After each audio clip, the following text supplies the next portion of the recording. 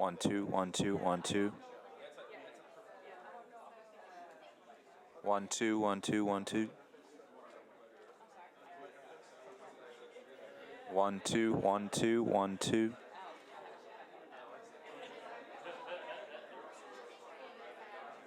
One, two, one, two, one, two. Test 1, 2, 3, 4, 5, 6, 7, 8, 9, 10.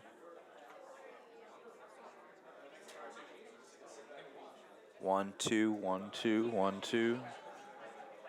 You good, Frank?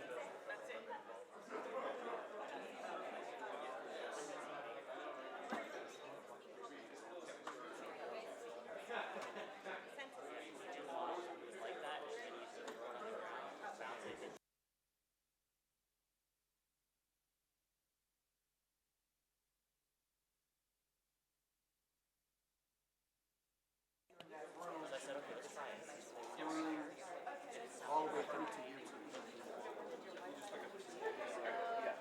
Okay, what's up?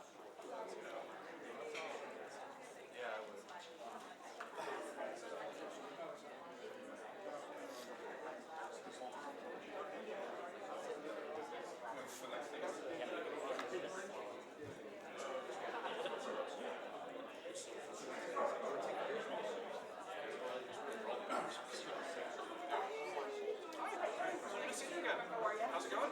During this busy week of congressional action?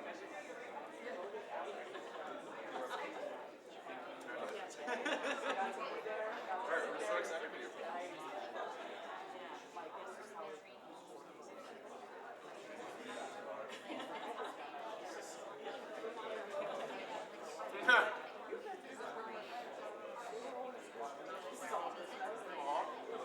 Congratulations. Yeah, okay, but yeah, no, not, yeah, so a huge step.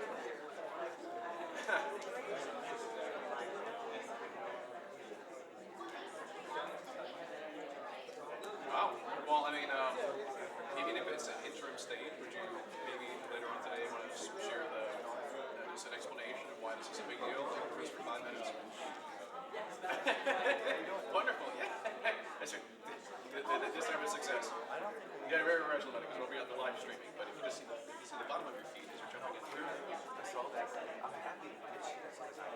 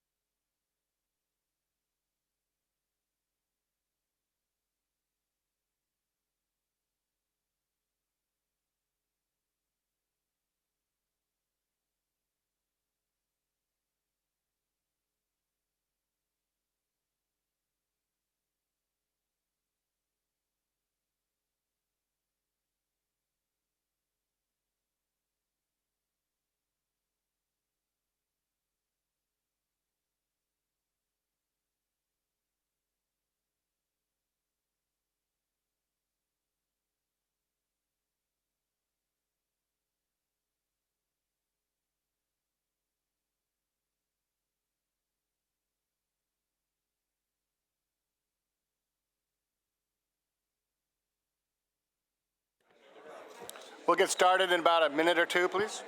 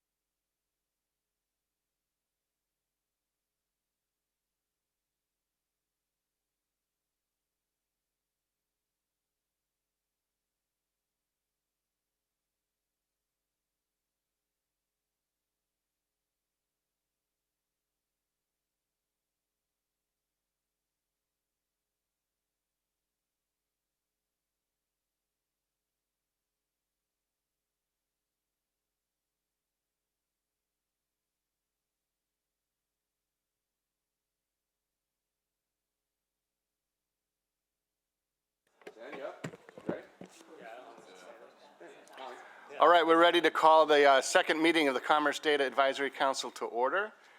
I'm always excited to use my gavel. It's the big official role I function, so let's get rolling. I'll turn it over to Ian Kalin.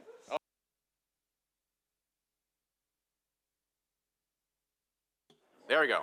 Hello? Now the mic's on. Thank you all for being here. The members of the Commerce Data Advisory Council, the presenters that I see already staged up, the public guests that are here in person, and a yet to be confirmed number of people that are watching us through the live stream. And thank you also to the many folks on the support staff and the management staff and the leadership staff that are allowing us all to be gathered here today. I'm very excited for this second gathering of this group, and we'll have a number of amazing things to talk about as presented in the agenda.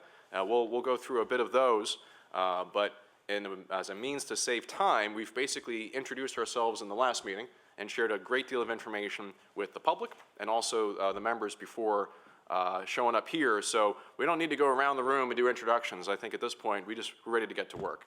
So the first thing I'm going to do is turn it over to the co-chairs for a welcome and opening for today's session. I'll start. Thank you, Ian. Thank you, everyone, for coming out to Intel. We're happy to host this event and excited actually for the second Data Advisory Council. I think today's agenda is a step forward from where we started in April, and I think we've got some great content to share with everyone today. So thank you. And I echo all of that. I'm just ready to do deep dives on these issues. I think there was a lot of excitement last meeting and how we can actually start tackling some problems. So I'm not going to stand in the way of that. Let's get to it. All right. And I'll say this a few more times, but thank you again to Intel for hosting us. We have a number of fun surprises throughout the day that can only be possible at Intel, but I'll save that for when the time comes. We're again, very eager and excited to be here. So, you know what? Let's get to it. If I can ask for Tandra's support in the back, we'll go to the first part of the agenda and get the first set of information materials up on the screen. And while that comes up, I'll just do a quick housekeeping item. The Wi-Fi has a very specific login and password. I see some folks writing this down, so I'll hold this up a little higher, a little longer. I'll also just pass it around in a moment. It's also posted in several places around the room. Yeah. So there's for those that want to have access to the Wi-Fi. We'll pass it around the table. That's my 30-second filler while we get the screens up. Yeah. And only available to people in the room. There you go. It's coming up. Okay, well, while it's coming up, what I'll do is I'll just speak to the points here for a moment, and then my slides and presentation material will follow.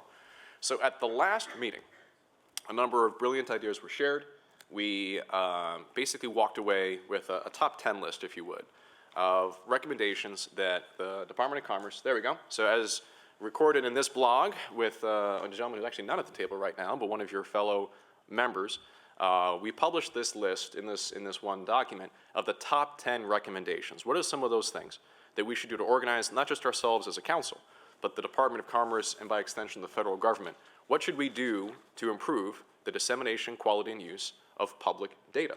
And on that list of things, we did our best at the Department of Commerce to immediately take action on your recommendations. And so as a kind of an opening report to this executive board on the business that is the Department of Commerce, I'd like to basically start with a quick survey of some of the specific actions in response to your recommendations. And so, Tanja, go next tab. Starting with improved feedback loops. One of the first things we did was provide a mechanism to have feedback on our data. You know, it sounds like a simple concept for customer service, but we didn't actually provide an ability for people to request data in a central way, in a structured way, to figure out what additional information resources we should provide, or what's wrong with the stuff that we're already providing. There was no, this stuff is broke button. Now we have it, and it's being managed through the data.gov, and every single request that comes in is tracked live. We publish, if those choose to indicate a report, we say, hey, here's our public ticket trouble call log, and here's our status on responding to it. I'll go next tab, please. We also, at some of the individual bureau levels, had a series of operations to build our products in a more public, interactive, and transparent way. Later this morning, you'll hear from the Patent and Trademark Office. One of their successes since we last met was to start what they're calling DevOps Days. And I won't steal the thunder away from the presenters later this morning, but it's basically the CIO shop building their tools in public with other technologists and companies and really anyone who wants to go to the inner workings of the mechanics of how they're actually operating their infrastructure. As many of you know, in terms of government operations, to build our infrastructure publicly and alongside other developers is a cultural revolution in many parts of the federal government, and we're trying to lead the way in many aspects of this, and other parts of the DevOps include, you know, dog fooding, so eating our own technology tools, using our own APIs, using our own internal systems. That was part of this building in a more transparent way, as another example of taking your recommendations inside one of the bureaus of the Department of Commerce. Next tab.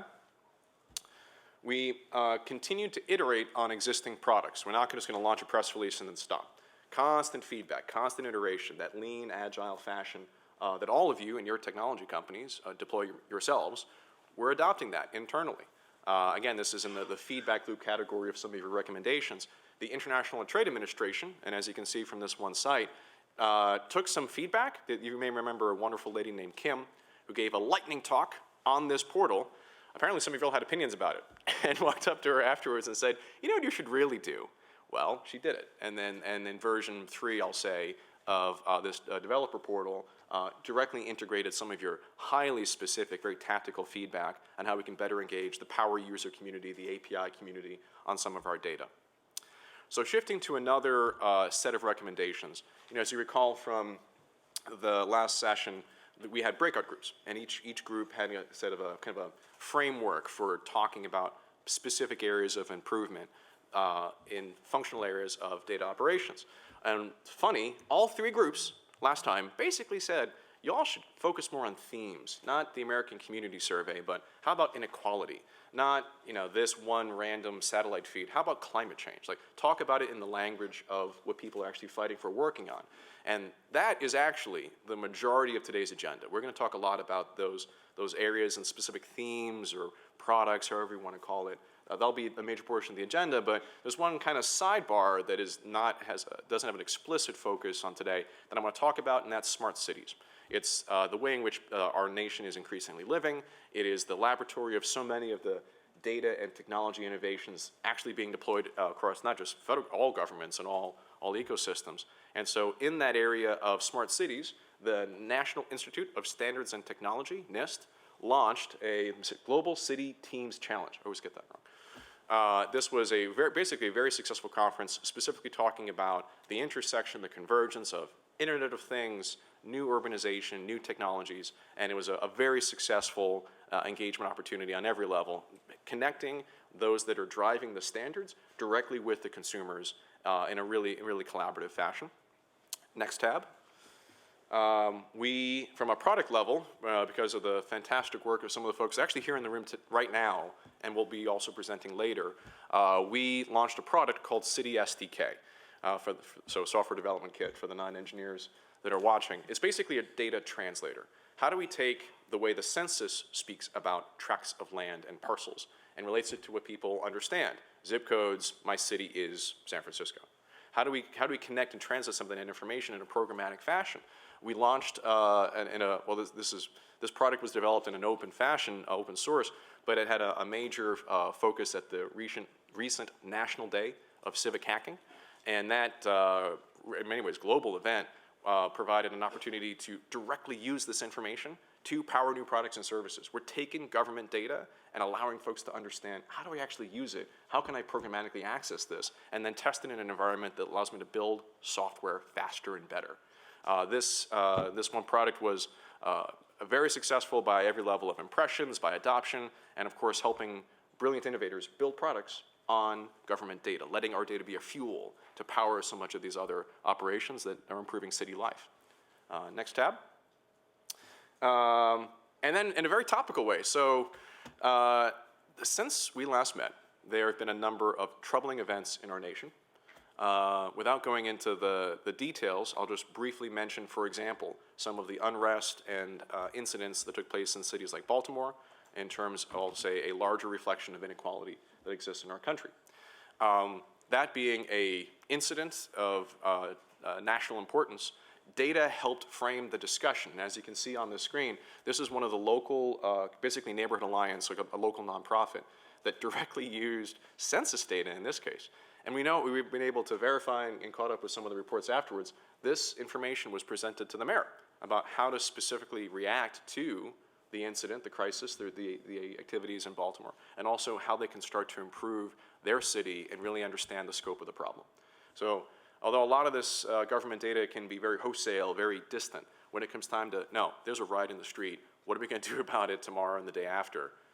Literally, this was shown to the leaders of that one city to try to figure out how they can improve their community.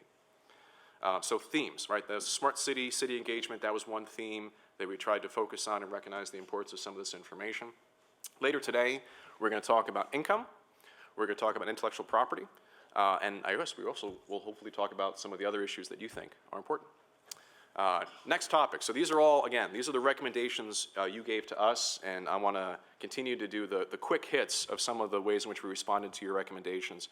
And basically, it's my evidence of saying, look, we're listening to you. Everything you say is very important, and we take it so specifically, every recommendation you make for how we can improve our operations. So another, in the kind of a offshoot of the theme recommendation that you all gave, focused on big problems. Well, the globe, big problem, specifically in climate change. We are continuing to develop one of the biggest projects in the Department of Commerce right now is literally, I think they call it the Big Data Project.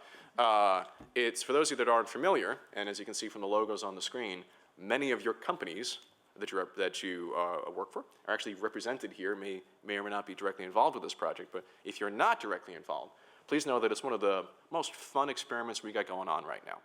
For the extraordinary amount of information within the National Oceanic or Atmospheric Administration, so NOAA, the weather folks, the ocean folks, we are trying to liberate more information than basically any other government agency ever has all at one time. It's roughly, we can argue over the estimates, but let's just say loosely 45 terabytes per day of highly structured real-time information, and some of those in the weather sector can speak more specifically to how good or bad it is. But from our perspective, we're just trying to get it out there in a very specific way to solve a big problem, spur economic growth, improve the environment and the safety of our world, and do so in a way that drives the operational excellence of our organization. How do you get 40 terabytes from point A to point B effectively? And by the way, that provides equitable access. It's actually kind of hard. It's a little difficult, especially given the history of technical systems within that one bureau. This continues to be a major focus for our effort for the data strategy, and one that, again, we're trying to align, as you recommended, towards a big problem, a galvanizing event, and one that's built transparently, not just within our own walls, but directly with many of the organizations represented here. Next tab. Another big problem, and if you can maybe scroll down just a little bit, our data is helping very specifically to address some of those that do not have access to the resources they should, that do not have access to social services, kind of beyond the net, beyond the digital divide. Data can still help. Now, it may not be directly downloading a file to a smartphone if you don't have a phone and can't afford one, but it's how do you help the folks get into the field to then better provide the right sources to the right people at the right time. This is just a recent article from Huffington Post about how census data specifically helped a set of aid providers to better find the populations that are most in need. So it's, again, some of this data stuff can get a little fuzzy, a little hard to understand, but when it's trying to feed a family and you can't find them, especially when it's summertime and the school's not in session, and so the Supplemental Nutritional Assistance Program can't feed a hungry kid because they're not in school, this is where it suddenly becomes a much more specific conversation about how data can help people to ultimately accomplish our broader goals as a nation. I'll start to wrap up here with just a few more examples. Again, these are I appreciate your patience with these rapid fire, but as it comes with the Department of Commerce, there's just so much happening every day. I guess part of what I hope to leave as a takeaway is that part of the challenge is that there's so much going on. How do we even start to really organize a cohesive strategy that can really move the needle, not just in our department, but the whole federal government? Next tab. There was a set of recommendations, I think it was specifically articulated by Kati, but I think other folks mentioned it as well, around data education. How can we take our information and help folks in the public sector, or say in the public communities, use it better, but also within our own organizations? How do we understand more of how to leverage this information? And so two examples of, we'll say, the public-private partnership category where this was particularly compelling. One is with a startup company in New York City called Enigma. They did a data cleansing effort for the Census Bureau, and we didn't even have to ask. We basically synced up the American Community Survey and, some folks in the back, American Community Survey and a set of housing information where the standards and the dictionary wasn't quite easy enough for the average person, even power user, to really understand. Well, just for fun, they cleansed it for us and rendered it in an open source environment so more people can continue to build on top of that information, basically demographic and business information, and did so leveraging our own data to improve its operations.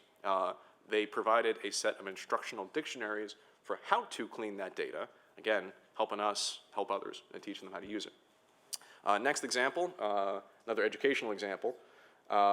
This is a feature from the Washington Post. Basically, a grad student took some census information and mapped beautifully almost every single job in the country. This particular visualization got a bigger pickup than most of our, and I don't know if you want to scroll down a little bit, Tanja, got a bigger pickup than most of our other products and product releases combined. Oh, just a little bit more, I think we'll get the teaser of the graphic. A little bit more, there it is. An example of how our raw data may be hard to understand, but the power of visualizations, the power of instructive visualizations, allowed people to understand how important this information is, for one, and then how to use it for things like economic development programs. And just for fun, I encourage you later to see how many tech jobs actually are or are not in the Bay Area. It's kind of a fun little experiment. It's less than you think. Let's go to the next tab, and these are the last two recommendations that I'll speak to. Refining outcome measures. So, are we measuring data usage, or are we measuring job creation? Are we measuring advertising pickup in a YouTube channel or whatever, or are we measuring how much safer is the planet? The trickiness of measuring government services is an old problem, but one of the ways in which we're trying to be more transparent about how we're measuring it is basically putting our metrics up live. And actually, Tanja's at the next tab, the Gecko board. Oh, it's the last one. Uh-oh. All right, I'll just speak to it. Basically, we have dashboards. We are taking whether we're good at something or bad at something and putting it out in the public domain so that folks can see very transparently what we are tracking and how we're trying to align our own organization to more effectively meet those goals. It's kind of, your own company or nonprofit or academic performance metrics. Would you publish it for your own staff? We are. We are doing that at the Department of Commerce. And then the last set of examples, and I think that was what was just on the screen, improving access to raw data. So we know that we, even with an executive order, may not be working as well as we would like. An example of how we're seeking to improve that, we launched a new basically product, and that's what was on the screen previously, the / developer portal. So we are providing what Salesforce and Amazon and Google and a number of other companies have been doing for many years, providing that programmatic access to API-powered tools. We're doing that in a stronger way with a brand new developer portal, and we're seeing as a feature with the City SDK product that I mentioned earlier, a great pickup from the developer community to actually leverage our resources in a better way. And the last thing I'll mention, there we go, the last tab, Tanja, and then, ending right on time here. Oh, all right, well, I'll just speak to it. We're also seeking to improve the understanding and even the management of our raw and reference data. So NIST, one of the bureaus, just launched a new challenge, competition. I believe it's $50,000, basically for folks to help us better use and understand how we can provide greater access to our raw data. Even our own understanding of how we can do more with this information. We're having a competition encouraging others to teach us what else can be done. And it's nistdata.challengepost.com for those that are interested. That just was launched this week, actually. So there you go. You gave us 10 recommendations. From my direct observation, there's 7 or 8 that we are able to show real movement on, however incremental it may be. And the other ones that we didn't quite talk to this morning, well, I guess I hope you all, as a council, hold us accountable. Why didn't you do the one I recommended? And then we can talk more about what it takes to get there. So with the eye on the clock, I'll round off there. That's what I wanted to report out. These are some of your recommendations. These are some of our actions. I guess one more process point that I'll mention in the course of the agenda. There was a good amount of feedback as to how the council itself, the agenda was structured, and with some fantastic feedback from Kim and Dan, we tried to basically engineer the most effective use of your time today to provide the right amount of feedback in the right format so that we can get some real stuff done.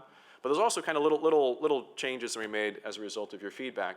For example, last time there was a rush, and some people said, to capture all the lessons in basically the last half hour, and it felt like we couldn't quite get to it all. So one of the things we did today in the agenda is we provided more time to document the takeaways after each section of the agenda. So the income section, we'll have some time to really, okay, what are we going to do about it? The patent and intellectual property section, we'll have some time on that as well.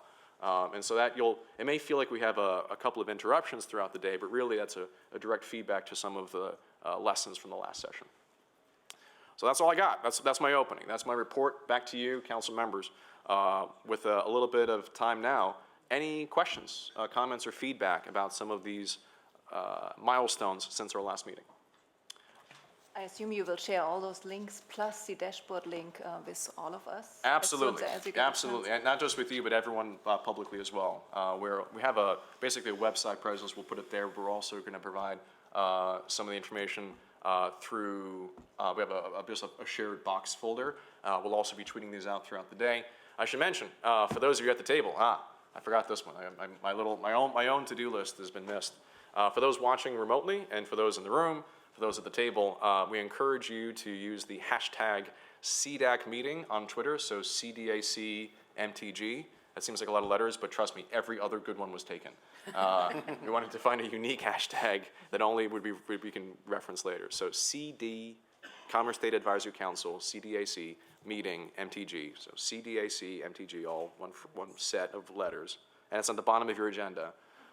That's a way to engage in the conversation. I'll have it open throughout the day. We have a number of folks in the back that'll be monitoring it, and that'll be a way in which we can engage the public, not just at the public comment section, but also throughout the day. So I encourage you to use it. Yes, Heather.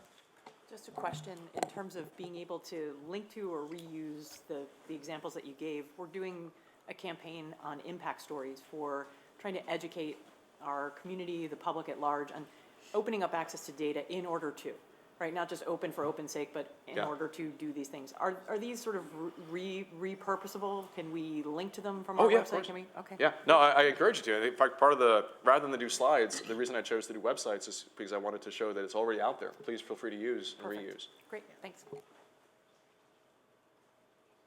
Any other feedback? Any other comments? In terms of the actions that you all set us on the path towards, is this the kind of response you were expecting to see from your Department of Commerce? Okay, good. Loose nods of approval, a couple of smiles with the morning coffee. Yes, Karen. I was just going to say, I'm really impressed with how much you could do at such a big agency with such broad goals in such a short amount of time. Okay, yeah. Thank you. It might be that a lot of them were already sort of brewing. Yes and no, actually. Some of them needed to push. But I think Yeah. I think it's really great that you can accomplish all that since our last meeting. I will extend that feedback to the 45,000 people that made it happen. Yeah, it's a big group, but thank you. All right, well, with that then, we're going to go to the next part. Before we Yes. move on, if I could just say a couple things. One is that unfortunately, Undersecretary of Commerce Mark Domes is one of the driving forces of this council, had to stay in Washington on DOC business, Department of Commerce business, and was unable to join us. We are joined by John Thompson, the Director of the Census Bureau, and Austin Doerr, the Chief of Staff for the Economic Statistics Administration. So, and I also wanted to say that we are deeply appreciative of Intel for hosting us here. This is a wonderful facility, and we'll say thank you many times today, as we have up to now. It's just delightful that, that we're here today at Intel, so we move on. So our next topic on the session is a discussion of the Income and Wealth Data Project at the Census Bureau. Enrique Lamas, Trudy Renwick, and Lisa Wolfish from the Census Bureau will be presenting to us and leading the discussion for the next session of the meeting. Starts with John. Right? I'm sorry, starts with John Thompson. My apologies. So let me just set the stage for this as the census team that's working on this project is coming up and taking their seats. So we at the Census Bureau have quite a bit of data, and we know that it can be difficult at times to access this data through our website or through some of our tools like the American Fact Finder. So we've been doing some things about that. We realize that we've got a major initiative underway to totally re-engineer the way we put our data out. But as we move forward on that, we're doing some specific things to try to take more immediate actions to make our data and other data more accessible. So one of them was the City SDK that Ian showed you, which was spearheaded by Jeff Meisel, who's in the back over there. He's a Presidential Innovation Fellow that was fortunately assigned to the Census Bureau and did some good work there. We've also been partnering with Esri to produce a tool that is designed to combine the American Community Survey with some of our economic data and some geographic data so that small businesses primarily can access both the American Community Survey and our business data to help them make more informed decisions and hopefully have a better chance of getting started. And that's been a great partnership with Esri. But turning to income, we also realize that there is a great interest in income, particularly with wealth and inequality. And this is particularly a topic that's of great interest to Undersecretary Mark Domes, who, again, I can assure you would much rather be here today working with you than what he's doing at the department. So in doing so, we've got a team that's working across the department to try to put together income data, not just from census, but from other sources, BEA, the Bureau of Labor Statistics, and create a portal, if you will, that will be positioned to have a really good discussion and ongoing dialogue on income and wealth and income inequality. And so today, to talk about that, we're going to hear from Enrique Lamas, who is the Associate Director for Demographic Programs. And his area, of course, by the definition, focuses on income, poverty, the current population survey, the survey of income and program participation. And Enrique is going to talk about the concepts of how we go about measuring income and income inequality. And then Trudy Renwick will talk about the ways that we currently disseminate data on income and income inequality and the tools that are out there right now to access the data. Trudy is the chief of the Poverty Statistics Branch at the Census Bureau. And finally, Lisa Wolfich is going to talk about the portal that we're creating to highlight the information, and she's going to show you some things about what the portal will look like. Lisa is the Deputy Director for the Center for New Media and Promotion at the Census Bureau, and she's currently on detail to the International Trade Administration at the Department of Commerce, and she's acting as the Director of Digital Communications there. So with that, I will pass it on to Enrique. Okay, thank you. I want to thank you for the opportunity to be here today and talk to you a little bit about some of the data that we feel very strongly about in terms of the quality of the data and the importance of the data, and then talk a little bit about how we might be able to make it more accessible, because I think that that's the big challenge for us. So every year we release data on income, poverty, health insurance, well-being that get a lot of attention in the media and in other places. So if, I don't know who's going to click, Tanya. The next slide.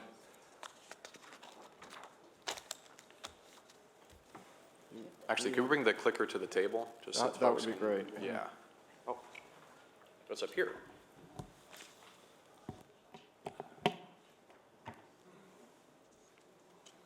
I'm pretty good with remotes, so if you, there we go.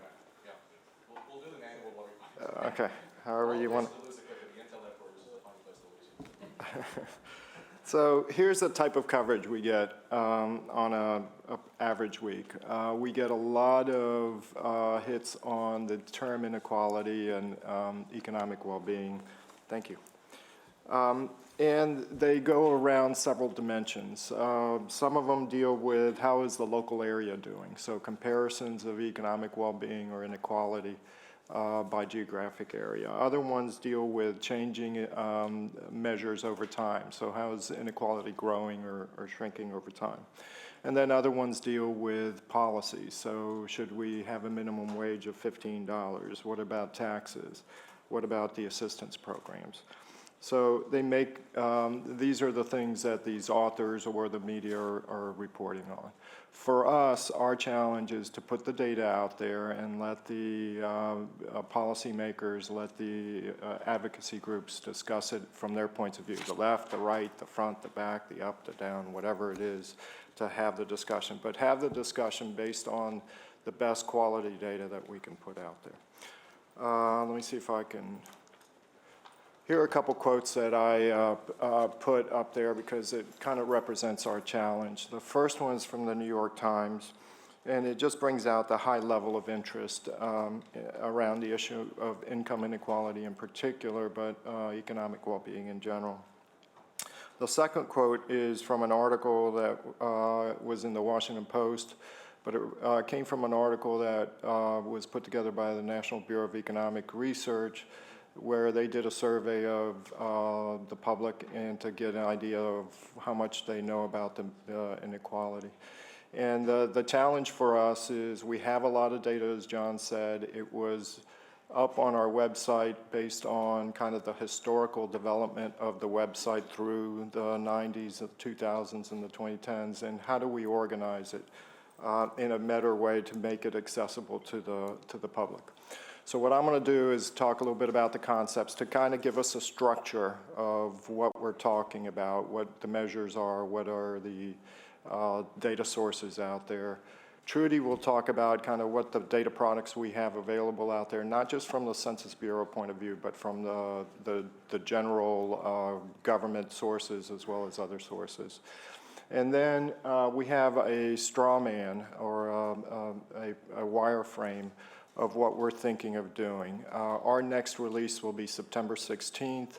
We would like to make some progress by September 16th along this way, and we'd like to have your discussions about this straw man so that we can direct our actions as we go forward. So here's the types. I put the types of inequality measures or metrics into like 5 broad groups. This is my taxonomy. It's just to help us think about things as we're discussing it today. The first one deals with index numbers. So there's a group of index numbers out there, or single measures, that look at measuring inequality in general so that you can compare it with one number over time. And I'll talk a little bit more about each of these in the next few slides.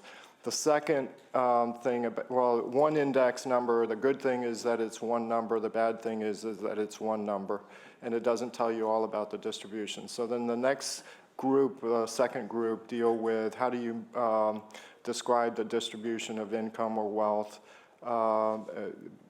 in different types of measures. So some of them might be the quintile measures, some of them are how much income is going to each quintile, some ratios that we'll talk about briefly. The third general class in my mind are the poverty measures. So they focus on the lower end of the income distribution. Then there's a lot in the media and in the research about the middle class, and however that might be measured. There's no official measure of the middle class, but we'll talk a little bit about that.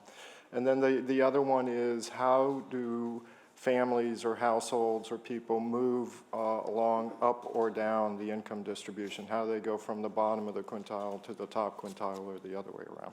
So that's broadly the 5 metrics that were used. Here's an example of an index. The Gini index is probably the most commonly used index. If you look along that graph, the diagonal is perfect income equality. So 50% of the population own 50% of the income, or 75% own 75% of the income. As you go away from the diagonal, the income inequality grows. So the top of the income distribution owns a lot more of the income or the wealth. So perfect equality is 0. Perfect inequality would be 1. So if everybody owned the same percentage of income as they represent in the population, it'd be 0. If one household owned all of the income, it would be perfect inequality, and that would be measure would be 1.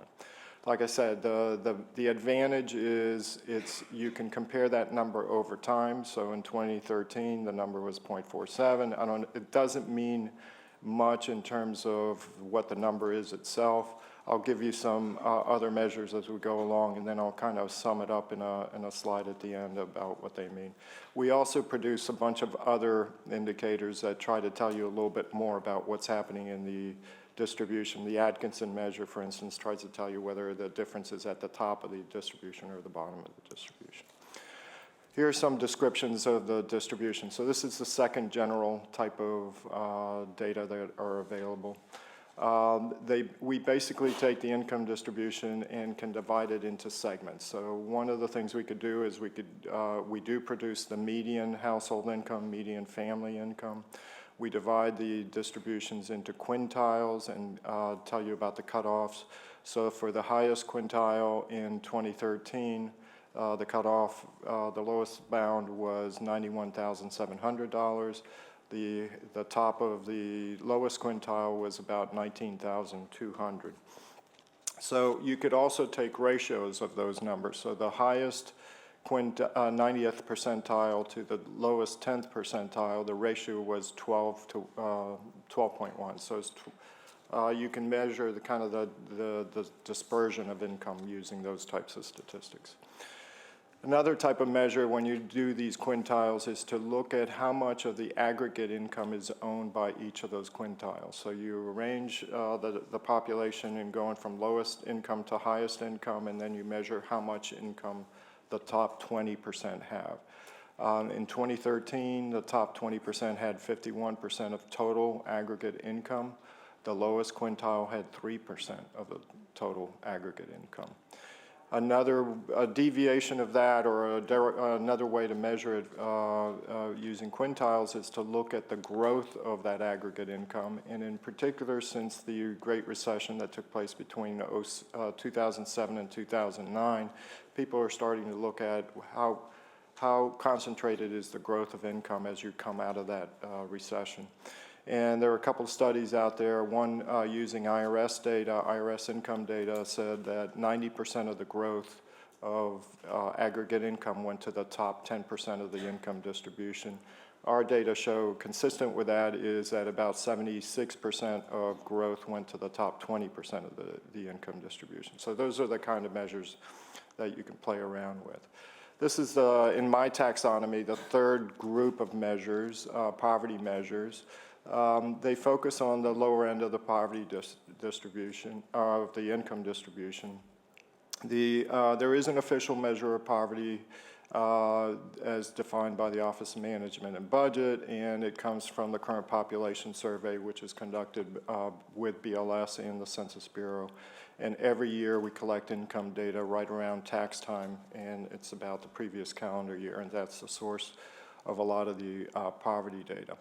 Lots of the issues related with that official measure that deal with its cash income and its before taxes. So the money that the folks pay for taxes cannot go to meet their necessities, so that's an issue with it.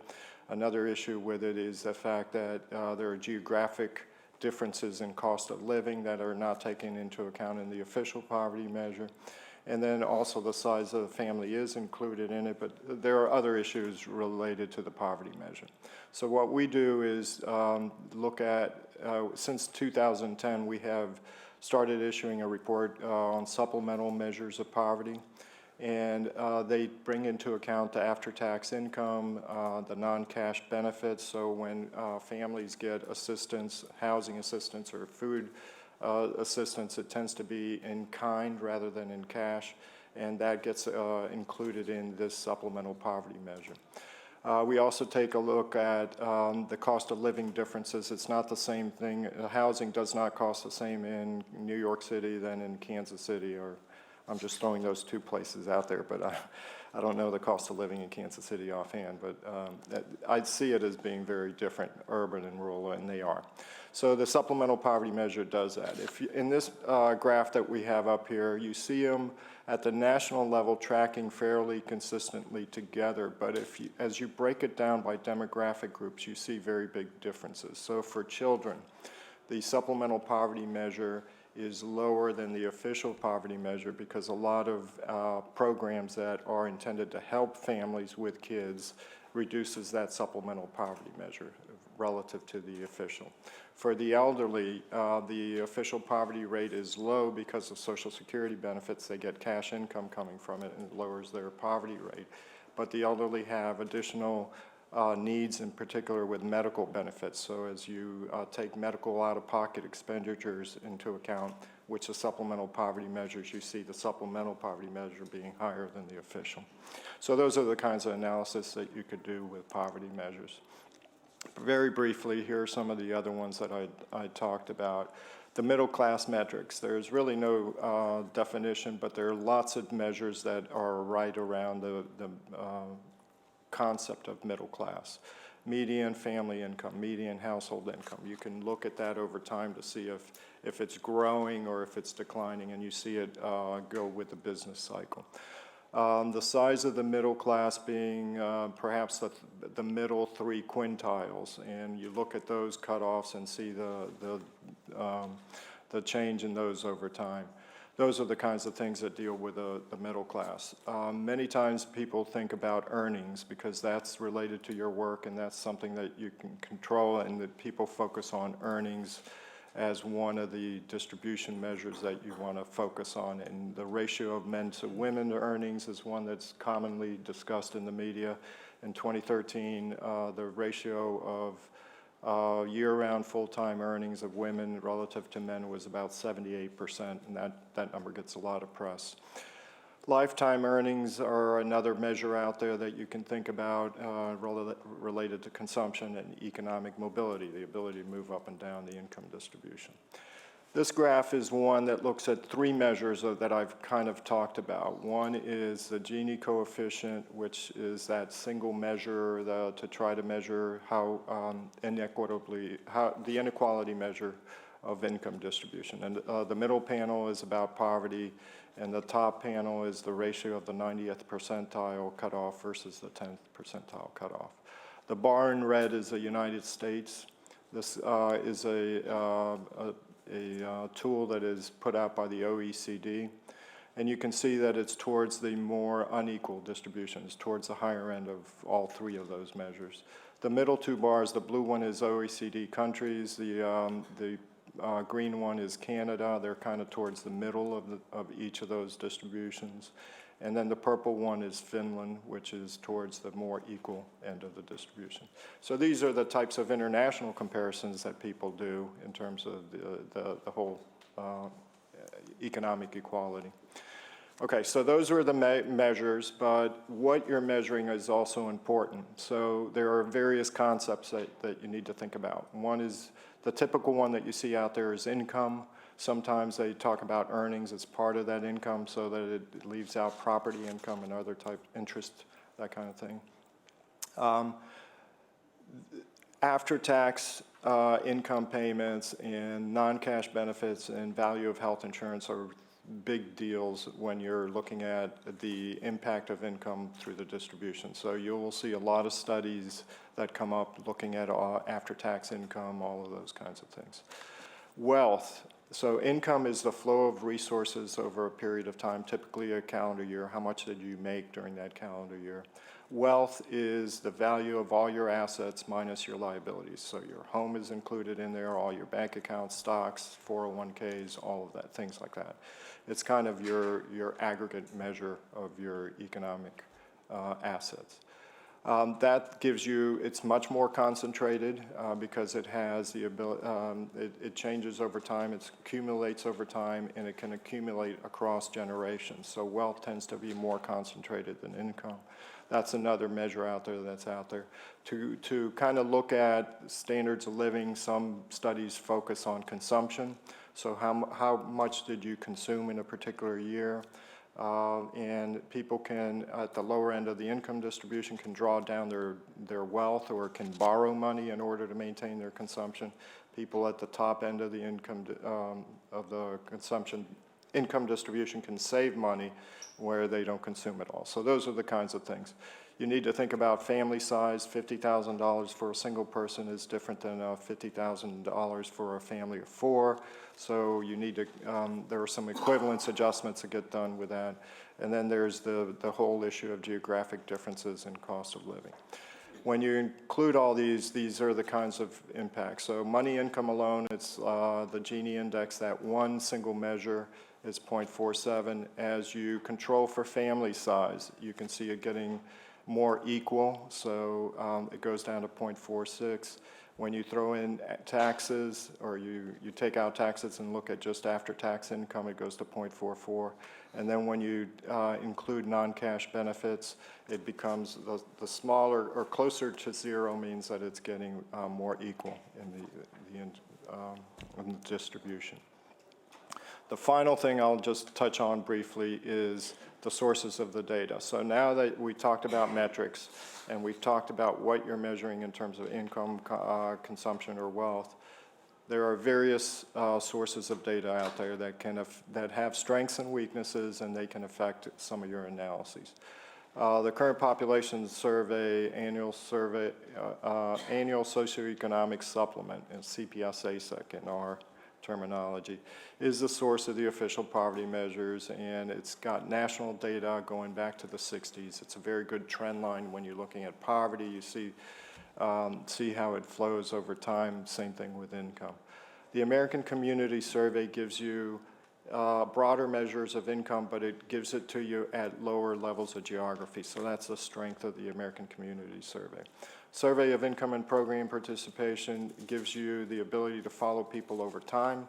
So they give you the ability to see whether somebody moves up or down the income scale as they go through finding a job, losing a job, going through a divorce, going through a marriage, those kinds of things that you follow people and measure that over time. Consumer Expenditure Survey is done by the Bureau of Labor Statistics, and it focuses on consumption and those measures that I was talking about earlier. Federal Reserve Board puts out a survey of consumer finances, which has got a high income supplement to measure the concentration of wealth, and that they do a pretty good job of measuring the wealth aspect of it. There are administrative data, so the IRS has statistics of income, which is a sample of tax returns that allows you to measure the taxable distribution of income over time. And then the Bureau of Economic Analysis has generally the gross domestic product, but they also do some per capita income that allows you to compare regions over time. So that gives you a whirlwind tour of kind of the topics out there. It kind of gives, I thought it was important to give us an outline of what we're talking about when we're thinking about economic well-being. What I'm going to do is turn it over to Trudy Renwick, who's chief of the poverty statistics area at the Census Bureau, and let her talk about some of the products and tools that are available broadly, and then Lisa will cover our outline of what we're hoping to do. And if I can just chime in real quick, Enrique, thank you so much, and Trudy, sorry to interrupt the turnover there. Just one context point is listening to these presentations. Think about this as kind of the high-level descriptive. This is what data we do have. This is what we're currently doing through extraordinary efforts. We'll get to the what should we be doing next, but I just wanted to provide that foundation in addition to the read-ahead materials so that we know I have a little bit of a foundation to work from. Okay, great. Good morning. It's great to be here. So as you can see from this graphic, there are many different federal agencies that produce and disseminate data on economic inequality. In addition to the Census Bureau and the Bureau of Economic Analysis, which are part of the Department of Commerce, reports are also issued by the IRS, the Federal Reserve, the Congressional Budget Office, the Bureau of Labor Statistics, the U.S. Congress Joint Economic Committee. There's also many private organizations, research groups, universities, and international organizations that put out reports on this topic. And all of us use a variety of tools to share the data, including reports, tables, maps, mapping tools, infographics, websites, and apps. I just want to give you a really whirlwind tour through what we do. So here are our Census Bureau publications. The one on income and poverty in the United States, that's our kind of flagship publication. We put that out each September. Last year, that was downloaded over 70,000 times, the PDF of that report. The other reports are from the American Community Survey and look at those smaller geographies. Of course, lots of other government agencies also put out reports, and here's just a few of them: IRS, CBO, and the one in the Bureau of Labor Statistics that puts out a report on earnings and inequality in earnings. So that was kind of our traditional way of putting out our data, is through these printed. Actually, we actually print our reports still. I don't know if all of these are still printed.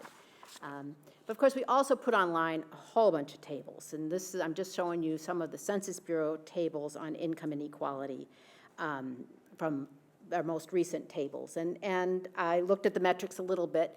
They're hard to find, but they were downloaded 20,000 times last year. So there are people that are looking at these, and they give you a really rich amount of data on different measures and by different race and ethnic groups and different geographies. So I've got links at the end of this so you can go and explore some of these yourself. Of course, we're not the only ones that put out tables. The IRS puts out tables, BEA puts out tables. What's more innovative is people starting to put out tools so that people can make their own tables rather than deal with the static tables that already exist. So I think you're all familiar with American Fact Finder. That would be your primary source for getting data from the American Community Survey.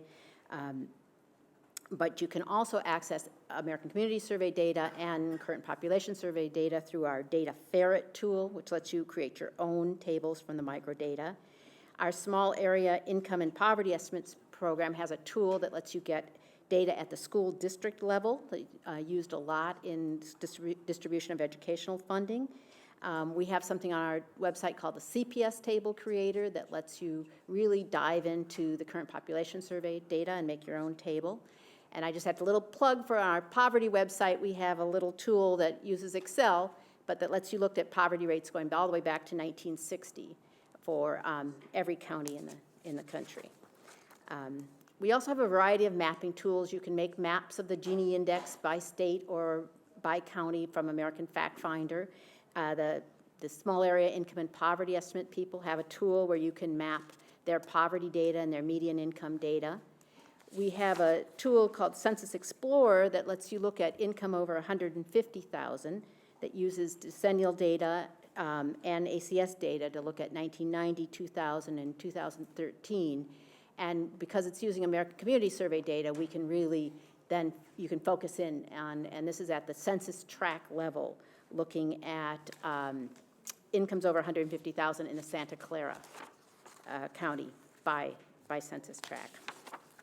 Of course, we have maps. There's tons of other maps out there, and lots of them are dynamic, and I just put one example up here from Reuters where you can click on this and see income inequality grow over the decade. And I've got links to all of these at the end if you want to go and explore them yourself. Of course, a kind of a new idea, at least in the government, the infographics, and we've been putting out, the federal government does put out some infographics. We put out one last year about how we measure poverty. The Congressional Budget Office has some nice infographic looking at their study of income inequality. And of course, the private organizations and not-for-profit and research groups have tons of infographics. And again, these are just a little flavor of what's out there, and I put some links at the back so that you can look at them. There are also, I found at least 3 websites that are dedicated to the subject of inequality. These are all private sector websites.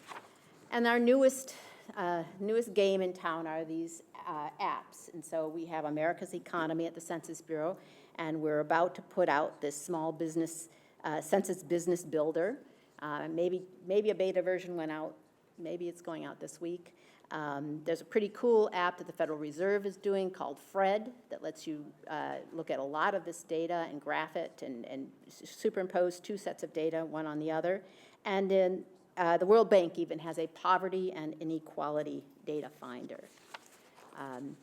And at Census, like at Commerce, we are trying to make our data available through APIs so that we encourage developers to create custom apps and to create their own apps, recognizing that outside people can do it much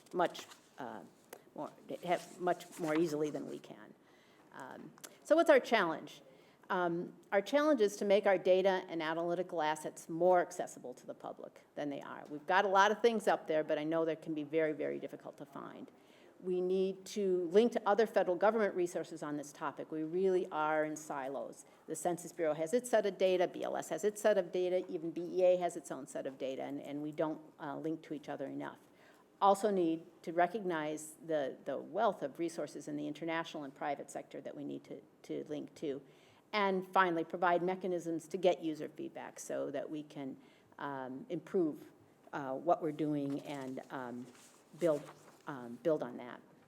And at the end, you just have lots of links if you want to explore some of these yourself. Thank you. And I'll pass it on to Lisa to talk about.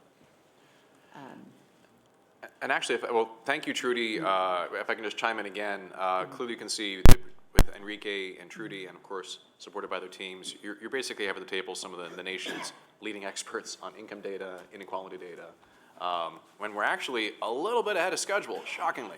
So given that we have some room to play with, I'd like to open it up to the council for any questions or comments to understand a bit more about this information that we're talking about. Kevin? Yeah, thanks, Ian. Trudy, as you think about linking data with other federal agencies and even international and private data, what are the keys, if you will, on which that data will be linked? I mean, obviously you can link on geography, but are there other dimensions that you have in mind where how you would link that data? Well, on geography, but also over time, right? So one really important thing is not the absolute level of income inequality or absolute level of poverty right now, but what goes on over time. So I think you want to do it on several different dimensions: geography, but also race, also gender, and over time. I mean, I think when you get to think about it, family, lots of research has been done on the impact of family formation, and so I think you need to do it has to be multidimensional so that people can look at all those different aspects. And another aspect in my mind is as people explore policies in different countries or in different time periods, what was the impact of a policy impact on the outcomes? I think that's another dimension to all of this to think about. But most of your data is collected through surveys, right? So it's at household level, so it's at address level? Yes. And do you link a lot of external data to that via address, like housing data and household wealth? Well, on a research basis, we do quite a bit. We've been doing a lot of work with Realty Track data. So we've been tracking, I give an example, the Survey of Income and Program Participation is I know we consider it a really cool survey because it covers people for 4 years. So we can not just take a snapshot of a person's position, but see what happens over 4 years to the same household. So we've been linking that to Realty Track data so we can look at the foreclosure and see what impact foreclosures have on economic well-being. We can link it to what does it do to student performance in school. What does, can we see a difference in student performance for a household that's experienced a foreclosure versus one that has not?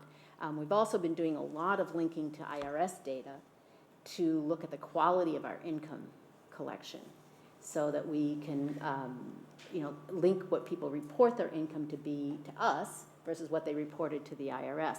Not that either one of them is necessarily the truth, but it enables us to see if what we're doing to impute missing data, whether it is consistent with what we can find in IRS records. So there's lots of exciting research going on. Some of it we can't, there's some disclosure issues. So in order to get access to use that IRS data, we have to be really careful about what we do with it. But people are working on that too, ways of, they call it synthetic data, making it so that other people can use it. And beyond foreclosure example you gave, do you, for example, do you collect mortgage data on household level and sales data and other things that are? In the Survey of Income and Program Participation, we do ask more detailed questions about mortgages and foreclosures. The current population survey, we ask, do you have a mortgage or you don't? We don't get into details. But you don't append, so that's out of the survey directly, out of the survey instrument. You don't append external data to validate that. Is that correct? Well, we're doing it more and more. We're able to do, they're calling them probabilistic matches between the administrative data and the survey data so that we can match that up. I'm involved in a project where we're taking data from the Housing and Urban Development about whether they have a database of everybody that's in assisted housing, that's in any kind of public housing or has any kind of housing assistance. And I'm matching that to the current population survey to see when people say they have housing assistance, do they really? Are they in the HUD database? And how many people who have assistance according to the HUD database don't report to us that they have any housing assistance? So that's a way of validating our questions and our survey instruments. Okay, great, thanks. So I think the traditional survey world, it is about an address and collecting it from the people in the housing unit. We do get who's in that housing unit, so we can actually match in, and we have a Center for Administrative Record Analysis, CARA, at the Census Bureau. We get a lot of administrative data from housing areas. We get it from the IRS. We get it from all these different things. And one can match it in at the person level and then aggregate it up to the household level. That's the challenge. I think traditionally it's been, and survey data was to collect it through an interview. Now is how can you bring in the administrative records with survey data and create a better data set. And we're doing that in various pieces. Okay, great, thank you. I have a few comments on the table. I think it's Kati, then Kim, then Bill. So, Kati? Very interesting. Do you also look at education levels? And then the second question, do you also already start mapping in data provided by commercial providers? So for instance, Zillow, LinkedIn seems also very relevant. We definitely do a lot of looking at, we ask about educational attainment, and we also ask about participation in education. So we do a lot of linking, and you can see in our poverty and our income tables, you will see them crossed by educational attainment or by educational activity. We're just, I think, beginning to work with private data. I think that Realty Track data has been the first big project that we've had of looking at using private sector data. I don't know if Enrique knows of other projects, but. No, I think that we have focused more on administrative records primarily from other federal agencies. I think the next thing, and we have a group at the Bureau looking at big data, and how do you get it from whatever sources out there that you can add to the wealth of data that we have from the household level. I think that that's another level that we haven't done a lot of work on, but we're aware it's there. And actually, you mentioned a ton of different types of data sets and many, many different linkages. Did you ever map that? Did you ever create a map of all the data sets you use and how they are interlinked? I don't think I've seen a map like that. That would be interesting. It's a good idea. A comment from John, just to Yeah, let me contribute. just say, so this is a really important area that's emerging in the collection of statistical data, both on the person side and the economic side, and that is, it's getting harder and harder and harder to collect survey data with direct interviews. And so we and lots of other organizations that are in the data information area are looking at how we can use alternative sources of data to supplement survey data. And we're just scratching the surface of it right now, but we're being forced to do it because of the problems we're facing in collecting in-person data. Costs are going up, response rates are going down, and they're a little bit dramatic right now in terms of the way the response rates are dropping. So it's a big problem, and I'm sure we'll be talking about this not just with you, but with others for the years to come. Let me start with the amount of data and the presentation of the data. It's pretty impressive, and especially when you think how fast this has evolved. And so, John, I think that my question probably is more for you. And is there a framework by which you decide, are you going to provide raw data, consumable format data? Seems like there's multiple customers, and you could get to the paradox of choice where you have so much, no one can find anything, no one will use anything, right? And you might provide a citizen, certain data in certain formats, consumable formats, like an infographic. You might provide the government analyst team, raw data. And so are we thinking about it in a framework of, what you provide to whom and in what format? Yeah, that's basically what we're trying to do with our, the way we're re-engineering the way we disseminate data, and we try to have stakeholders from a wide variety of groups that we interact with, so we understand what their needs are and how we can provide them information that meets their needs. And with the goal of trying to make it easy for a particular type of user to find the data that they need on our website without having to work very hard to find it. And that's the challenge we're undergoing now. Yeah, one of the things that's always struck me about economic data is that by the time it gets to most of us through the press, the definitions are often lost. So you don't know whether something's before tax or after tax, and I read it and I go, well, that doesn't help me very much since I don't know what it means. And this is really the general problem of metadata that I don't think we really touched on at the last meeting. Quality of metadata, communicating metadata. So this is sort of a two-part question. One is to you in terms of how we do that better, and the second one is in general, should we be addressing that more broadly? I'll take that one. I totally agree with you, particularly since that's kind of, I gave you the high-level view of it, and I was trying to make that exact point that many times we read a story and they confound all kinds of different things and come up with a conclusion that may not be supported by the details. So we are trying to develop a system at the Census Bureau that kind of starts with the metadata. So how we define the data, how we collect it, and that goes through automatically through all of our processes so that by the time we start to issue it, the metadata will be there already instead of a hindsight that we're trying to put back in at the very end. I think we're going to get there on that angle. The second part of your question from my point of view is how do we communicate that to the public? That's the bigger challenge. And I think when Lisa gives her presentation, you'll see a little bit of a taxonomy in terms of starting to do that. Are we talking income? Are we talking wealth? And then what is the next level down? So I know the challenge, and I hope that we'll get there. We'll take just 2 more questions. Kevin. Yeah, thanks, Ian. John, thank you for joining us in Mark's absence. You identified it as a challenge to continue to operate the surveys the way that you've been doing it. I would actually kind of turn that around and look at it as an opportunity. Is there a way for Department of Commerce to think about data acquisition in an entirely new digital world compared to the analog world from which we came? So I would actually just recommend that maybe for the next quarterly CDAC meeting, we set aside some time to talk about survey methods and what I would broadly categorized as supplemental data acquisition strategies, or where you might be able to get similar kinds of information that already exists out in the ecosystem. All right, I'm taking a note on that one. I like suggestions like that.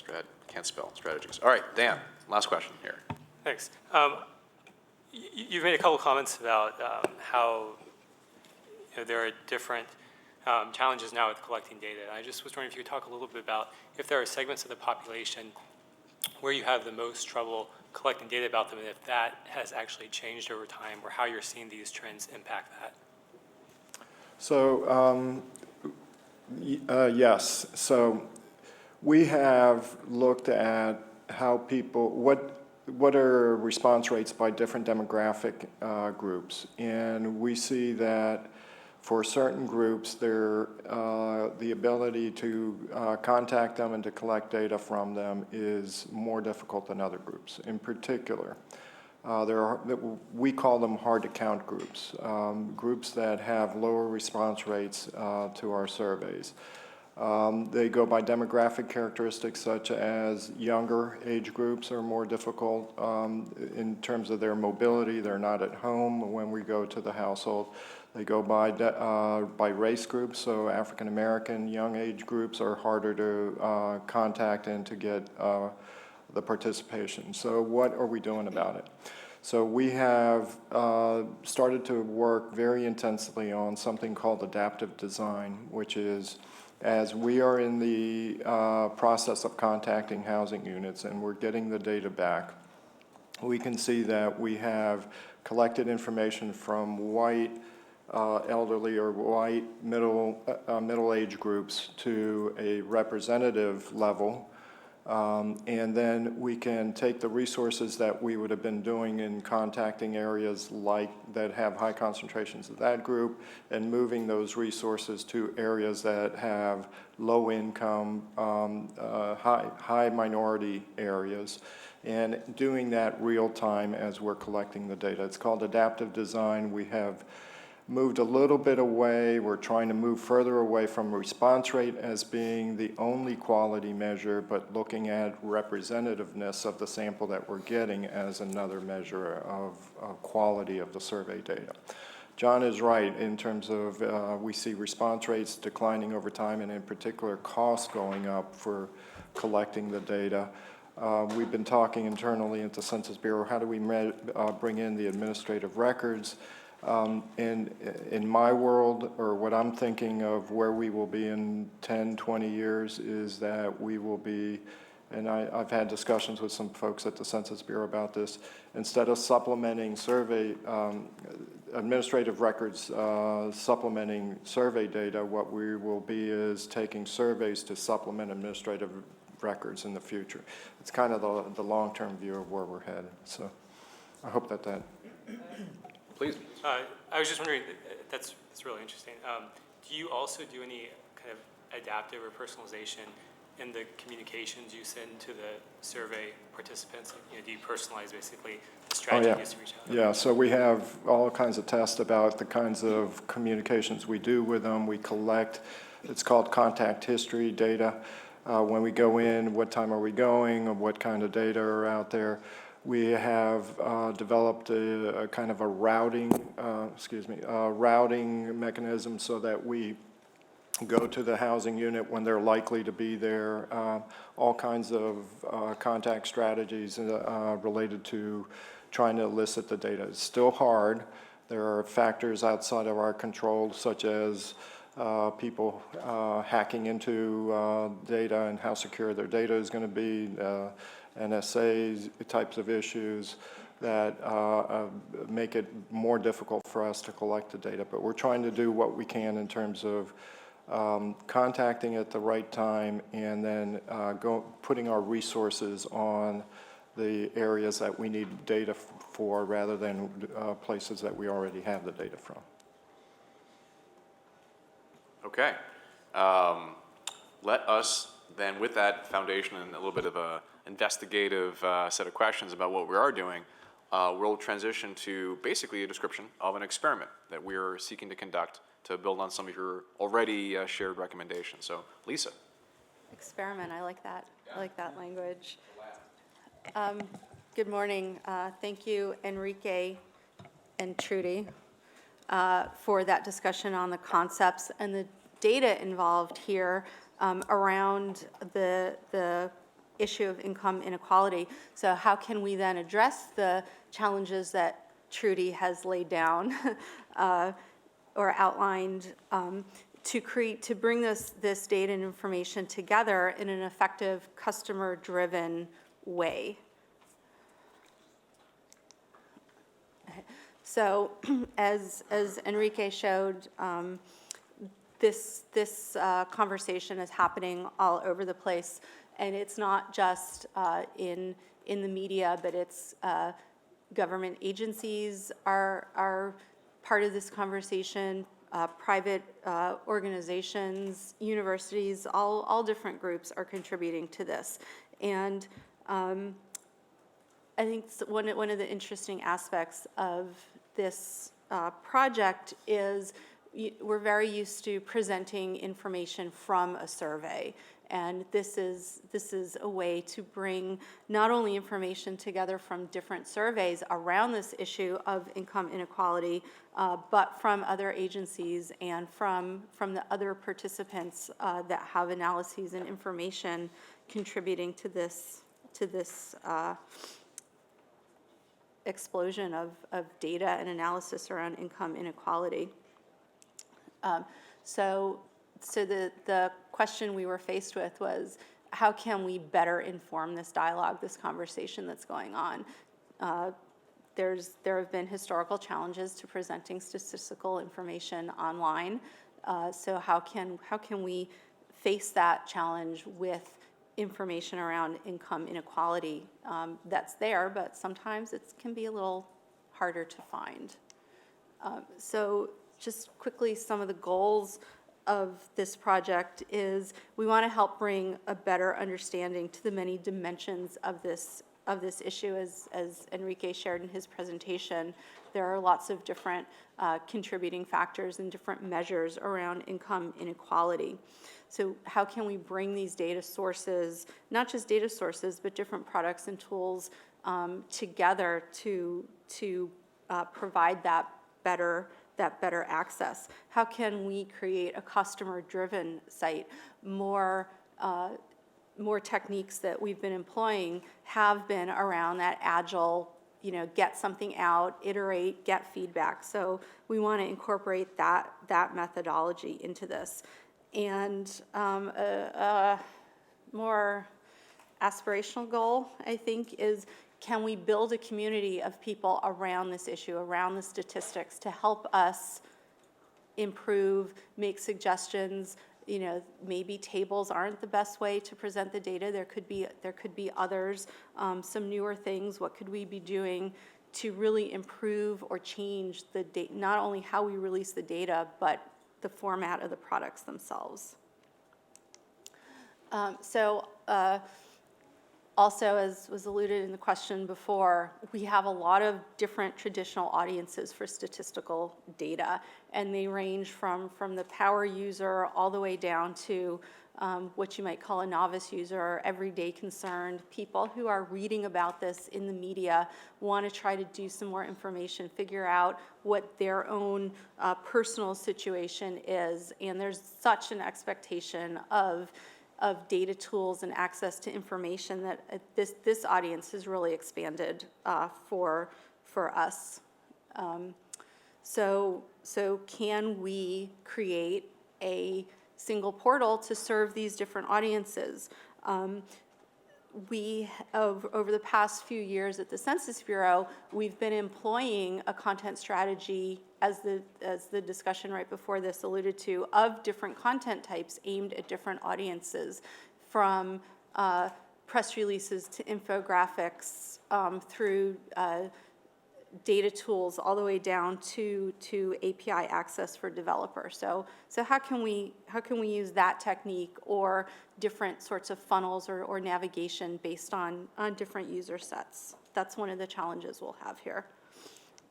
So the approach that we're taking is really that cross-agency approach. This is also something that could be a great service of pulling in those data sets, those tools from across government, from local, state government, federal government.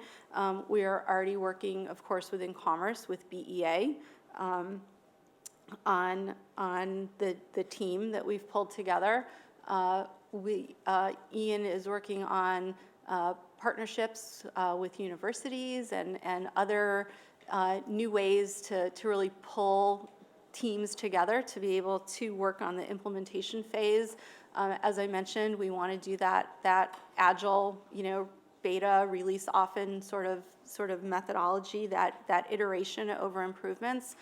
And really very important, we want to be able to engage with the users through social, through feedback, through potentially ratings, lots of different ideas on how we can get that to not only prioritize data and features through the project, but also to provide that feedback back to the product owners and the product producers.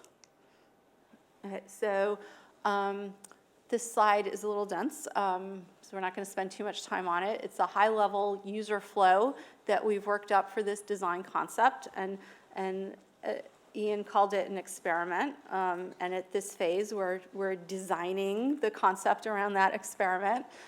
So we'd love to get feedback on what we have so far.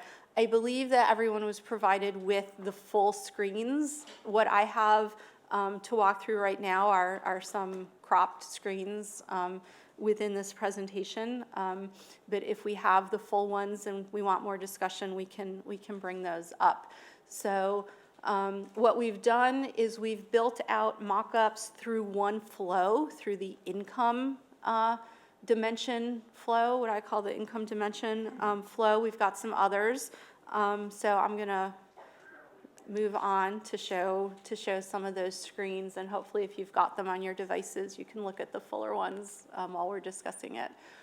So homepage concept, very simple, not a lot to do. We've got 3 primary concepts: learn, innovate, connect. Learn is where you get to the data. Innovate is where you share with us what you're doing around the data, where you share with, not with us in terms of the Census Bureau, but us in terms of the people coming to this site, the community. And then a connect feature for that social sharing discussion aspect. So what we've built out is through the learn in exploring the data. And I should also add that innovate is also can touch on case studies and that sort of thing, how people are really using the data. So let's walk through learn. So the concept is you click on learn, and that's where you get the different dimensions, some of the things that Enrique's outlined. Income and wealth is where we would start.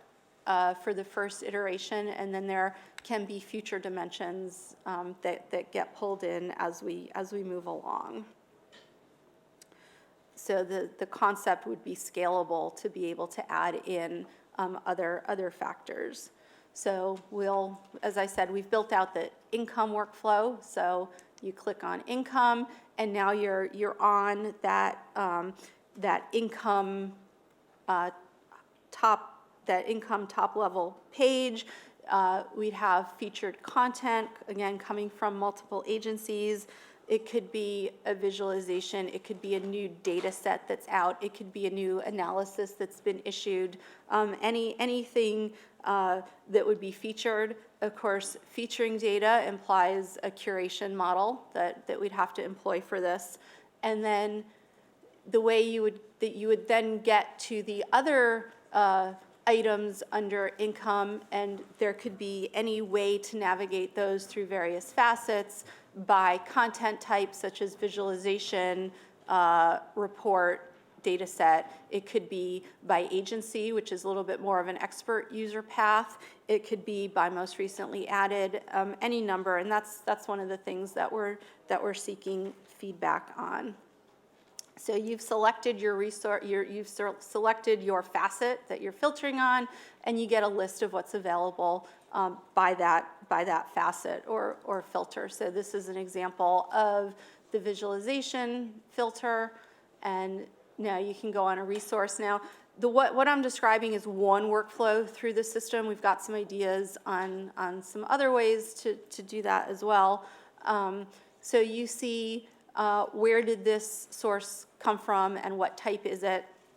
You click on the first one, and now you're getting that resource, you're getting the information about it, maybe you're getting the methodology, whatever is relevant to be able to walk through and use the product that's there. You get the source, but I think one of the things that we want to do, which I think is a really important aspect, is if this data, for example, were from American Community Survey, we wouldn't just want to link over to the American Community Survey and make that user start at the top of that program and try to dive down and find where this data came from. So we try to do some very specific data access, and for what was available through APIs or direct downloads, be able to leverage that on this site also for data downloads. So some questions we've had as we've been walking through developing this concept is that idea of bringing in non-governmental resources. How do we do that in an unbiased, curated way? We don't have a lot of answers for that right now. It's going to be a big challenge for this project, but those resources are highly valuable and should be a part of this. And then, as I said, we've also been looking through access ways that would be good to filter, and that could also be part of the sort of power user versus novice user track, allowing different sorts of filtering on content types that might appeal to different user bases. And that's an overview of the project. If you have any questions on any of the fuller screens, I'm happy to take those. All right, thank you, Lisa. This is a tough group to give a product demo to, but thank you for doing that. Before we go to the next portion, which is basically the break, I know all of you are feeling that magnetic urge towards the recently refreshed coffee. Are there any questions or comments for Lisa before we go to the next section here? Joy. Thank you, all three of you. It was a wonderful overview and sort of insight into the challenges. And I appreciate the overview of what you're thinking for the product. And I'm sure you're sort of doing iterative prototype and user testing and that sort of thing. And one of the things that we struggle with, and I'd be curious how you're thinking about in terms of this product, I think the way you're walking people through this sort of gentle introduction to what can be such a complex data journey, And one sort of thought I had as I was looking at your sort of demo on the front page is, I was thinking, what are the sort of burning questions people might have? And every additional click takes them further away from answering a burning question. And when I think about, and then sort of simultaneously, I think about data is so impersonal, and we keep trying to figure out how to tell the stories in the data. And I think the visuals that you're creating are going to do that.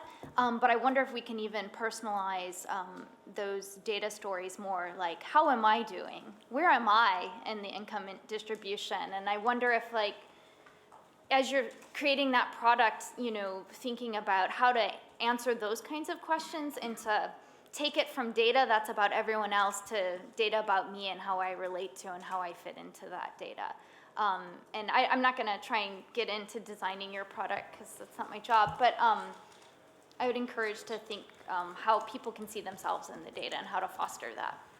Yeah, thank you. I think that's great feedback. And one idea we've also been tossing around is not only where am I in the data, but what can I change? What's the opportunity there as sort of the second piece to inequality? Yeah, I would just encourage, I think it's out of San Mateo, worked with Bloomberg on something called the Well-Being Project. And it's all about data on some level, but it's put people front and center. And they have about a 2-minute video, and it's a little smushy because I'm such a data person, but it's also really compelling, and it makes this about people. And so I'd encourage you to check it out. Thanks. Excellent. Kim? So actually, this is going to build on Joy's comment, because I do think that you have to think about some form of registration, so you know something about the user before they actually start to ask a question, and use things like natural language to get to the real question that they're after. When you see tabs that are labeled income, wealth, et cetera, that immediately feels to me like an analyst. And if I was analyzing something, that is going to be how I want to do it. But there's going to be, you know, you have a wide set of users. So natural language and some form of registration, so you know something about them before they come in, I think will help the navigation. Thank you. Before we go to Karen, I just want to also offer just the process point. We will have a good amount of time after the break to dive a little bit deeper, but I just wanted to just offer that opportunity to continue asking questions. These folks aren't going anywhere. They'll be here all day. But please, let's go to the next question, please, from Karen. I sense you want me to make it brief. It's just, I mean, my coffee's cold. That's just my personal opinion. Actually, it is going to be brief. It's a little bit more of an organizational question, because I understand the pressure to be working both. It's hard to talk at you and at the mic at the same time. To be trying to be agile and respond to things in a timely enough fashion to make them happen, and be stable so that the thing will go on. And I think that's one of the struggles that like a business user of your data trying to build on it also has in their own little environment. They face their own sort of struggle like that. So the organizational question I was going to ask is, how well are you able to get your own developers within Census to be using the API and to be cross-training sort of each other on that, so that everybody's not developing a little tool set here and a little tool set here and a little tool set here, but they're all plugged in through an API that can use the same tools? Yeah, would anyone like to take that one? I can speak for within the development of the apps that my division produces. A number of the apps that you'll see on census.gov, we use the API whenever that data is available via the API, and actually help use our apps to get the data into the API. So we dog food extensively at the Census Bureau, and there is a developer community there that does some of those things that you're talking about. All right, any more burning questions before the break? Jack, you had to sign up, took it down. Maybe just last word from Heather, and then we'll go to the break and come back. just building again on what Joy was saying about seeing yourself in the data. I think it's such a fantastic way to think about this. And you had your user categories, and it seemed to me that the partnerships that you were talking about were really kind of getting at the power users and then the research and policy users. Is there, I'm sure you have thought about this, but I'm curious as to what kind of partnerships that you're thinking about with groups that are already targeting me as an individual, thinking about interacting with this data in terms of the kind of the work that you're doing with the universities up front, but as you're building this product, are you getting that kind of feedback from a certain layer of groups? Can we be helpful in identifying what those groups might look like or to build on that? Just curious. Yeah, I don't know, do you want to talk about any of the groups that? Well, that's a great point. I would say that the level of engagement is directly proportional to the success of this product. And at this point, we'll say it's just introductory. We'd definitely like to talk more about how we can better engage with these different groups. You know, one classic user persona question. Are 3 user personas too many? Should just be 1, right? Classic product management question. Well, which one's the right one? Now we got a fun technology challenge. So with that as a provocative question, let me do the process point of encouraging us to take a short break. Before we do, what's going to happen when we come back is we're going to have an opportunity to document some of the takeaways and recommendations and thoughts and questions from these set of presentations. I'll leave you with one literal readout from your agenda. In each section of the agenda, there's an objective, representative discussion questions for that specific section. And so how we'll define success for this particular set of presentations is, if we can, we'll say the objective being, following a recommendation from the previous CDAC meeting, we're starting to organize around data themes. So income, inequality, these are representative themes. And the goal here for this session, can we solicit and document your feedback while also allowing some of the stakeholders to receive advice on this specific product and initiative. So really, can we solicit your feedback and your recommendations? That's how we'll know that we've made the best use of your time. And so with that, stirring the creative juices, I'd like to call us to, we'll say just actually 15-minute, hold on. Yeah, 15-minute coffee break, and then we'll return back to the table. Thank you.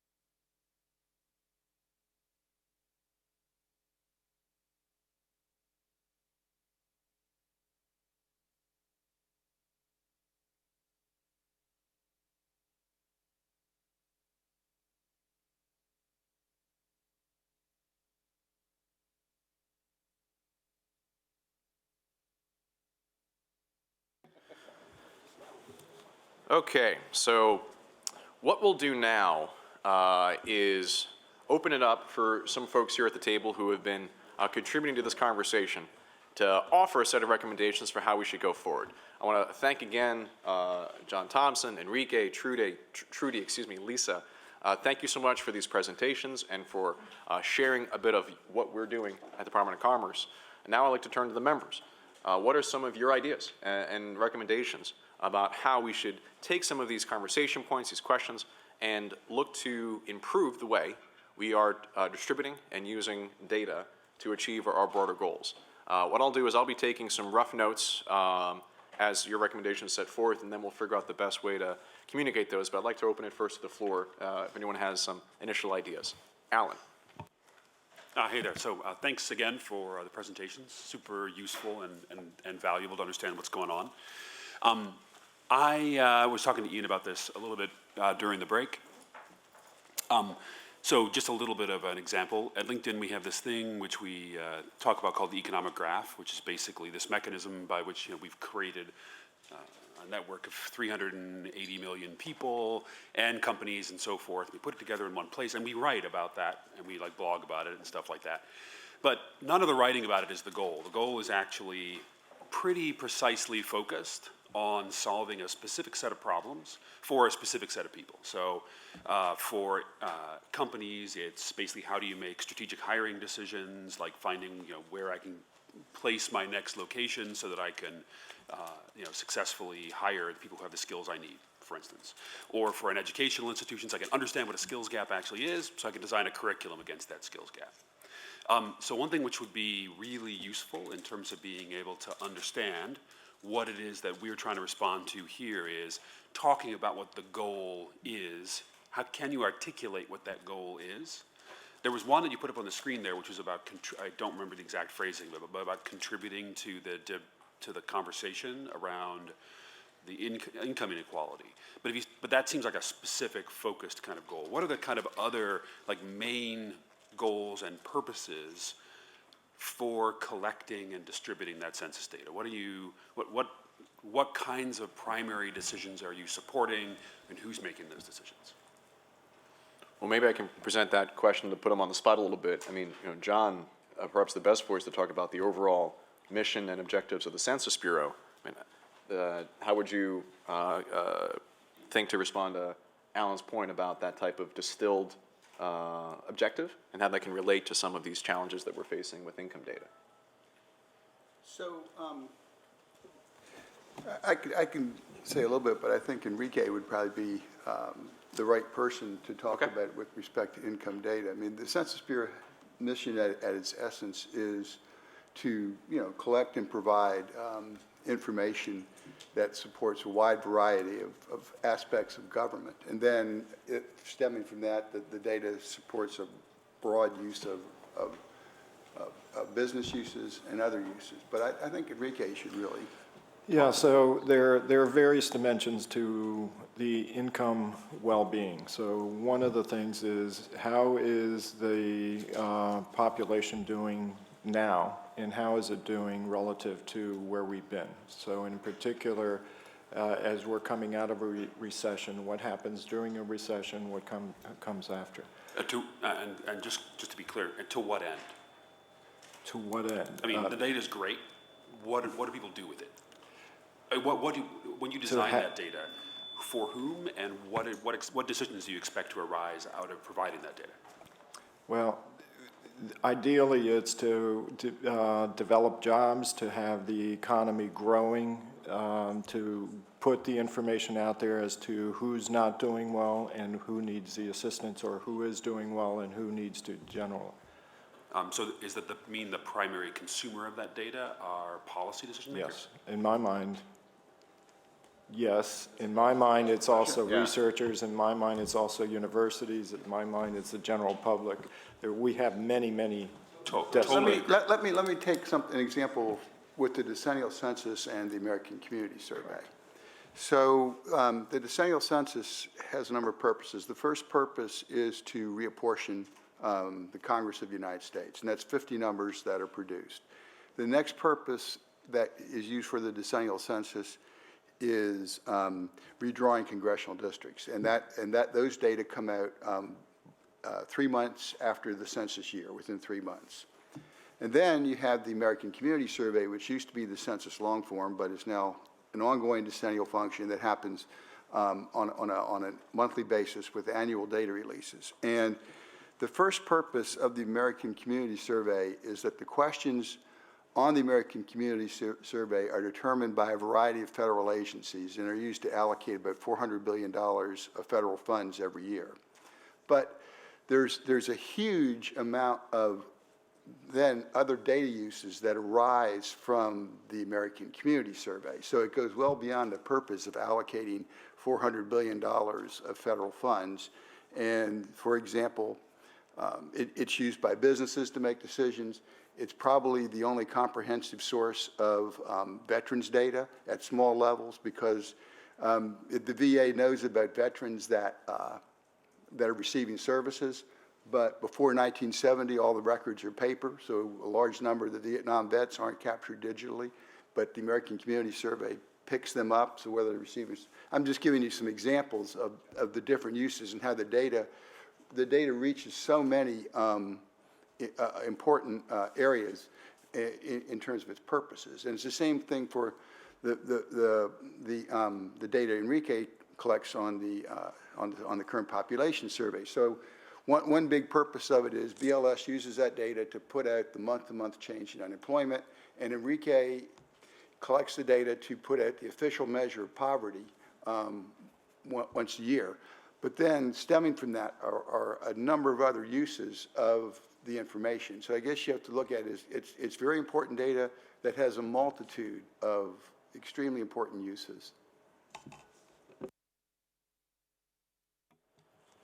Yeah, Alan, please go ahead. I think your question is about the refining the objective so that we can better figure out how to propose a set of recommendations. Right, Is that right? exactly. So, I mean, I totally believe there's a ton of different ones. So is it possible to isolate one substantial one, which is worth, we could do this independently or as a group or whatever makes sense, but to talk about how we would actually achieve that specific thing, because then we could have a measurable outcome for what we actually wanted to be able to achieve.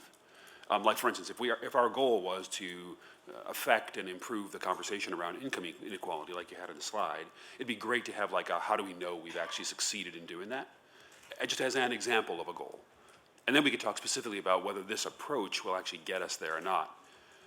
But those kinds of inputs in terms of being crisp what the goal is super valuable for evaluating what we're actually trying to achieve and to give us a chance to provide valuable feedback.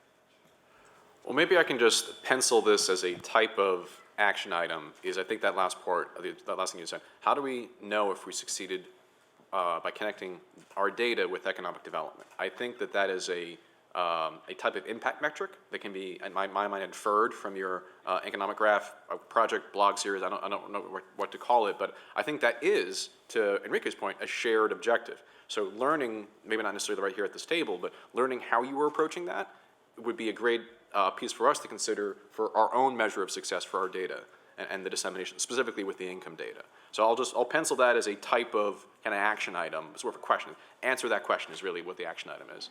But I'd like to keep it open as well. And Jack, you had a comment earlier? Yeah, this is both a comment and a question, or maybe just brainstorming. First, I liked all of your presentations. They were great.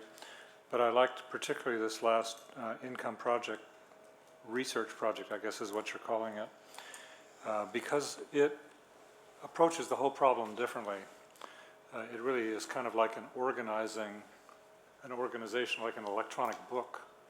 If I wanted to open a book on income but have live data into it from multiple sources, I could go to one source, authoritative source, and get access to all of it. And one suggestion is that perhaps that be organized into stories. I like what Joy said about a personal story. I want to put myself in the data. This is me. And then a story about, for a community. There's stories about poverty that relate to a community obtaining grants or whatever. So stories as a organizing metaphor inside of a kind of a book environment. I'm on a White House team that's trying to look at how we organize and unify data on climate change. And it's a mess. I mean, because we have like 120 different websites. Nobody ever visits them. And you probably know about this, and they're just, a couple of them are sort of not what I'd call popular, but if I wanted to find out about whether it's measurements or science on climate change, it's a mess. This organizing principle of being interactive, being able to download data, organized around stories, it's sort of like, I mean, you use the word, Ian, of a product. And I think there is room for a product here, which would be a generic product.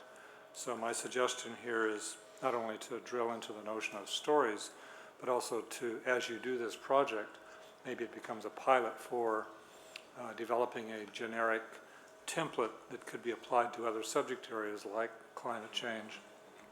Well, oh, sorry, go ahead, please. Because it's a way to organize content that lives on different data and other websites and brings it together like a little storybook, makes it simple.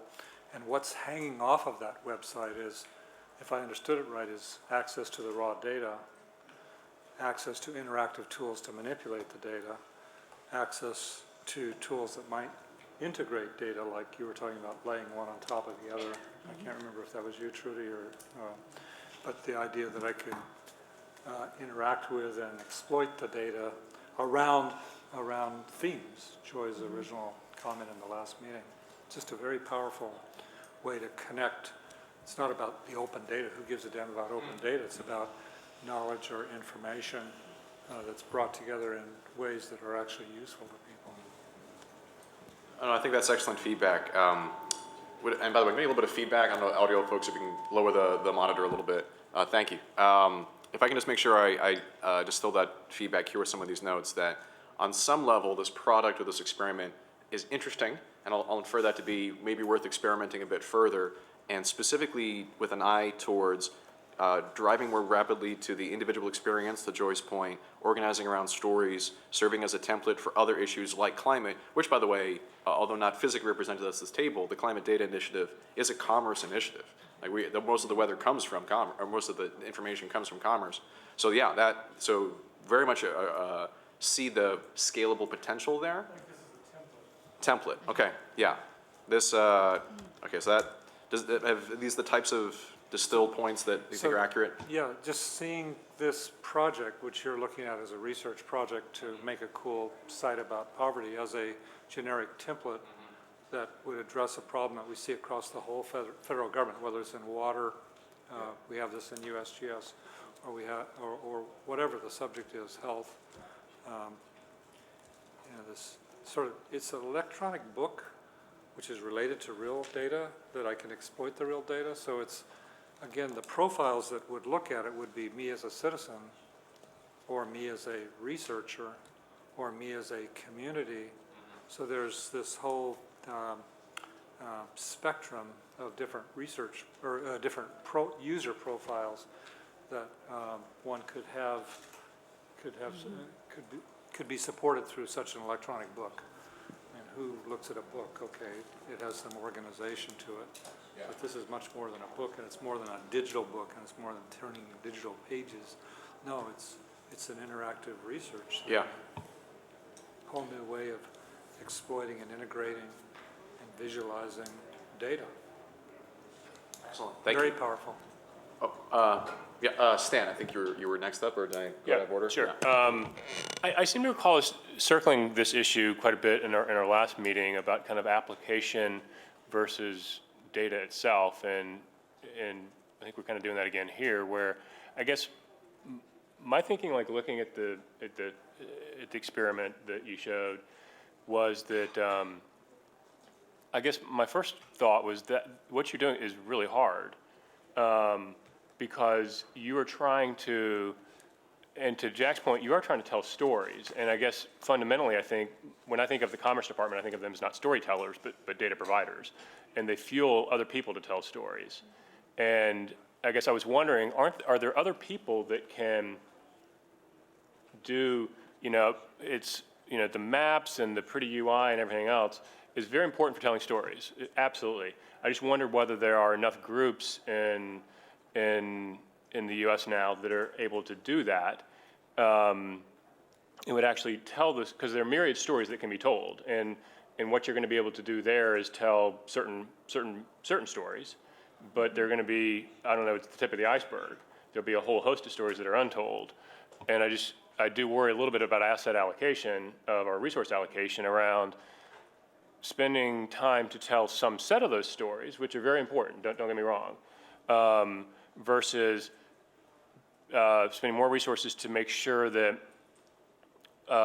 all the data is, and I guess thinking about it more, if your constituents are other people who tell stories.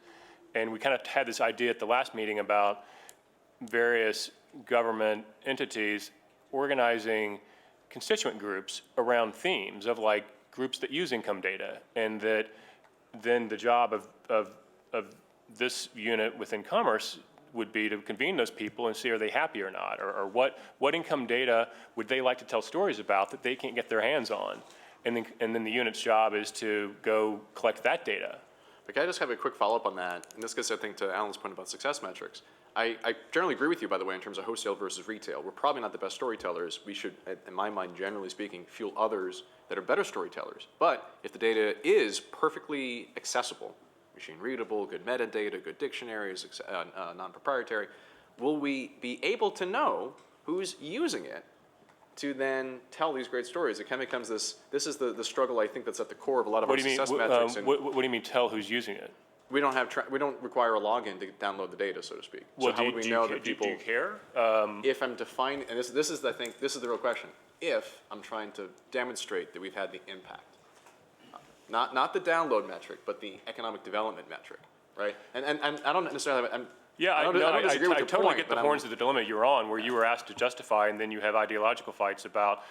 And your argument is, look, we provide base data that no one else is going to collect. It's a collective action problem. No one else is going to has incentive to go house to house and collect, ask survey data, because they're not going to capture all the intellectual property that comes from that. So, but I don't know what to do about that exactly, other than to fight that ideological war and say, look, no one else is going to do this, and you have to, and then ask people like you do, say, hey, raise your hand if you use ACS data, and I got to assume that a lot of people in the U.S. raise their hand and say, I know that Zillow spends a lot of time raising their hand and tweeting and saying, cut the crap, quit cutting, taking marriage questions out of ACS. So I got to think that long-term, cooler minds will prevail on that, but maybe I'm wrong. Well, yeah, I don't know if John has a point on this. He spent a lot of time trying to find, and Austin as well, finding the people who are using ACS data. It's actually really hard. And I think part of the challenge we have is, again, that wholesale, we produce it versus the retail, we know it's being used. And it's a fundamental question with all, I guess with these stakeholders, so there's no way to convene stakeholders. It's like I'm imagining that, a part of the issue with, I think, storytelling that does concern me a little bit is that there's no impartial storytellers, but there are some impartial storytellers. You think about, a lot of people who are going to interpret this data are going to do it for ideological reasons from the left or right, but there are going to be some people who are mainstream who will tell the story. And I guess, can I imagine you convening a stakeholder group where you get, it's populated by, Center for American Progress and AEI and Heritage and Brookings, and they're like, yeah, we use ACS data, and we would like to tell you, you're doing a great job, but we'd like these few additional measures that would really help us tell a different story. I think I could imagine such a meeting occurring, and that could really help you understand, to Alan's point, where are you off, and how can you get better, because then I guess the objective would be to make that stakeholder group as happy as possible. And what makes that stakeholder group as happy as possible, I guess the objective is providing, the perfect objective would be to provide every bit of information anyone who wants to understand, say, would have at their disposal. Now, we'll never get there. There'll be some questions that you just say, well, it's too expensive to get that. But I imagine you could make such a stakeholder group reasonably happy. So just real quick, we do have the apparatus of the ACS users group, which is like an annual meeting. Our challenge is getting in a more diverse set of stakeholders. I mean, it traditionally has been more the research community, and so we need to do a better job of reaching out through you guys to kind of bring in more voices, private sector, et cetera, into those conversations. And just, I speak just real quick to the high level of the kind of concept behind the income and wealth project, which is to serve as a resource for policymakers to make better decisions. That's kind of why we approach this thing, because it is as you saw in a lot of the news articles, it's being talked about across the spectrum. We are agnostic on what kind of policy choices are made, but we want everybody to have the best facts possible. We have a ton of data. We want to figure out a new way to lift this information up. And then the question on kind of the raw data versus the stories, I think we got to tell both, because to influence or to be meaningful to policymakers, you need the raw data to back up your claims, but then you need the stories so that they can understand it and encapsulate it and then share them. And then so the ecosystem we're trying to create around this project has the ability to influence the policy debate from a variety of different channels. And so that's kind of where we're heading at this point, at least.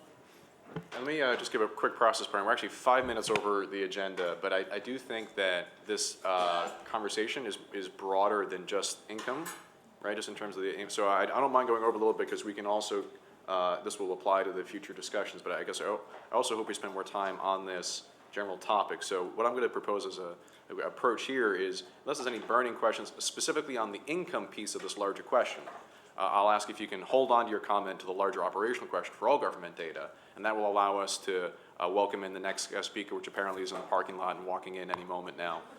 So I just want to be able to keep that framework. So any final comments specifically for the income folks that are at the table? I'm going to go, I think it was, oh please. Austin's question about how to get a user group that's actually functional and represents all the users of the data. I would love to have a conversation about how to make that happen. Because if you feel like you got a bunch of data geeks that aren't actually, aren't the CNNs of the world and Fox News that are actually consuming the data or have the resources to do so and are telling stories, then I think we ought to figure out how to get these people in there. Our resilience. I mean, we consume every bit of data you produce. All right. We'd be happy to come, tell you what we're using and what we would love to have you tweak to make it better. Awesome. Okay, can we meet a better group? I love it. This is good. Okay, so I guess the final comments, I think it's Joy, Kati, and Alan. So, Joy. I think to Alan's point, specifically about this, if you think of this as, in some ways, an information product and information intervention, I think there's a few different ways if you're clear about the different groups and the impact you want to have. The most obvious is sort of counting, right? How many people are using, and have we increased the number and types of people that are using our resources because we've made it easier for them to understand and discover them. I think how well we're doing that, you can quantify, how fast people get to things. You can use case studies and user groups, perhaps the user group that Stan's talking about, to help quantify the quality increases from having a broader information product. And then I think that other question of who's better off. And again, I think you can actually create this by leveraging the user groups. Is your experience of using this data easier now? I think there are lots of ways that you can look at we think about trying to measure these sort of public good things a lot, and there are lots of good frameworks that you can leverage to do that. So I really like the demo presentation, last one. And I think ultimately what you would like to do is to have an interface where people have a very concrete question or different sets of questions. You would actually get to see who is clicking on which one, and it might be very different on if you are an individual or responsible for a census tract or responsible for the entire country, so very different types of data and questions coming up there. If you have been in the Boston Science Museum recently, there's the human body exhibit, and that actually lures you in providing more and more data about yourself as you get to more and more interesting questions. And you might like to explore something similar to this, and they actually also have a number of really neat data visualizations that you can then explore online at home. And I think this would also give you a good way of getting potentially some of the data that you otherwise only get via survey data, and I can tell you more about this if you're interested. So specific on the income stuff, one of the things which if the goal is actually to create a more robust, more valuable debate among various groups of people who are decision makers around the question of income inequality. I think there's a couple of things. One, I don't think it's possible to succeed in that by being passive providers of data. I think, unfortunately, there will be a selection bias among the people who come and consume it. And what that means is that the people who have the most resources, the people who have the biggest axe to grind, will be your primary consumers of that data. And the people who probably need greatest representation and who need to use the data the most are the people who won't participate. So when you're counting on people to come get it, it actually ends up with a selection bias which prevents, which excludes a large variety of people who would actually participate. So I think it's actually the role, this is again, me personally, so I think it's got to be part of the role to say, how do we make sure that the data is being used in a complete way, that basically all the people who are actually stakeholders are actually using it. Now, specific, that I don't mean that's everybody coming and using the website or whatever. I just mean we got to make sure we're covering it completely. The second thing is I think it's super important that you guys shape the debate. If you're actually interested in creating a conversation which is productive around the questions of income inequality, I think it's important to do two things. First, it's super important, I think, to fully define what quality data looks like for making decisions. So in other words, you all are the last word. You guys are experts. So you are the last word, or I believe you should be the last word, in terms of what data is actually important for people to consider when considering this question.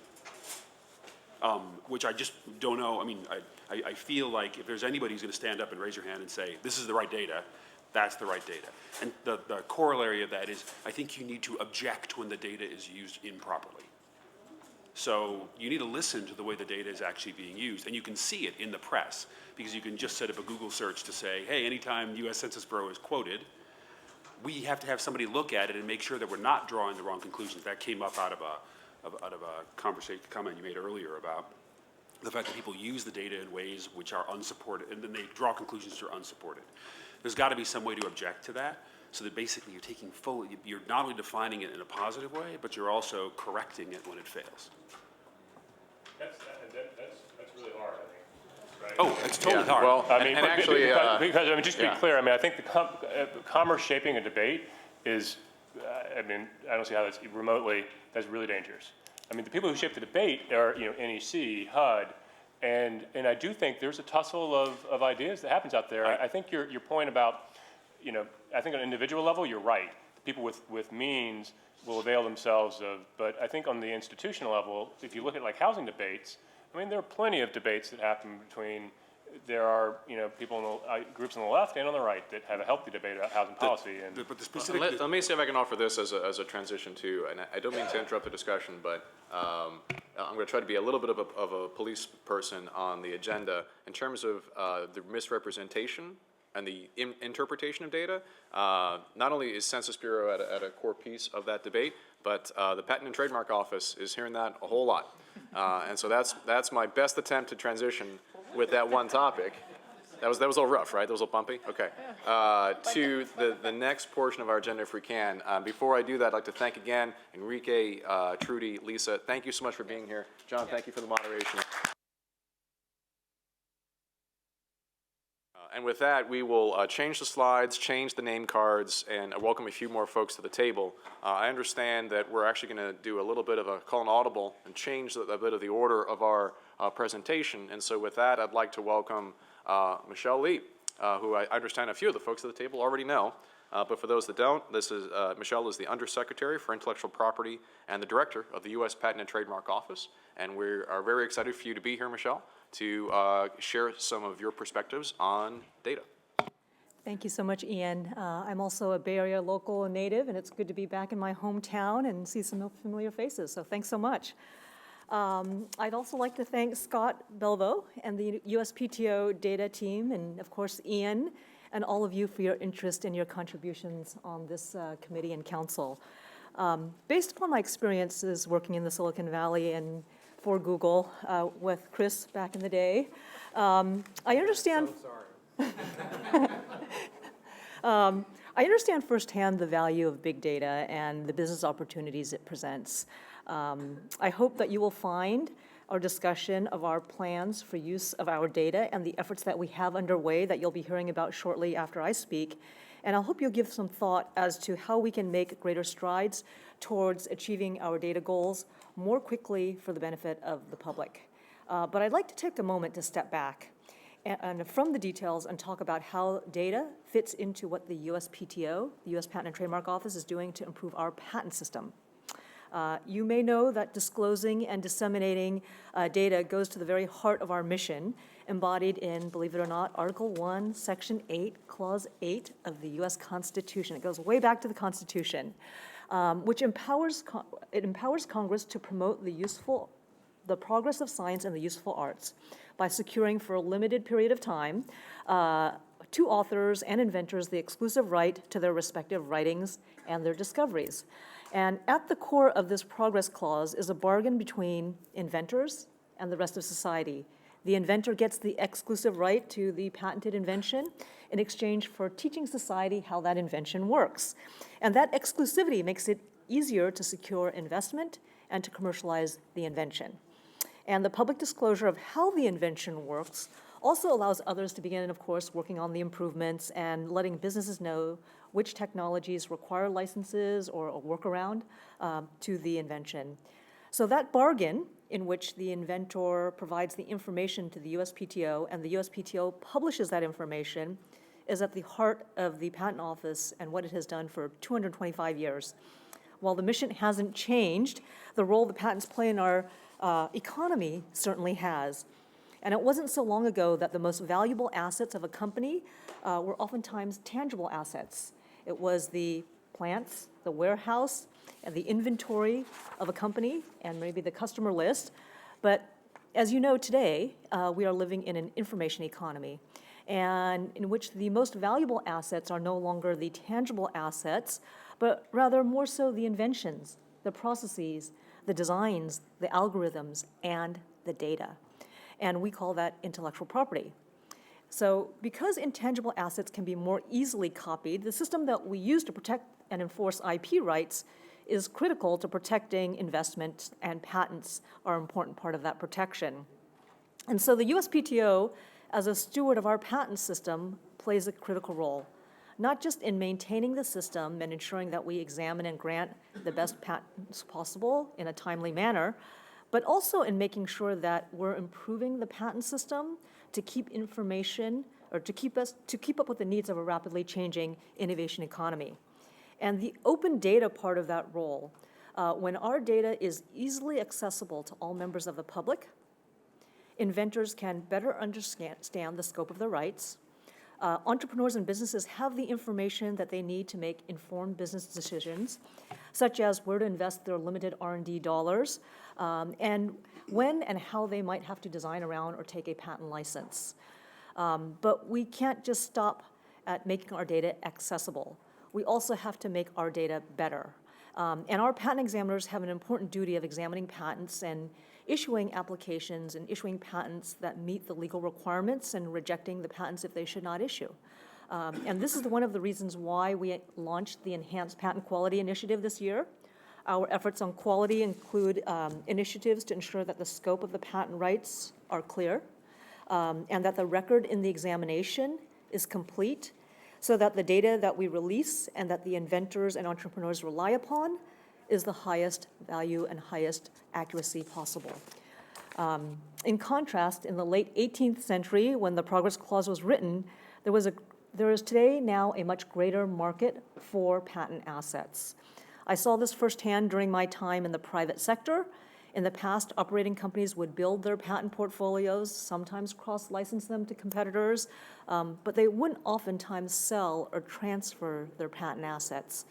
Today, there's a much greater chance that a patent will change hands from the original inventor or owner. And in an economy as sophisticated as ours, with a patent system that imposes meaningful penalties for infringement, what we've seen is behavior of purely monetizing a patent bought from another to the maximum extent possible without contributing anything inventive or new and without producing any product or service. And with that comes a greater chance that the patent asset ending up in the hands of those who allege patent infringement claims merely for the cost of perhaps extracting cost of defense settlement becomes an option without regard to the merits of the claims sometimes. So this is inefficient and a costly tax on everybody involved, particularly small businesses and startups who have limited financial resources. And the USPTO is making needed reforms to our system in order to address the reality of today's patent marketplace, while also maintaining strong enough protections to provide the necessary incentives for companies to innovate. So the open data and the greater transparency of the kind envisioned in the Progress Clause can help. For example, by providing people with more information about patent ownership information so that the market can be more efficient for patent rights. If you know who owns what patent rights, you know to whom to go to get a license or to purchase a patent. And it ultimately levels the playing field for innovators. Such an approach is consistent not only with the spirit of the Progress Clause of the Constitution, but with the USPTO's long tradition of putting more data into the hands of innovators. And being open and transparent with our data doesn't just level the playing field for innovators, it also allows us to become innovative ourselves by enabling us to tap into the expertise of the developer community. For example, what am I talking about? We can imagine that APIs will one day help enable the crowdsourcing of prior art for patent applications. By achieving balanced and targeted improvements to our patent system, but achieving balanced and targeted improvements to our patent system is not just the sole province of the USPTO, and it's really a responsibility shared by all three branches of the government. Each has particular competencies and is better at addressing certain areas than others. And I've spoken about what the USPTO is doing to enhance patent quality and to share data to increase transparency. But there are also changes going on now as we speak in Congress with legislation on patent reform. And that's why I'm pleased to see patent legislation reform being taken up by Congress. And it's also why I'm out here in the Bay Area speaking to a whole wide range of stakeholders on a very complicated area that I'm sure some of you have some degree of interest in, to varying degrees probably, and really getting the broad input from all of our innovating companies. We're working with Congress on legislation to curb abusive patent litigation practices that I think many of you have heard a lot about, increase the transparency of patent ownership information, and level the playing field for innovators. And our goal is to achieve targeted and balanced legislation on the President's desk that will reduce the incentives for abusive litigation practices, but critically importantly, not undermining the ability of patent owners to enforce their rights when they need to. So there's a lot going on at the USPTO these days. There's a lot going on when it comes to open data, and there's a lot to be excited about. And my colleagues, Tom and Scott, will be speaking to some of these initiatives when I'm done speaking. And I just want you to know that the open data is not just a side project at the USPTO. It's at the very heart of our mission and our efforts to improve the patent system in an ever-changing marketplace. And I hope you'll all share your thoughts with us today and in the months and in the years ahead. And as we redouble our efforts to make our data accessible in a useful format, we want to be responsive to the user's needs. So thank you very much. And with that, I'll turn it over to whoever's next on the agenda. Thank you, Michelle. So before we turn over to Tom and Scott, I actually wanted to make sure we had an opportunity, Michelle, if it's okay, to just have the members share some comments and questions directly with you. Of course. So, Brian. I think the point on it's really interesting to hear your thoughts on this. How have you thought about kind of creating more visibility around like the enforcement and the litigation pieces? Because that seems to be some of the most key parts of the debate, and it seems to be one of the most opaque parts in terms of the understanding of how this is actually playing out. Yeah, so is your thought to share more information about infringement rulings, misappropriation rulings, or just even, piracy? Like license, what sort of kind of, things around like broad patents being kind of, what sort of like licensing fees are in place, what sort of infringement suits are put into place. Creating visibility around that seems like a really interesting part around informing the debate in terms of reform. Yeah, that's an interesting thought about, increasing the level of transparency in terms of business transactions related to intellectual property rights. And having come from the corporate sector and negotiated, I can't tell you how many licensing deals, it's many. Companies tend to be pretty proprietary about the business terms of their deals. That said, if you are, you've got a standard form, and you're contractually required to offer a license to your patents on fair FRAND terms, right? There's been discussions, shouldn't those rates be posted, and you should know, and so the White House and the administration has been thinking about some ways in which to shed greater light in that and share that kind of information, but I don't think we've quite hit it yet. But if you have thoughts and ideas on, certainly I hear what you're saying as for the need and the benefit to businesses to know a little bit more, because right now you really don't know what the price is paid by anybody else for just about any intellectual property for the most part. It sometimes comes out in litigation, but it's an interesting thought, and we should think about that, and I know the administration is thinking about it, but the question is, would businesses, some businesses probably would, many of them I imagine might not, and how helpful is that data? I'm sure it's better than what we got, but something to think about. Yeah, interesting. Stan. Thanks so much for joining us today. I was wondering, kind of following on that, you referenced, I think it was, you used the word or the phrase abusive patent litigation practices, yes, and kind of trying to strike a balance in reining those in. Can you give us some sense of your vision for how to strike that balance? Yeah, well, that's a very good question. That's what a lot of smart people are thinking very hard about as we speak now. And I don't think there's a single point, right? It's not a single point of balance, but it's really, we want to, this is really the subject of a longer conversation, but right now, our litigation in the United States is expensive. Patent litigation is one of the most expensive forms of litigation. The technology is complicated. You have to hire experts.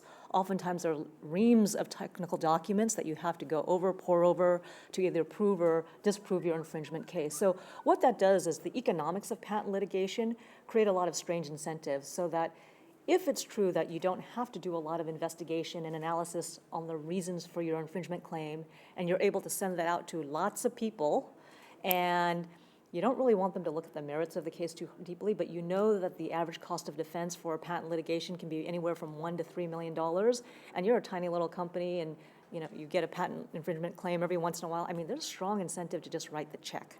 And so what we're looking at in Congress with the legislation is ways to create the right financial incentives, so that if you've got a meritorious claim and you believe it's valid, you should bring it. And if you're being overly aggressive in the assertion of it, if you haven't done the diligence and you're just sending widely, inflicting cost upon other businesses to even figure out what is the infringement argument, that perhaps at the end of the day, maybe you should be paying for costs. Or on the other hand, if you're a defendant and you're far too vigorously defending when you should have settled long ago, maybe you too should be on the hook for paying for the fees, for incurring additional costs on the other side. So one of the provisions is a fee-shifting provision, and another one just requires, for example, greater specificity in the arguments that you present, or the basis for your infringement argument in the complaint or in a demand letter, so that whoever receives it has a better idea of which products are allegedly infringing and can make a better informed business decision as to whether to fight or to settle. So these are some of the things, but again, it's balanced, right? Because legitimate patent holders have to be able to enforce their patent rights. It can't be so expensive, so burdensome, so costly, so many hurdles. On the other hand, too, you got to be sensitive to the other side. And I'm not going to give you an answer. It's a very complicated issue. It involves many provisions in the legislation, and I'd be glad to follow up with you later. But we're looking at that now to make sure, in the totality of all the changes that are suggested, in light of all the changes in the system, that we've got, we're in the range of balanced, and we have a great innovation system, and we want to continue to maintain that, but there's also abusive patent litigation going on. That's clearly the case, and we're looking to address it. Okay, final question from Chris.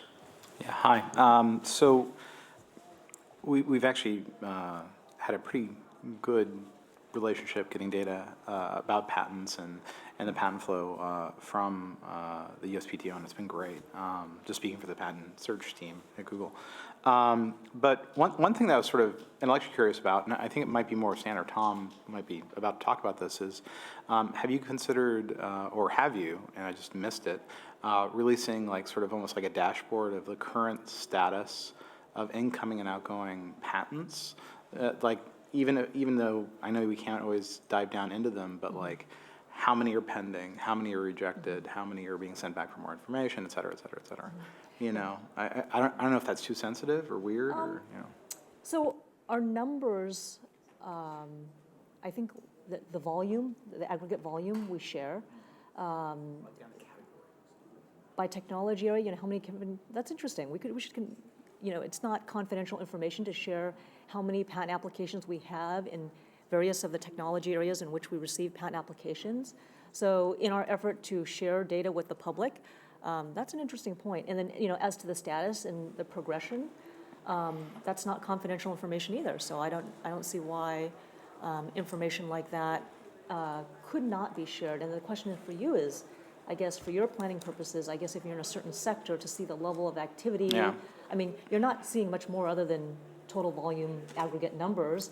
Some of the applications are not published, right, until a certain date, much later, 18 months. But it certainly gives you an idea of level of activity. You could also get like a lagging indicator on the effects of litigation and the effects of laws that are passed on if it, How would you get the litigation effect? Well, I'm like I said, I honestly don't know if this is possible, but like, so for instance, you know, with all the CRISPR patents suddenly like surge in, right?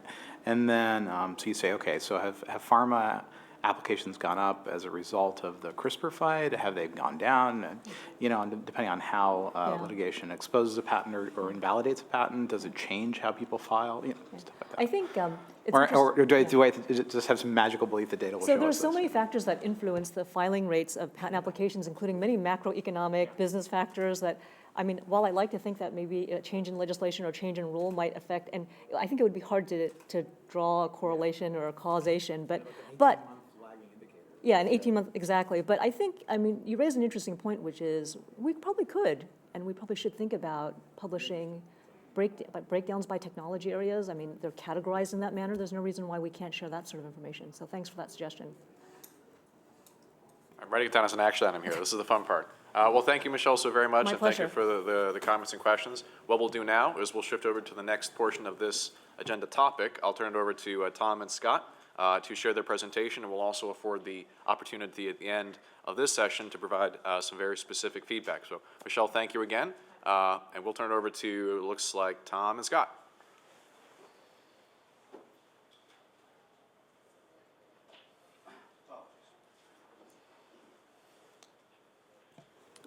All right. Hello, my name is Tom Beach. I'm a senior advisor here at the USPTO, working with Michelle.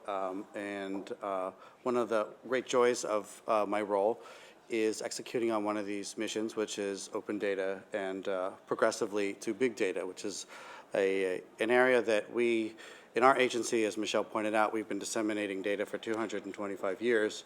We've been having a challenge, and I think the public and the private sectors have been having a challenge extracting value.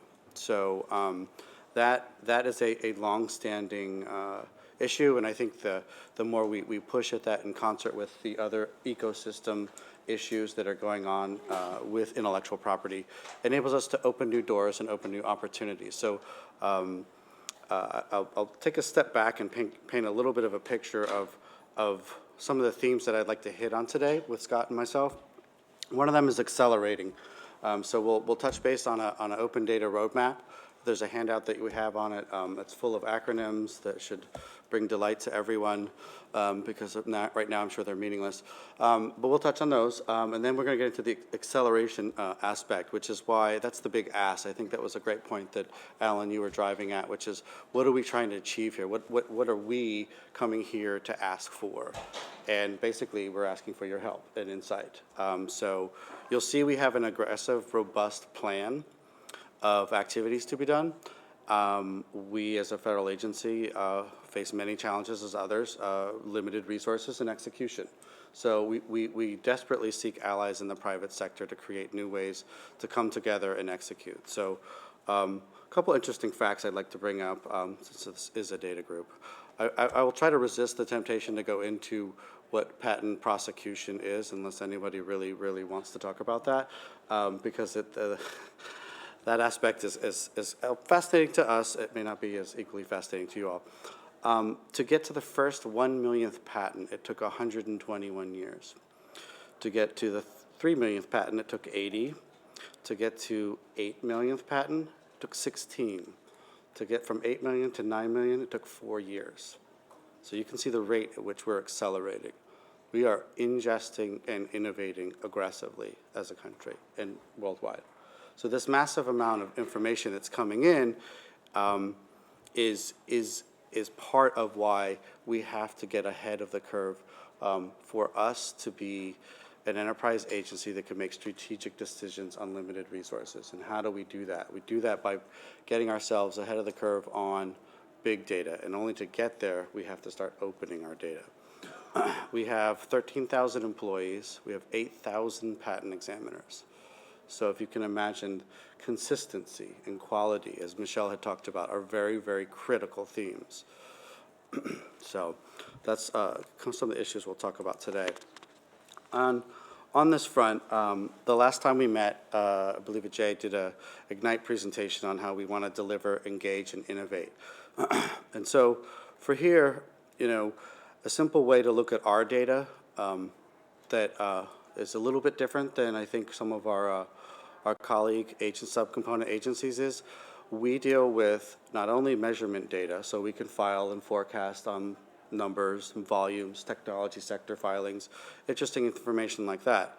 However, for us, it's more complicated because the value is in the language.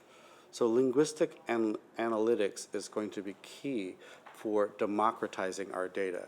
And why I say that is because, as you pointed out, we talked about inequality earlier. I tended to look at the more positive side of saying democratizing. Well, there's usually an inequality that you're democratizing, right? So the issue here is that it's complex, it's expensive, very few people really understand it. However, we understand that it becomes a pillar for companies to get financing and capitalization. So in an effort to raise everyone, as the public user community into a way that they're able to understand what we do, that's where the linguistic side and analytics come in. And that's why democratization of our data is very important. Michelle touched on what is it that isn't a patent. I mean, I'm not sure if anyone, some of you may have seen them, some of you may have actually worked on them, and some of you may actually have some. She talked about the public disclosure. That's the document that we disseminate as data. It's the technical description.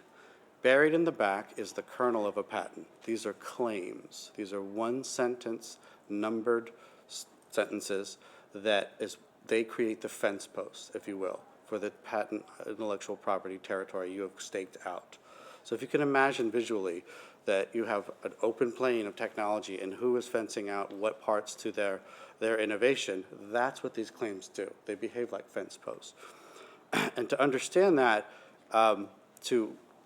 to a visualization of land versus words, I wanted to share with you guys something very interesting that kind of caught my eye, and I talked to Ian about this as well. Take a look at this. This is what a claim looks like. I'll pose those questions, see if anyone can guess. Let's ask if anyone can actually guess what this claim is from.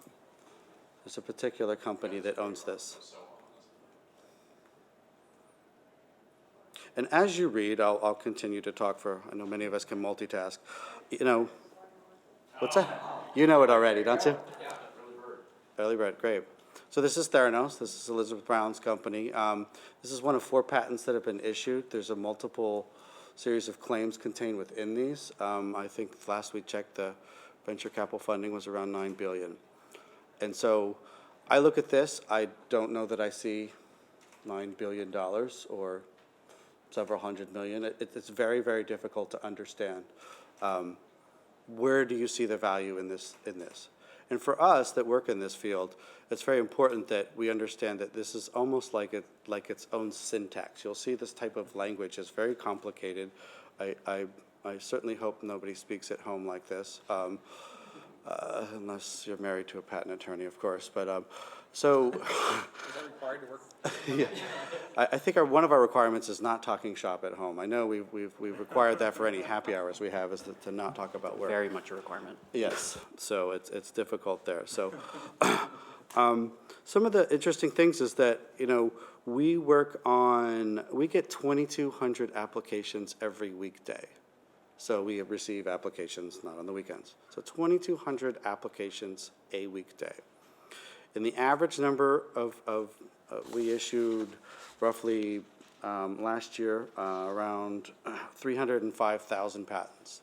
So if you average the number of claims, such as these in there, it's about 16.65. We issue over 5 million of these one-sentence statements, of which, how do you find which one's worth anything? And how do you know it's not?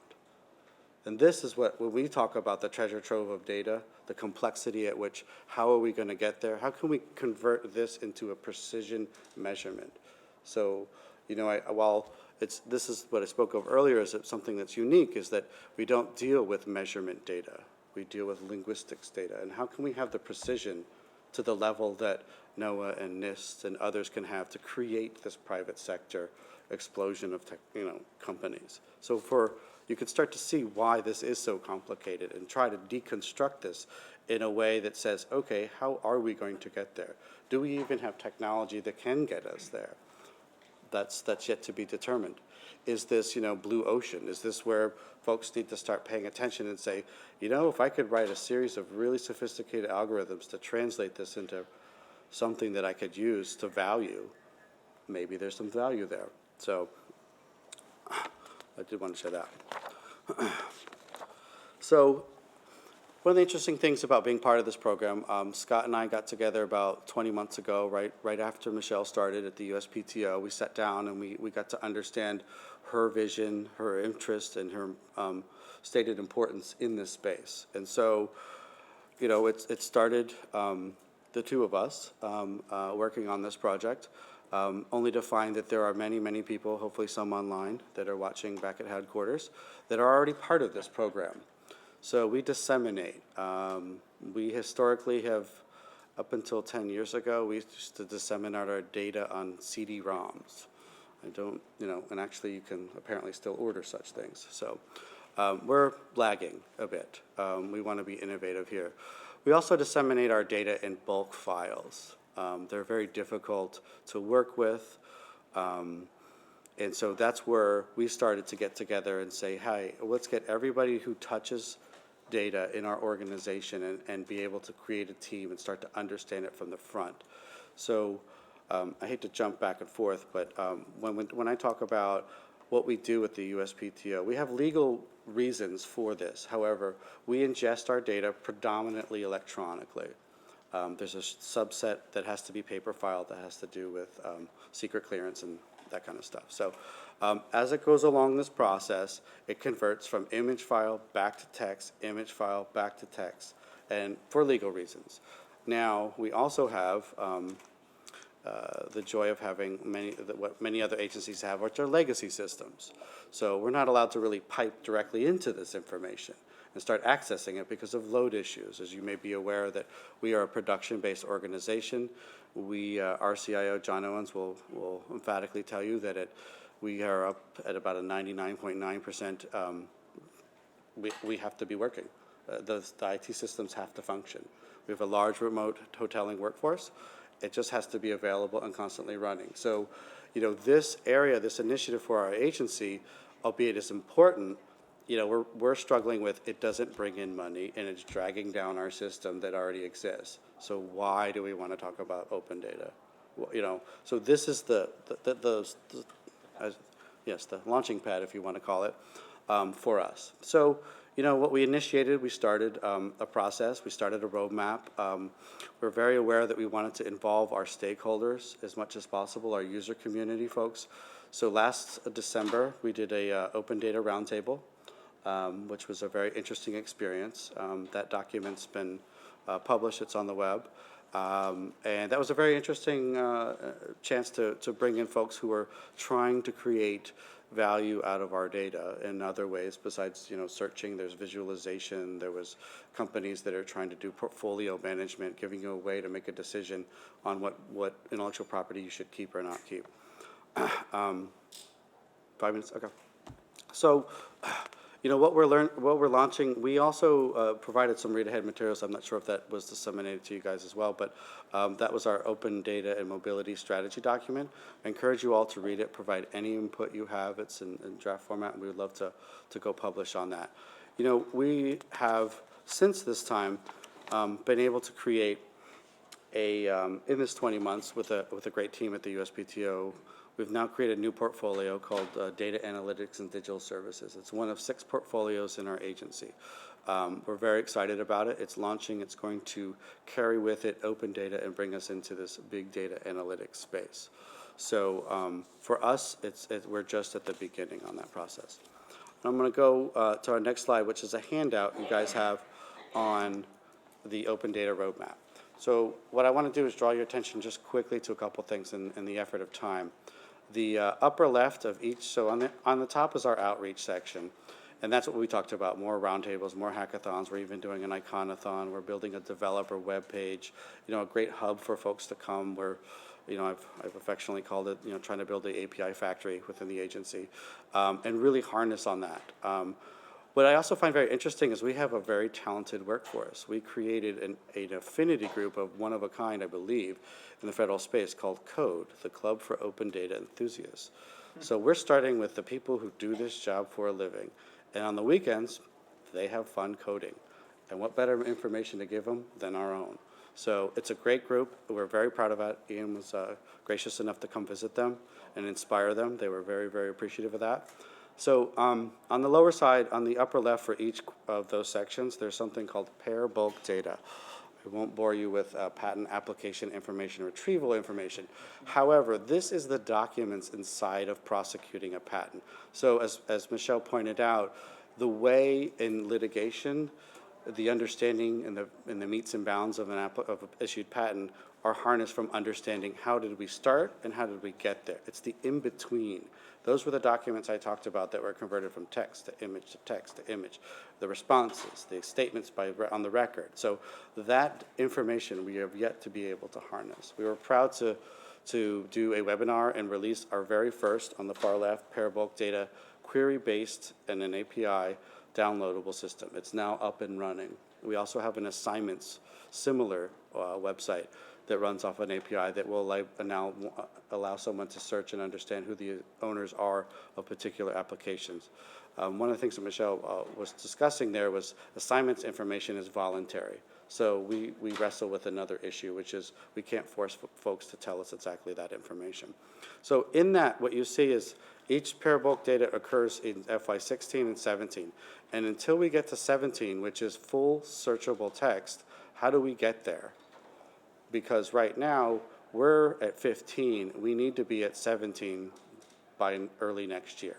So for us, that's the ask, is how do we get our agency accelerated? How do we do this given what we have? And I've shared with you some of our challenges.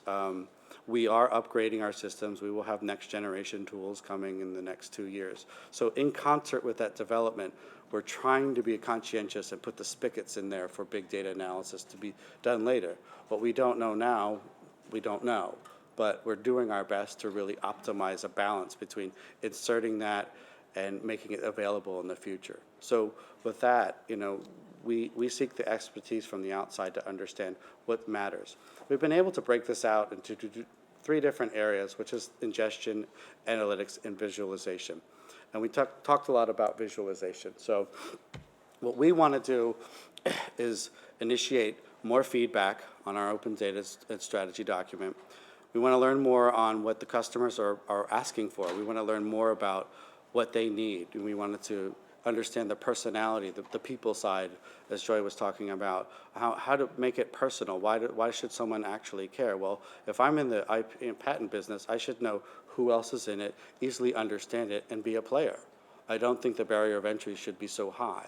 And a way for us to really understand that is to personalize it, to see how someone could fit into that process. And what we want to do is launch different ways for for assistance, whether that's CRADAs, whether that's different types of public-private partnerships. We're very, very much interested in how to do that. So we want to continually drive development and create new customer and products and deliver. I mean, that's just our goal. So with that, I will open it up to any questions. Okay. Sorry if I Tom? talked too fast. No, thank you so very much for sharing all that information. Scott, thank you as well for helping to prepare it. Now, who would like to fire off some comments and questions and feedback to our experts here? Let's start with Kati. If you can share that link to the webinar on how to use that API you already have, that would be great. I would like to point our data science students to it. Absolutely. I think they would get a kick We will out share of that. Absolutely. Karen. This is just kind of off the wall from having looked at things like that patent application that was up there. For somebody who's just coming in thinking of starting something, you really need to be a patent attorney to understand what's going on. And I think that patent attorneys maybe have some kind of incentive for keeping it that way. Is there any way to, or any effort to be able to make things a little bit more plain language? And is that part of this, or are you really thinking more about the infrastructure sort of for it? We think of it both sides, and that's a terrific question. So, plain English is, plain language is a government-wide mandate, so we probably have a very interesting challenge in that subject. But to your point about attorneys, we really look at what we're doing as a market maker. I don't want us to get into the business of making products. So, our belief is that the better and more sophisticated the user community is, the better they know what they're asking for. So what that translates to is somebody who wants to file a patent and knows more about what they are asking because it's more common knowledge. I think they're going to be more effective in their filing and prosecution. It will cost them less. They will know how to write their own. And to your point about, so attorneys may feel like, hey, this is taking business away. Well, they're also going to get a more sophisticated client, which, as someone who was an examiner, Scott and I were both examiners, we were managing supervisors, and I can't tell you how many times an attorney would come and say, and it's no slight, there's difficulty for attorneys to understand that technology, because you have a scientist who's just, I know everything about this thing, four corners, everything. Now you've got a translator, which is a patent attorney, who's kind of like, or she's like, I think I know what you're talking about. Then you've got an examiner saying, what are you talking about? So until we get that conversation buoyed up, I think it's only better. I mean, that's the belief we share. Sure. Just a quick follow-up that it seems to me that most users of the data then right now would be the patent attorneys, not an individual coming in. Do you get in when you get feedback about the data that you deliver? Yeah. Does it come mostly from patent attorneys, or are they kind of closed-lipped because they maybe have their own special ways of using your tools now, and they don't really want other attorneys to find that out? It's a mix. Because we did the GovLab last year. We made sure we covered our user community across the board. Attorneys, private sector firms that do visualization, docket management systems, all to the individual inventor. Maker enthusiasts, really we're looking at really across the board. Absolutely. Big and small. Oh, boy. Tiny more follow-up. The youngsters who are coming in and developing things, what do they have to say about, that this kind of, So this is another great question. One of the other programs we have in the Office of the Undersecretary is a K through 12 outreach program, which Joyce Ward runs. She's doing a terrific job. I was thinking of youngsters being more like the 20-year-old set. Okay, well, we actually have the Office of Innovation Development, which is your college to, I don't know what, 25, 30-year-old. So those are, I will say, anything near college is very, very sophisticated. So when you say youngsters, I immediately think in that bracket, some very, very talented and very smart people. So we reach all spectrums.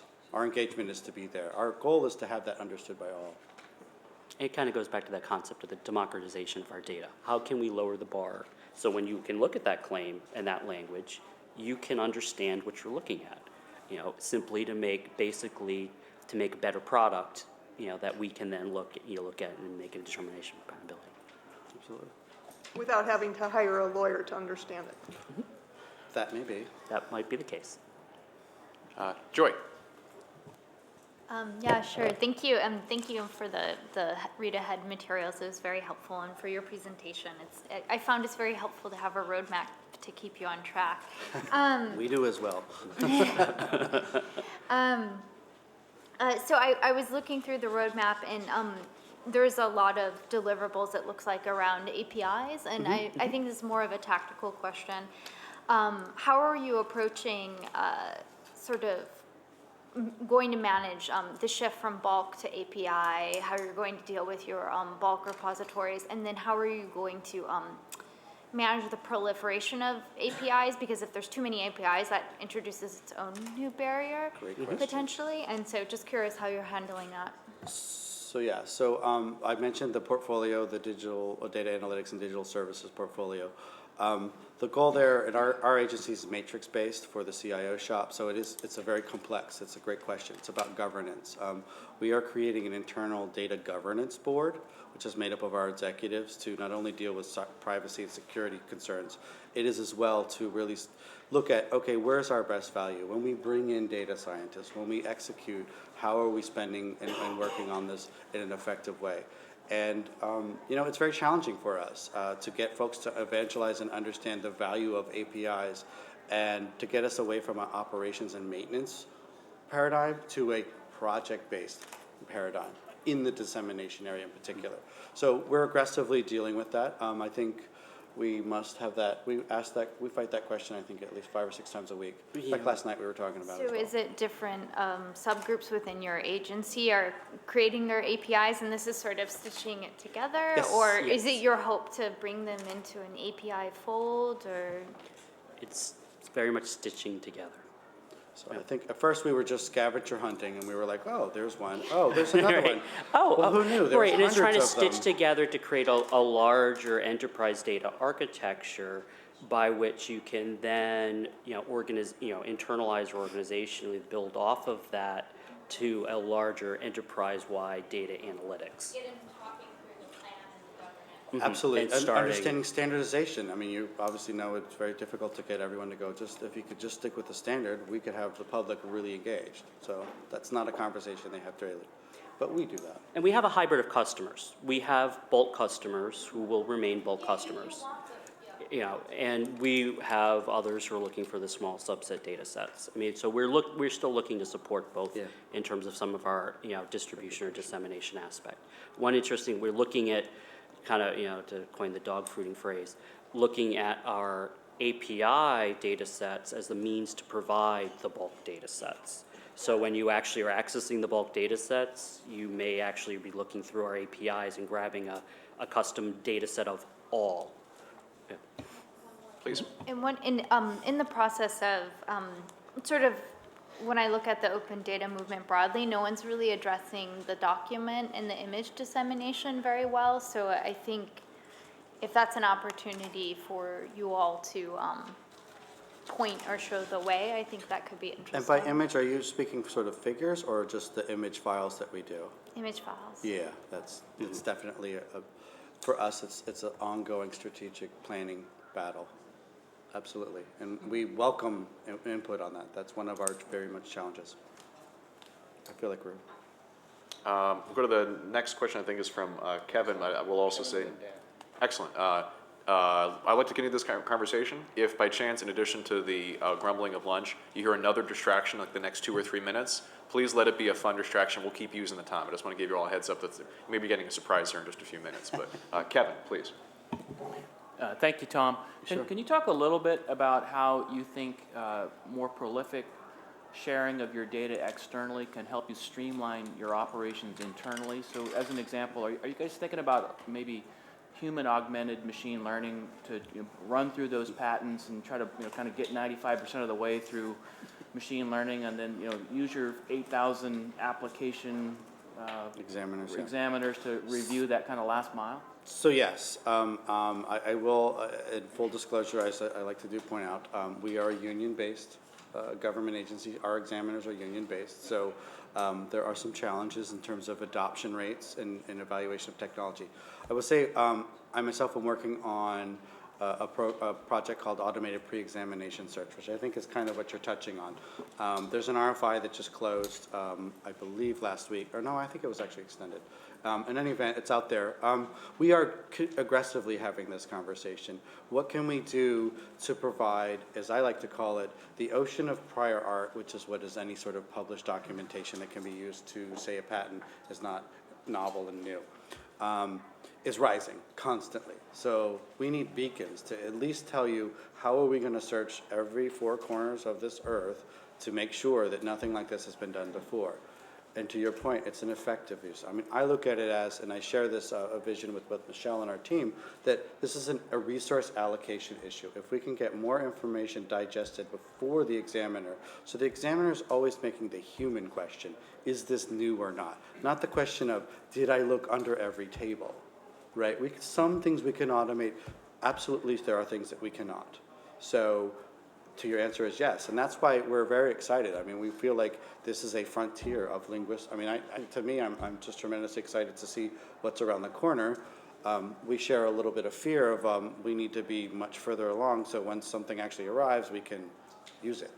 So I hope that answered your question. The other issue that's kind of unique in patents is, from a search perspective, you're not looking for what is already there.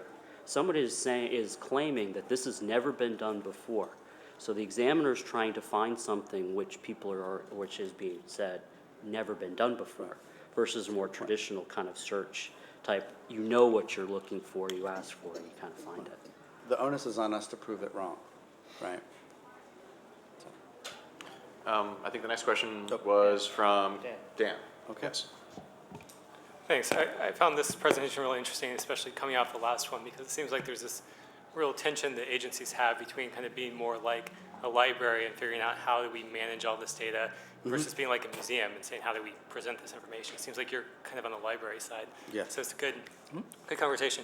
I guess my main question for you is, are you thinking about other types of data sources that you'd be interested in getting access to?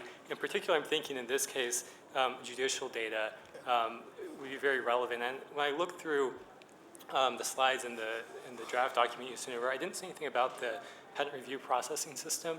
I was wondering if you intend to make that data also the patent review processing system. Yeah, like the case files. Okay, so that is PAIR. Yeah. Oh, so that is PAIR. That's Okay. that's that acronym I said earlier that Okay. was, oh, forget it, don't worry about it. It's that one. That's our crown jewel. So yes, the patent prosecution data, that's all the iterative points along the way from which someone has made a statement. So we are aggressively. That's the one I wanted to point out and say, FY17 needs to be January next year. Okay. So yes, that's that area. What about the broader kind of judicial data? Absolutely. The Office of Chief Economist that we have at the USPTO, which is a great internal user of our data group, has also done some work in this space, and we have often been asked, and I actually believe that Michelle could confirm in legislation, there is a requirement that we provide whether or not a patent would be in litigation or not. This would be your PACER type data, your judiciary data that we're looking, and we are actively seeking work on that. In fact, I believe we're in discussions with NTIS about how can we orchestrate a way to accelerate this process? How can we connect it? Because one of our goals is to ultimately have what we call, I like to come up with names before they're really validated. So the trademark side of the house might not be happy with me, but in any event, the gold button. So it's much like on the healthcare side, you got your blue button. You know exactly what your current state of health is. So why can't we just answer the question, what's the current state of a patent? Whether it's through the Patent Trial Appeal Board, which we have internal to our agency, to the external court system that said this claim has been invalidated, but this is. So why can't I get a current state of a patent? And we wrestle with that challenge quite often. I mean, there's legal ramifications, there's other hurdles. I could run on and on about the challenges, but I like to focus on what's the goal, how can we get there? Whether it's us providing better data, connecting it to another data, and a third party providing that would be great. I guess so is that in your timeline? It's currently being worked on, yes. I mean, it is one of our ideas to execute on. So in this rather dense map, it's not on here exactly, but you know, it is one that we discuss and talk about. It's under negotiation currently, so that's why it's not on the. In Like action. good product development. What's that? Like good product development, you debate over features. So what we'll do here is, with the interest of some of the things that are going to follow, and again, that fantastic distraction, not only do we have some rock star data innovators at the table, but we're going to have some country rock stars literally performing right over there in a few minutes. So what I'd like to do is just, and I'll let Kim introduce a bit of that, but what I'll do is I'll ask maybe just for final 2 comments, and then we'll adjourn to the next portion of the agenda. We'll provide an opportunity to provide specific feedback and recommendations on the patent data after lunch. So we'll basically just kind of push a little bit until afterwards so we don't take away that opportunity to provide feedback. But before we get to the fun that's going to happen afterwards, let's get our final 2 comments out. It looks, I think it's Karen and Stan. Stan dropped his sign. I'll just Stan, if you still want to. Let's back up. Okay. So Stan. Oh, I appreciate that. So we'll we'll go to Stan and then Karen, and then we'll go to the next fun part of the agenda. I was just trying to think through the feasibility of some of what you're describing about trying to, I certainly understand why understanding prior art is so important, and it is very hard right now. And Scott, your point about kind of trying to find the dog that didn't bark is exactly right. I mean, you're not finding a needle in a haystack, you're finding the lack of a needle in the haystack. And it's actually not, it's not crazy to think that actually the process as it's kind of organized now, it's not completely unreasonable if you push that on to parties that are most interested in it and take it to litigation, where then they're motivated to say, hey, actually that is prior art and that patent was invalidated. The trouble is it's just so expensive to do that.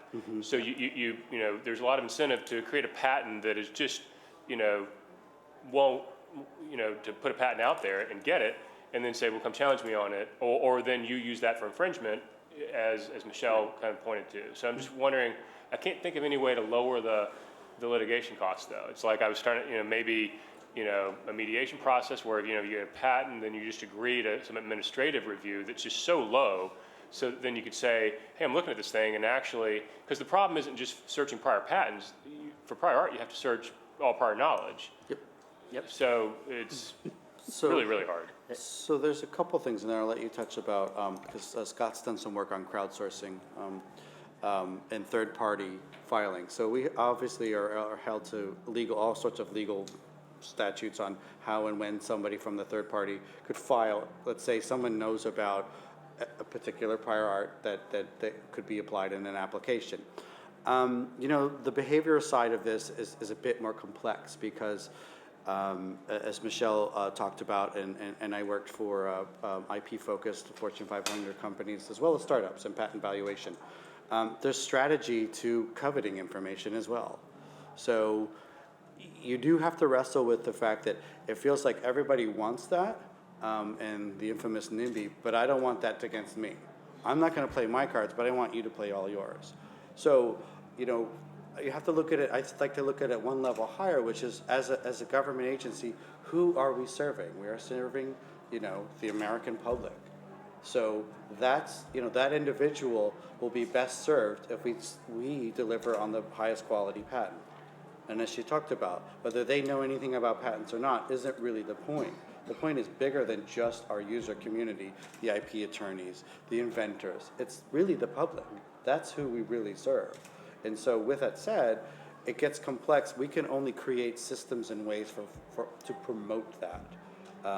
In terms of what you're saying specifically about reducing litigation costs, I mean, it's hard. I mean, I've heard it said before, it's difficult to legislate bad behavior, right? I mean, it's an adjustment and it's a nimble system. So you're really looking at what's the cost benefit of patent litigation versus the rest. And it's clearly rising to a level that it's an everyday conversation. I mean, 10 years ago, as we talked about, people, you go to a cocktail party, you say, I work at the patent office, and I'm like, oh, okay. And, and I worked at Nike, and they were like, call them up, and they're like, I'm one of the patent agents here, and they're like, the pattern department. And you're just like, okay, let's readdress and recalibrate here. So, it's great that it's part of everyone's conversation, but I think we owe the public, to provide a better quality product. And by doing that, it's going to offset ultimately that issue. I think it will curtail it. Okay, well, Tom and Scott, thank you so very much for that. What's going to happen now, we're going to basically see a bit of a live show. Then I'm going to ask the members to come back in. We're going to just get a quick opportunity to stretch our legs and hear some good music. Come back here. There is lunch in the back portion to my left, and basically the doors when you first walked in. What I'll ask of the members is after the show, and Kim will be our escort in a second here. After you come back in, please pick up your lunch and eat it here at the table, because we're going to have a working lunch and have a few more sessions while we're back here. But I'll turn it over now to Kim to take us out here. Yeah, sure. This is a concert for our employees. We've reserved some seats for the council members out there. Invite you to come to the concert, as well as invite the public to come to the concert. However, I am responsible for you. This is an Intel Secure facility, so I need us to stay together. We will have security escorts, and other than between here and the concert venue, which is, 100 yards, please do not leave that area. If you're not interested in the concert, that's fine. And you can, start your lunch, and we'll be back in 20, 25 minutes. All right. Austin Webb. You're gonna love it, obviously.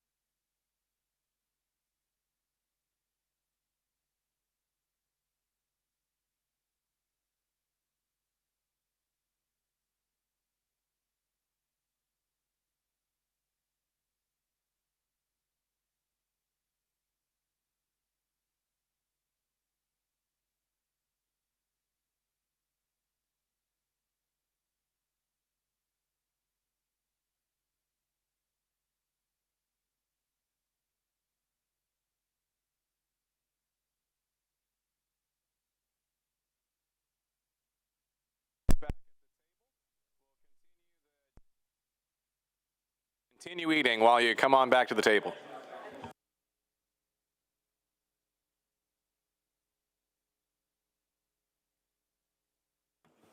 Okay, so for the folks that are back, we'll just go ahead and get started and restarted. And then we'll continue with the other stragglers as they're coming in. It looks like some folks are grabbing some food. That's more than encouraged. We encourage you to also go back and get seconds and thirds, especially those little quiche fruit things. They're amazing. Just all I gotta say, right? So yes, we did bring live music to a congressionally mandated federal advisory committee. Yes, that's how we do things at Commerce Gov. Thank you again, Kim. Where's Kim? Kim's actually outside, but big thanks to Intel for making this perhaps the most interesting advisory committee ever. We also wanted to provide a little bit of an opportunity for some of you to demonstrate your data expertise, and I'm specifically looking at the members at the table. Wanted to provide a little bit of a competition, a challenge if you would, to see who actually read all the read-ahead materials. So this is one set of slides that we did not email you, because that would just give it too much away to the few folks, but, what's that? I appreciate that. Well, it'll give you a chance to see how much you know about Commerce data and also our larger organization. So we'll have a little, just shout out the answers, raise your card if you feel so inclined. We'll see who knows the most about what we're trying to do here. So 10 questions, big prize. I think I'm allowed to say that from committee rules. Big prize to the person, non-monetary prize, to the member that can answer the most questions correctly. We'll start with the first question. So how many bureaus within the Department of Commerce?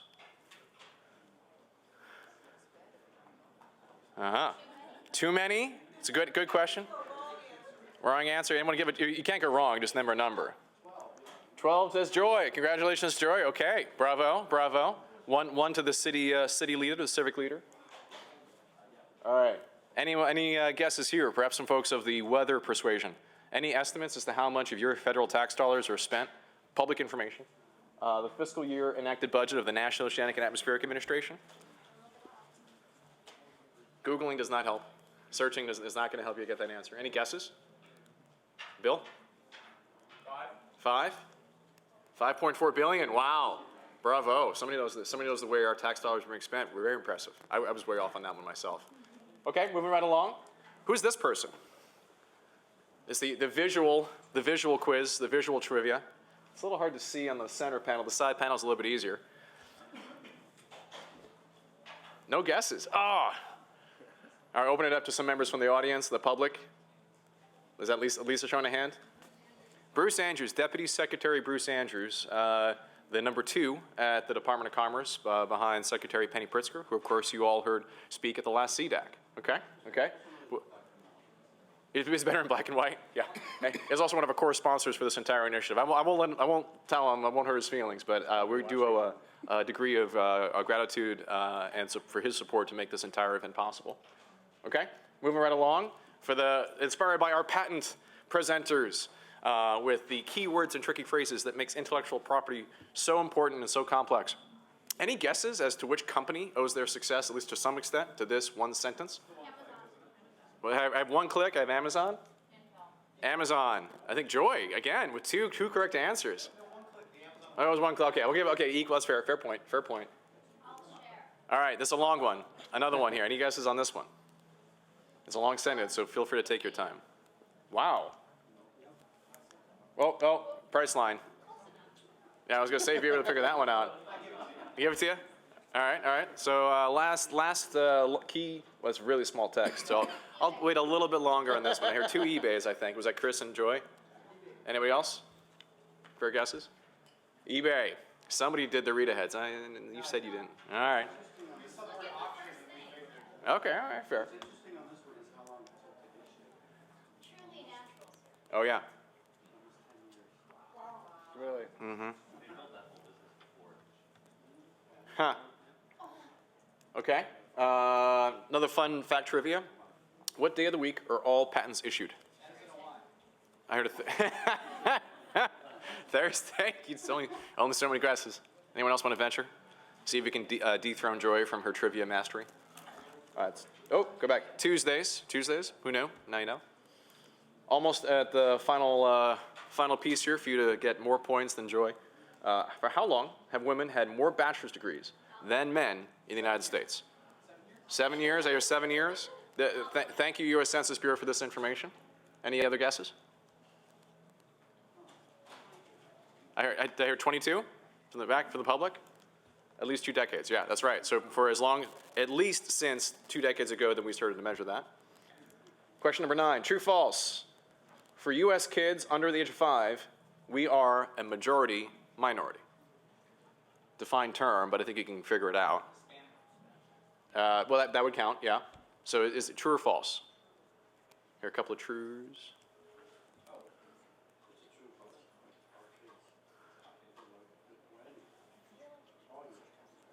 All right, the answer is true. And we're saying all kids by 2020 and the United States of America by 2044. And last question. Who's the one person, the one member missing from this photo? Jen Polka. Man, Joy rounds it out with 4 correct answers. She sends her regrets as the one council member who has not been able to participate in these meetings so far. She actually, we were very excited to have her lead a discussion this afternoon around talent retention, recruiting folks to work not just in the federal government, from her perspective, really all governments for that matter. We regret her absence, but we were able to pull in some other extraordinary experts to moderate that discussion, and we'll be getting to that shortly. So, all right, there you go. Congratulations, Joy. Bravo. Best knowledge of Department of Commerce data and its operations. Okay, so where we left off before lunch was basically on the Patent and Trademark Office presentation of some of their information products. Per the agenda, the objective for that session was to, I'll be literal again here, with a deep dive into the PTO data, solicit and document feedback while allowing stakeholders to receive advice on specific products and initiatives. So same as the income portion, but now we're talking about a different type of product or even a different set of information data itself. So to the extent that we had a mini demo of this income product or initiative, I think it's equally valuable to look at the roadmap that Tom and Scott and a number of other folks are leading to see as basically a strategy for executing and deploying a more effective set of data operations. And so I think it's equally subject to your feedback. You know, you had it as a read ahead, you saw the 1-slide summary. I'll open it up at this point for just a brief period of comment and feedback to Tom and Scott, and then afterwards we'll kick back into the rest of the agenda. If that sounds good to everybody? I see nods. Okay, so who would like to provide some feedback to Tom and Scott to start? Karen. It's really hard to top the previous act. So, and what I was recalling from just before we went outside was something that you said kind of towards the end of comments was about the challenge of linguistics and that's a real interesting area for development. And I was wondering if you have already, and you might have already addressed this in a hackathon or some other materials and I just haven't seen, do you have some standard data sets that people can use to research on where they've been annotated a little bit with what the things are that are the connections between various parts of the data and how, and you mentioned it sort of being its own little, the language being its own little thing.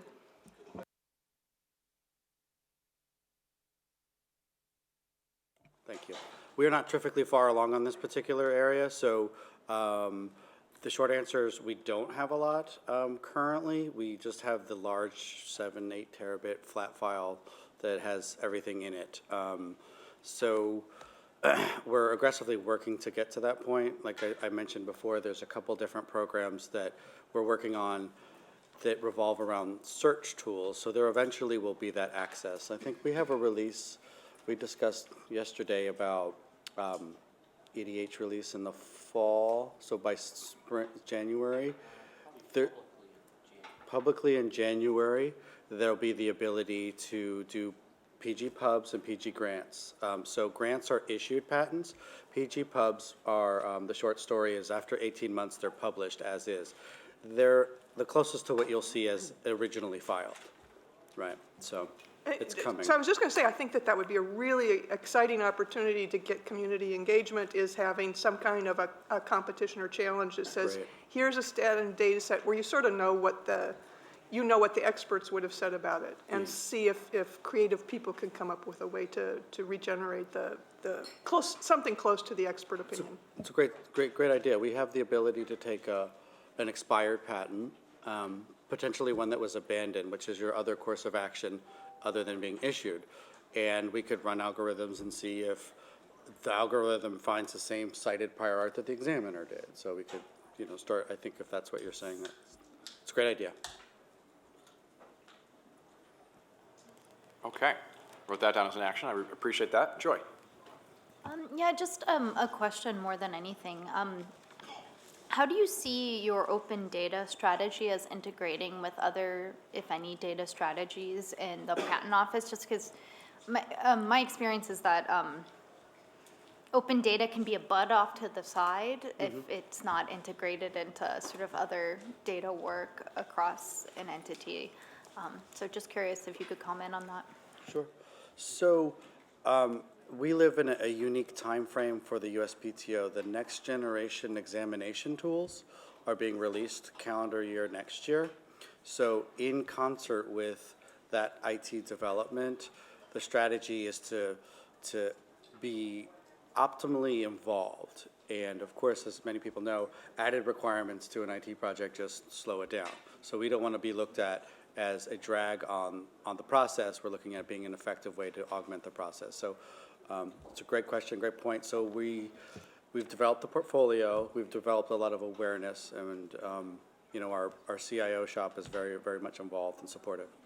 And I would suggest that the things that you need for open data are the things that they should expect anyway out of their technology project, which is really strong and ready access to their own data. Okay. And so I would also be thinking not just through the technical implications, but the contractual implications as you acquire systems to do that. And I'm actually working with some folks over at the Sunlight Foundation and some other places around the contractual terms to put into those sort of future-facing IT contracts to ensure the sort of liquidity and access to your own data.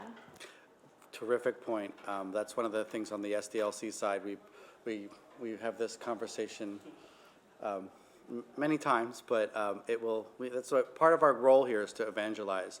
And what's been great today, I want to share with you guys, is a lot of validation, I think, is what we're getting out of the efforts that we're doing. So you guys are asking questions that really validate where we're headed is the right way to go. So we know where to channel our resources. So that's a very good point. Other pieces of feedback, comments, questions?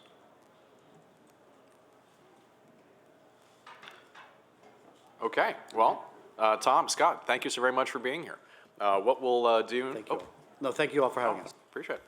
Okay, so what we can do now, we're going to go to the next portion of the agenda, and don't worry that if we're a few minutes behind the printed calendar, we have a master plan to make it all work.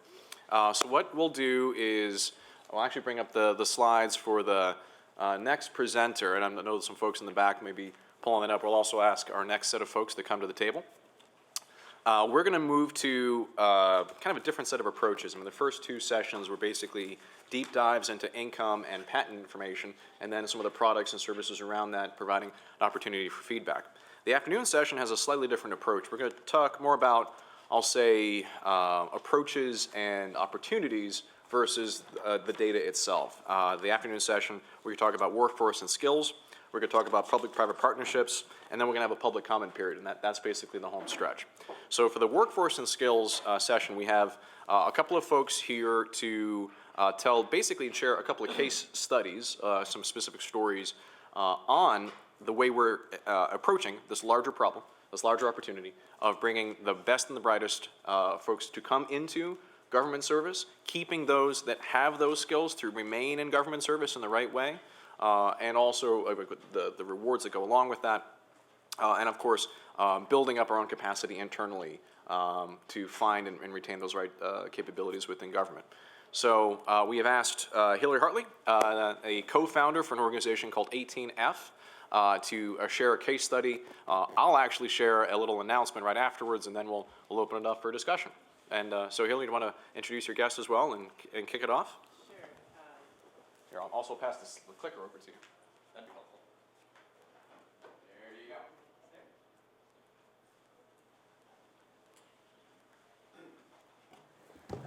Hello, everyone. I'm Hillary Hartley, currently working out of 18F's San Francisco office, right downtown at Civic Center. And with me is Stephanie Rivera. I'm going to give you a short presentation, and then Stephanie and I are happy to take any questions, and then we're also going to have a little bit of a discussion later. So this is a high-level overview to sort of give you a little bit of background about what 18F is, how we came about, and what it is we focus on as a team. Maybe. Yeah. No. Oh.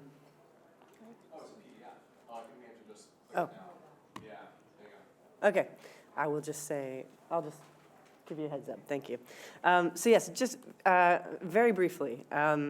In the beginning, 18F started, next slide, please, really kind of grew out of the Presidential Innovation Fellowship, of which Ian is an alum, I'm an alum, and the hypothesis there, if you think of this as an MVP, a minimum viable product around, really around talent, around can we solve what is maybe fundamentally a people problem within government?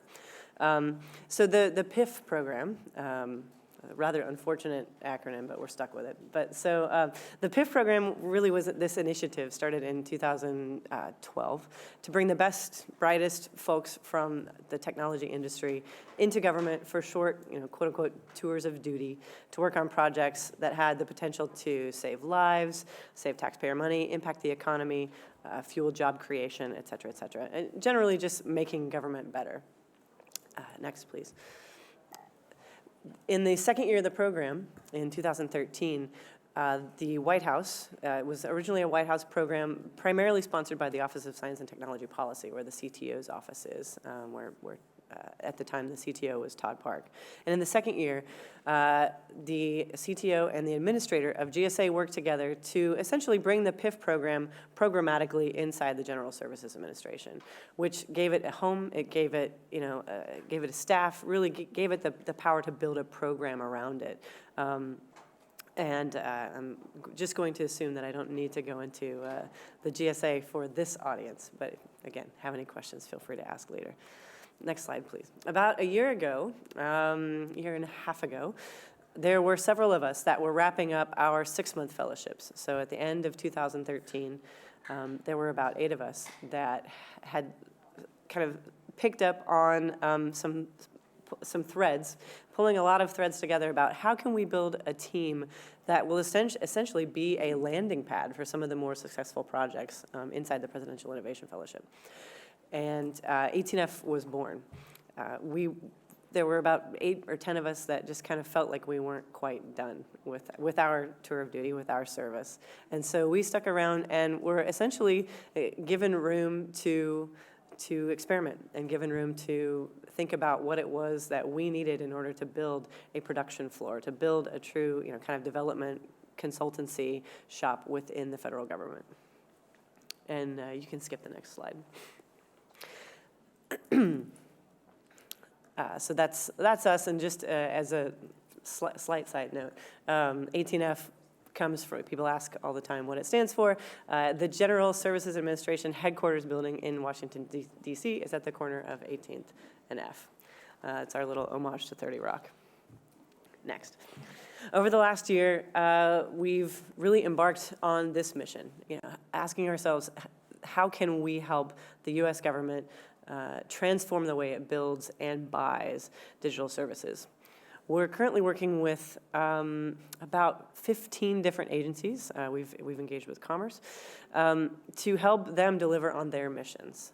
We are in service. We are a service organization, helping agencies deliver on their missions in a design-centric, agile, open, and data-driven way. Next. We hope to accomplish these goals and the needs of the agencies primarily by these 3 kind of fundamental driving principles: putting the needs of the American people first. Again, being design-centric, agile, open, data-driven, that really drives everything that we do. And kind of an ethos of always be shipping, always be delivering. Delivery is the strategy. as Mike Bracken says. Next slide. He sort of famously coined this line in a blog post when he was starting to talk about the government digital service in the UK. And primarily here, the underlying theme is that if you just start, if you just do something, do the thing, show the thing, that you can start to snowball from there. And that delivering something, whether it's a wireframe, whether it's a prototype, whether it's the kernel of an idea, that is the strategy to fundamental change. Next. We use lean startup methodologies, agile methodologies, really modern software techniques to build our products. But we also had to first use them on ourselves. So in the beginning of 2014, our goal as a very small team of 10, and then just a couple months later of about 15 people, was to figure out what our processes were, what our hiring strategy was, everything from secure deployments and how we were going to really operate this team that we wanted to feel like a startup. We wanted it to feel like a scrappy startup. How we were going to do that inside a huge organization like the GSA. So we first identified our two biggest hurdles to building a team that was going to be agile, that we wanted to get products in front of users as soon as possible, and that we wanted to be able to recruit the best and the brightest and hire them fast, not on a 6 to 8 month timeline, but on hopefully a 6 to 8 week timeline. So the two things that we started focusing on right away were hiring and software deployment. Next. So building this startup inside the federal bureaucracy really started by integrating with the federal bureaucracy. Next. Historically, probably some of you may know this, but inside the federal government, software deployment practices have and the policies and procedures around them have posed significant challenges for teams like ours, for teams doing agile work and user-centered design, trying to get things, like I said, in front of users as quickly as possible. Based on some rough research and some very qualitative, not quantitative analysis, our conversations were telling us that it was taking as long as 6 to 9 months for folks to get hired through a typical sort of start at USA Jobs, get through the process, have the competition, get vetted. And for software deployment, it was taking anywhere from 6 to 14, 18 months just to put a website online, just to have something that users could actually go and see and feel and click around. So as you can imagine, for us, these processes need to take weeks, if not days, and definitely not months. So we started hacking bureaucracy. We're approaching hiring and software deployment in the same agile, open, and user-centered way that we approach our products and our projects. Next slide, please. The first few are pretty straightforward. Next slide, please, thanks. You need a stakeholder, a client, a prototypical user for which you can create an MVP, get real people using it, learn and iterate, etc. Next slide. But the last two are fairly specific to maybe not just the government, but working inside large bureaucracies and trying to be lean inside of a very large organization. And what we found was that it was okay for us to hack our way around the rules, but we had to stay very much aligned with them. And as soon as something worked, make that person the point of contact, make them the single point of contact, formalize it and memorialize it for reuse so that we could always be iterating and learning and figuring out what really works. The next couple of slides are just a little to show you kind of how we've grown. So this was, we became kind of quote unquote public in March of 2014. This was when GSA kind of announced us to the world. We were about 15 folks. Again, it was 8 or 10 of us that stuck around from the Presidential Innovation Fellowship. We got a couple of returned Peace Corps volunteers to help us on the operations side. We detailed a couple of folks from the CFPB, the Consumer Financial Protection Bureau. Got a couple of folks from the Sunlight Foundation really early on. So this was our first team. This was at our first quote unquote all hands in March of 2014. And the next picture is several months later. We had grown from March to July to a team of from 15 to about 75 designers, developers, product managers, analysts, researchers, writers, technologists, et cetera. We've got folks currently, next slide, in DC is our largest office. We have about 60 some odd folks there. San Francisco, we have 20 plus folks in San Francisco right now. We've also got physical offices in both New York and Chicago, where we have several folks working out of those offices. And then we have folks all around the country. We are a distributed team where we, because GSA has a very liberal teleworking policy, we embrace that. And we think that that has absolutely helped us to not only recruit but retain talent in a really unique way for us. Next slide, and then I think we can actually skip to the next one as well. So again, back to our first order mission, that we will transform and how the government builds and buys digital services. That guides everything that we do. So I wanted to walk you very quickly through how we think and how we act and the principles that we try to live by. Next slide. First and foremost, we really intend to lead by example. We want to be providing hands-on instruction. We want to be there and bringing our stakeholders, bringing our partners in the agencies along for the ride and along for the journey, and giving them experiences that maybe they haven't had before as program managers or whatever, but really getting them into the nitty-gritty with us. So in terms of sprint cadences, making sure that they're showing up for sprint reviews and helping us do sprint planning, showing up to our kickoff meetings and not just worrying about documentation and project plans, but having them sit and sketch with us and being hands-on and going through something like a design studio. Next slide. We think that, I think we skipped one, but if you can go back one slide. Thinking like a designer. We believe that user-centered design is fundamentally changing and will continue to fundamentally change the experience that we all have with government, not just the federal government, but government services in general. We're really focused on building what people need, nothing more. User needs being the driver for all decisions. And the real kicker here being user needs, not stakeholder or government needs. And we've had many conversations where that concept maybe feels foreign at first, and then again, delivery being the strategy, showing, not telling, when we're able to get real concrete evidence in front of stakeholders, it just becomes very clear. Oh, of course, if that's what they're going to use versus what we thought we needed to build, that's what we need to build. Next. We use metrics and analytics to augment that research, the user research around being user-centered. We measure everything, really, again, including ourselves. I like to say that we do more than make websites. Well, I'm not really interested in making websites. We enable the discovery of information, whether that's through data, through APIs, through helping guide a user through a transactional service.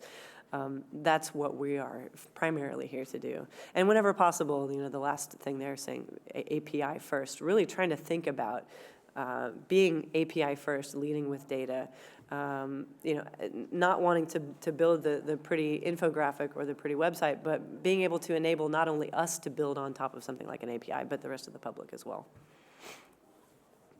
Next, we're not a capital A Agile shop across the board. Each PM kind of does what works for them and their team, but Agile and Lean methodologies really drive everything that we do. We believe in delivering early and often. We build something small. We learn by validating with real people, and rinse and repeat, iterate. Having those quick feedback loops with stakeholders hopefully mean very, very large failures never happen. We are open by default. Again, both what we make, so we have an open source policy that is very progressive. We start, shovel in the ground on day one, unless it's very extreme and extenuating circumstances from an agency, building open source and using open source. But we also try to live in the open as well, through simple things like using GitHub, but also through our blog, really trying to be transparent about how we're working, knowing that transparency leads, and that transparency and evangelism go hand in hand, and that hopefully by leading by example, again, not only kind of in the trenches and in the day-to-day work with our partners, but also having that stuff in the open enables teams that want to work like us or that want to build services to learn from us. So what is 18F? It's a hub. We started by thinking we were solving a people problem. How can we get digital and technology talent back into government, help make decisions from the beginning, not outsourcing everything. But what we learned is that when you start with people, you get good things along with them. You get the processes that they know and learn and live by. You get the practices and the tools that they have, sometimes that they've built or that they've used in the past. So we are a hub of people, processes, and practices. And one of my colleagues, pretty early on, when trying to describe the type of person that is at 18F, he said, we're impact junkies. So we're on a mission to really help the federal government operate just a little bit better. And for our partners, 18F really is kind of an emblem of change. I started by saying, just start, just do the thing, show the thing. And that in many cases with a lot of the people that we're working with represents a significant change and a new way to approach things and approach problems. I have a couple of slides just to sort of talk about some of our early projects. So the next slide is a picture of, is a screenshot of a website called fedbizops.gov. And FBO is essentially the online portal for businesses who want to find out about opportunities to work with the federal government. As you can see, it's fairly straightforward. There's a lot of information there. You can probably take a guess as to when it was built. There's nothing inherently wrong with it, but the web has evolved a little bit. The one thing that we also learned as we were working with folks trying to kind of get a handle on the data available in here, they do have the data all open. They publish XML files every evening, but it's not available in a really easy API-type way.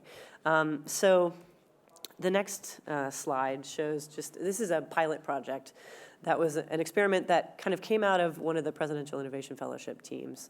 GSA is still maintaining it. It's not under active development right now, although it sort of sits there spurring on a lot of the procurement-related work that we're doing. We like to point back to this to be able to show that just a small change in thinking can change a lot. So FB Open, essentially what we did is we streamlined it. We made it search first, search only, really, knowing that that's really what people are coming to do. So then on the next slide, you can see sort of a more modern approach to search results.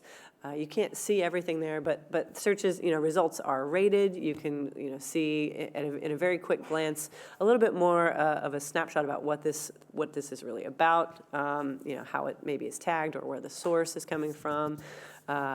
Posted date, created dates, etc. So maybe nothing really sort of jumps out at you about this other than, okay, maybe it looks prettier.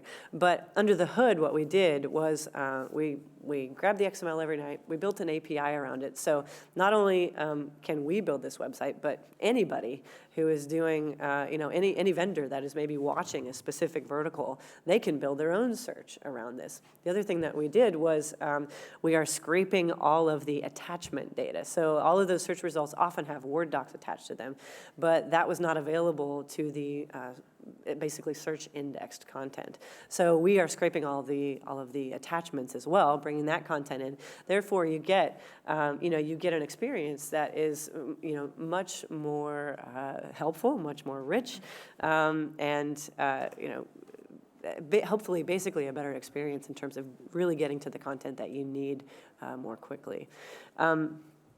So again, like I mentioned, we're lean and it's not really under active development anymore, but that's a lesson learned also. You have to be willing to kind of experiment and kill your darlings. And, you know, this site isn't costing us a lot to keep it up there, and it is something that we love to point to in terms of this is an experiment that proved a point, and we hope that it affects change with FedBizOps and with other systems that are trying to do the same thing. The next slide is a picture of our online dashboard. Again, trying to be transparent about what we're working on and how we're working. This is the screenshot in particular is a little outdated, but at 18f.gsa.gov/dashboard, you can see all of our delivery projects that are currently in process. So, and there are links to our code. There are links to really kind of anything that we have documenting these projects and contact information, all that kind of stuff. Stephanie is actually, if this particular piece is interesting to you, we can talk about the next version of this and again, how we're we got this out. This was our sort of alpha, but we are now embarking on kind of version 2 of this. Some of which, some of the features are scratching our own itches, but some of them are also just kind of taking this a little bit further. So, lastly, just the next slide is just sort of a wrap-up slide. Change is possible. I like to just kind of end with that notion because, a mere 18 months ago, this was just kind of a crazy idea. And 18F really now is part of the fabric of the General Services Administration. What started with a team of 8 people being told to kind of throw spaghetti at walls and see what stuck, because we had enormous and amazing champions in the administrator's office, the administrator himself, and now his successor, Denise Turner-Roth.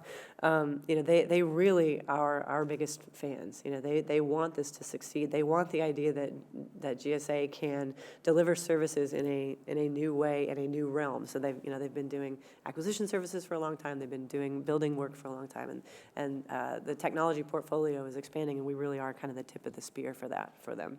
But it would not have grown as fast as it did without that champion, without somebody saying, I believe in this, I want you guys to go. We have an internal log of some awesome quotes that he said in a meeting that I won't share publicly, but just know that he is a very strong champion of ours. So change is possible, just start. Thank you very much. Thank you, Hillary. Okay, anyone have any questions, comments, or feedback for the 18F team? Brian. This is really, really cool. Like, a lot of this really resonates. We do a lot of work with government customers as well. And we follow like a very similar model of get like a bunch of bright young people and get them access to the problem and just let them loose and figure out what works. The thing we found that's both like determinative of both like project success and like people being happy and engaged is really like getting that model with how you're working with the customer, how you're working with that counterparty, like really, really right. Yep.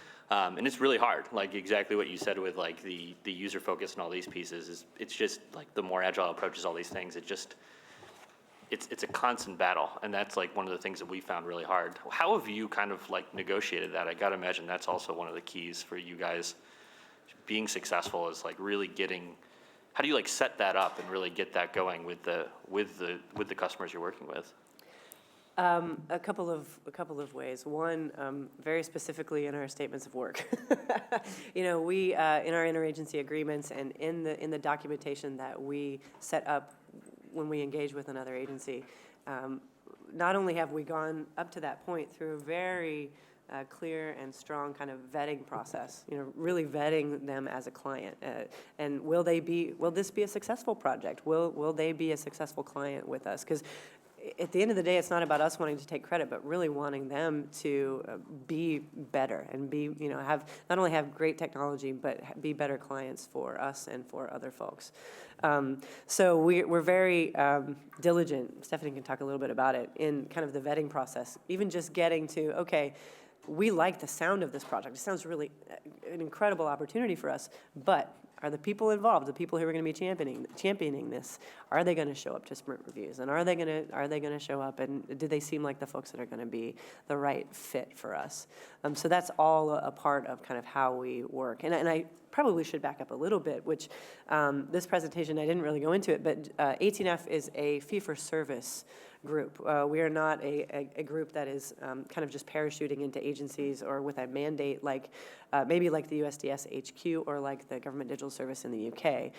We are. And sorry to interrupt, just acronyms, USDS, Yes. HQ, just US for those Digital that don't know what Service. all that ecosystem is, Yes, if you could explain that too. Absolutely. The U.S. Digital Service is we are essentially part of an ecosystem of teams, the top layer of which is the U.S. Digital Services headquarters team, which is inside the CIO's office. That's Mikey Dickerson's team.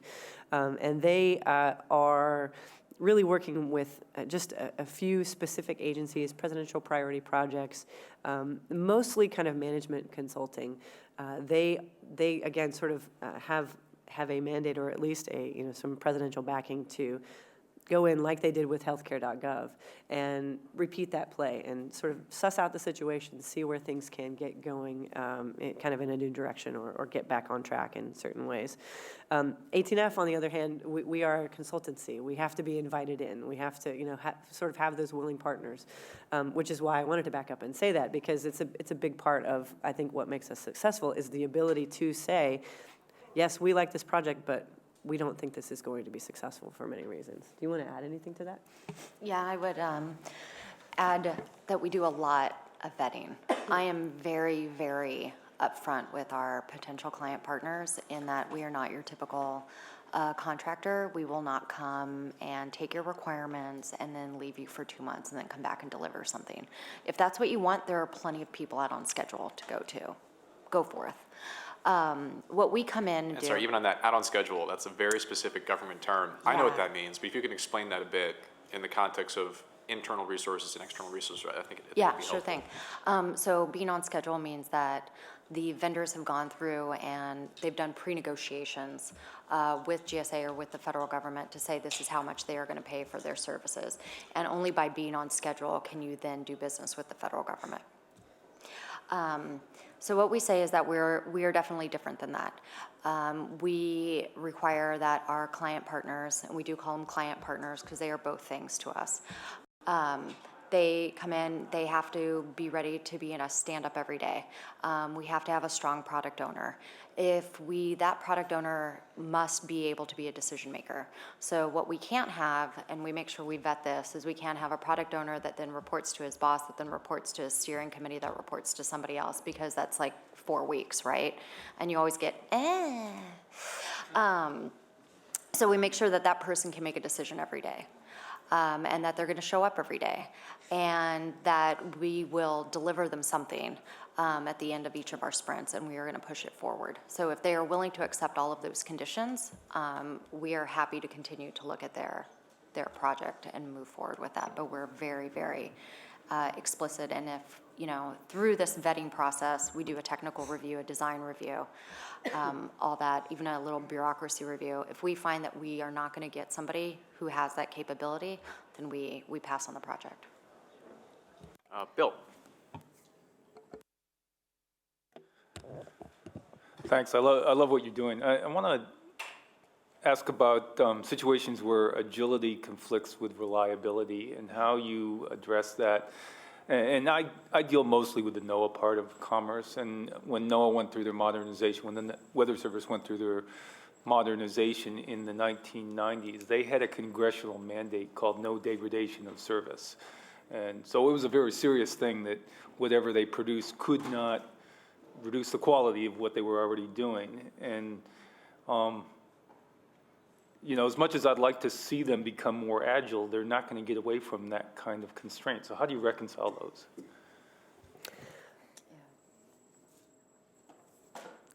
I think,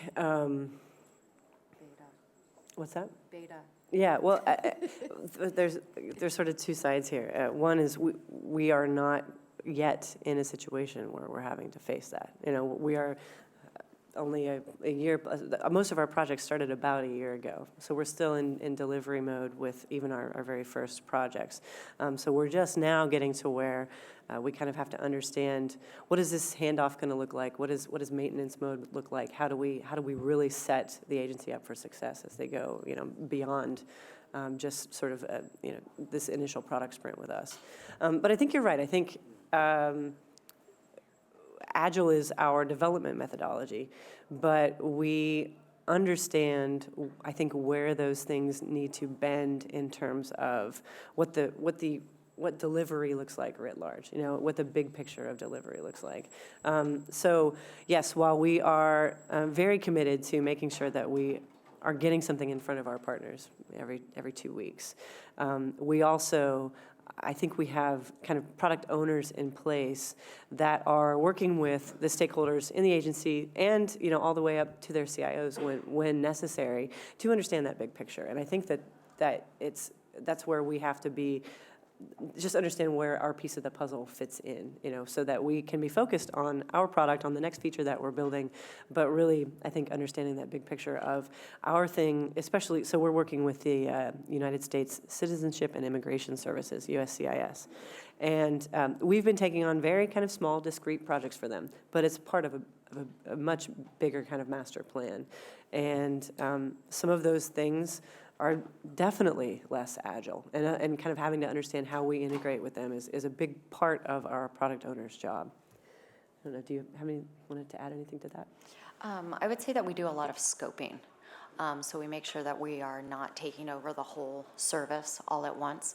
And in fact, if somebody comes to us and says, we need you to fundamentally change, soup to nuts, we're like, we're probably not your people. But we can say, okay, we will start with something very small, something scopable, and we will deliver it to you. We also haven't come to a point yet where we've turned off something without turning something else on. So we have started to run testing in parallel, so we don't have that degradation of service. But it is something that I think we're going to need to address more fully as we start to deliver more and more things and hand them over to the agencies. That's another thing that we definitely we're not in the operation and maintenance business. So everything that we deliver on the behalf of the agencies, and it's theirs, and we give it to them. Yeah, it's a great question. It's something that's going to come up. I think Stan was next, but Austin, do you want to chime in with something? I see your card's up. Just curious what you guys are doing in terms of looking at institutionalizing 18F to carry over to the next administration, kind of where you are with that. Yeah, the MOA is public, right? Yep. Yes, so just want to make sure. Yeah. So in general, when people asked me that a year ago, the people who have been interviewing who are savvy are saying, so what's this look like in a couple years? And my answer is, again, because we are set up as a service organization, we're a consultancy, we're fee for service. Just like any vendor, I think if you have happy clients, you have at least some firepower for to some argument that you should stick around. And GSA is in the service business as a whole, so we felt pretty good about the fact that if we were delivering things and our partners were happy, that the sustainability factor for 18F wasn't as big of an issue as something that perhaps, like the U.S. Digital Service, might be at the whims of not only the president but Congress and other things. But even more concretely than that, just in June, 18F is funded by something called the Acquisition Services Fund. It is essentially a capital fund that sits inside GSA, and GSA is able to use it to fund good for government type projects and things that they think can be cost recoverable. So that's why, again, we have to charge our partners, the agencies we work with, an hourly fee for the work that we do, for the things that we produce for them. So we are constantly paying back into that fund. It's kind of our startup fund, if you will. So we always have a plan for cost recoverability quality so that we're paying back into that fund. The managers of that fund are the other service inside of GSA, the Federal Acquisition Service. So FAS manages the ASF, lots of acronyms. But all of those sort of powers that be within GSA have now signed an agreement with 18F that they will continue to fund us through 2018, so for the next 3 years from June, which is well into the next administration. And again, I think that plus, hopefully, we are delivering quality software, and we're sort of making happy partners. I think that we'll be around for a very long time. Did you guys look at doing a budget line, or this model seemed to be better? And is leadership all political, or are there some career slots, or all career slots? That's a great question. There's actually only one political in our entire organization. That's the director of the Presidential Innovation Fellowship. He happens to be a Schedule C, a political. Everyone else is a Fed employee, but we're not career Feds. We use a schedule. It's called a Schedule A. It's essentially an appointment that allows us to do what's called an industry hire. So I'm able to say, Stephanie, I want to hire you because you have these specific skills that pertain to the work that we do. It allows 18F to craft its own interview schedule. However we want to vet the people that are coming into our organization. We are not beholden to any sort of competitive process from OPM or with USA Jobs or anything like that. We are able to design our own competitive process. And it allows us to say, I want to hire this specific person for these specific skills. That allows us to essentially craft, all of our hiring and try to get it down into what is right now about 8 weeks versus the 6 to 8 months. You wanted to jump in on the... So it's actually slightly different. It's part of the same family. There are many, many paragraphs under Schedule A that we are hired through something called Schedule A Subpart R, and it is specific to the industry hiring someone for specific skills. The one that just got launched is Part A. Is that correct? It's just an extension. Oh, it's just an extension. Go for it. Yeah. The one that just got launched was an extension of R. So what happened was that GSA and the Veterans Administration basically went to OPM and said, if you don't want another healthcare.gov again, I highly recommend that you make it easier for us to hire these people inside the federal government, which will make the government a better client for vendors that are coming to them. And also we can start building some of this stuff ourselves. OPM said, meh, I don't know. They said, we'll let you have a pilot.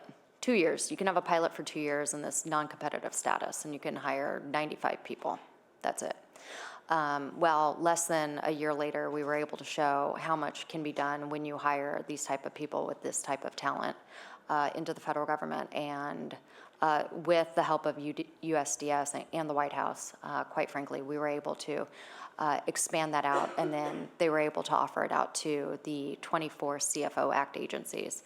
And you'll know them as the large departments. So, yeah. Like Commerce. Like Commerce can do it. And to answer your other question, Austin, about viability through the next administration, it's something that I think about a lot. And when I was brought over, it was definitely something that I was tasked to think about. So I will say that GSA is nonpartisan. We have people and contributors on both sides of the aisles, both red and blue. And the work that 18F has done has been pretty nonpartisan thus far. We do get a lot of backing from this current administration, although I would say that we're launching into doing some work for Congress as a whole, and that's definitely across the board. So I think that we are institutionalizing ourselves within the bureaucracy enough that we will be able to prove our worth to the next people. And about the ASF fund, something that should be noted is that fund doesn't come from Congress. So it's not congressional funding. It's a revolving fund that is within the agency. And so that's very important when you want to think about sustainability going forward with a program or not. Okay, Stan? Hey, thanks very much. It's a great presentation. I was curious, so sounds like the alternative to using you guys is people who are on schedule. So, and those are private contractors, is that right? So why don't they do the stuff why don't they operate the way you do? Well, I mean, they can. I mean, so They the can government. operate however they want. Okay, but do they? I mean, it sounds like what you've done is very unique and fantastic. I'm thinking that you guys largely came from the private sector, I assume. Mm-hmm. I And didn't. why when the government hires the private sector, do they not act like you guys do? Well, Is I there some think policy when you go no, on there's schedule that you know there's prevents no them? policy, but you have to think about it from a vendor perspective. Your product is only going to be as good as your client. If you've got a C client that doesn't understand technology, you're going to get a C team, and you're going to get a C product. So what we're really hoping to do is to raise the bar of the government to be better clients, not just for us, but for other vendors. And are you improving your clients, or are you just you're finding the good clients? Both. Both. If I can also add a. At first, we were definitely picking the good ones. Well, in the So 18F if those case, clients yeah. went on schedule, would they have the same results, do you think?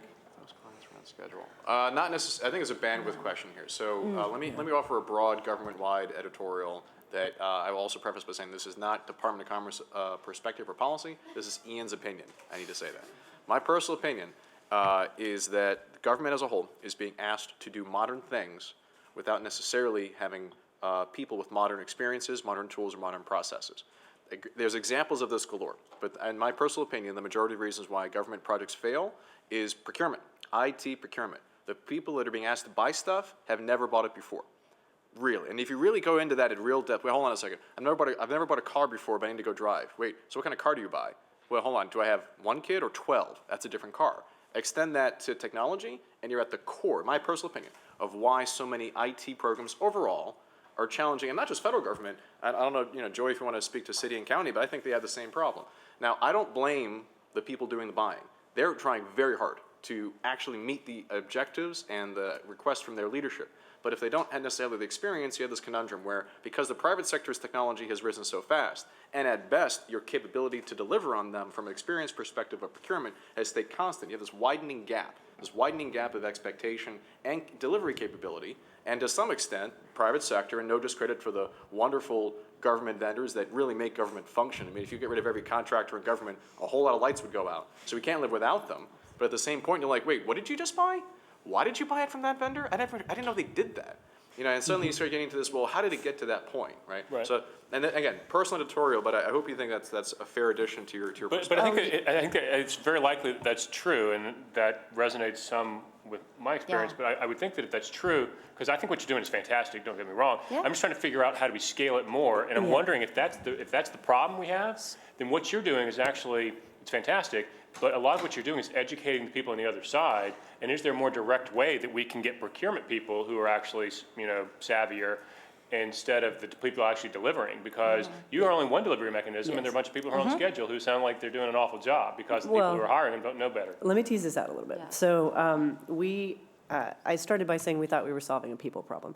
Part of that hypothesis was if we could get technologists into the government, helping those initial decisions be made. Not even building the products, but just being at getting computer scientists, getting technologists at the table when policy is made or when it is decided that we need product A, B, or C.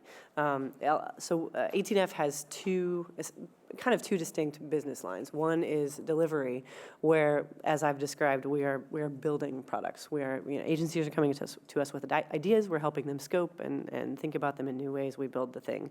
The other line of business is really what we're calling consulting, and those projects are more quick hit. They're shorter engagements, but they're really focused on acquisition and helping program managers understand they're coming into a problem, and they think that they need the helicopter with all the bells and whistles and a million different things, where actually what they need is the minimum viable helicopter that will get them to prove the point that they need to prove. So one of our recent engagements scoped a project that they came to us thinking that, really honestly thinking that they had this $300 million procurement ahead of them. We spent 2 days with them, and at the end of 2 days, we had scoped it down. Okay, this is what you need. This is the first thing you should build, and it was 40 or 50 million. So the beginning part of that is helping make those decisions and helping scope it differently, helping make those changes. The second piece of this that is happening right now is you can read about it a little bit more on our blog if you go there and search for something called the Agile BPA. So BPA is a blanket purchase agreement. It is essentially, and Stephanie might want to tease this out a little bit more in her wheelhouse, but a BPA is essentially a way to say, again, we have vetted this group of vendors to be part of this pool that we can easily access for projects.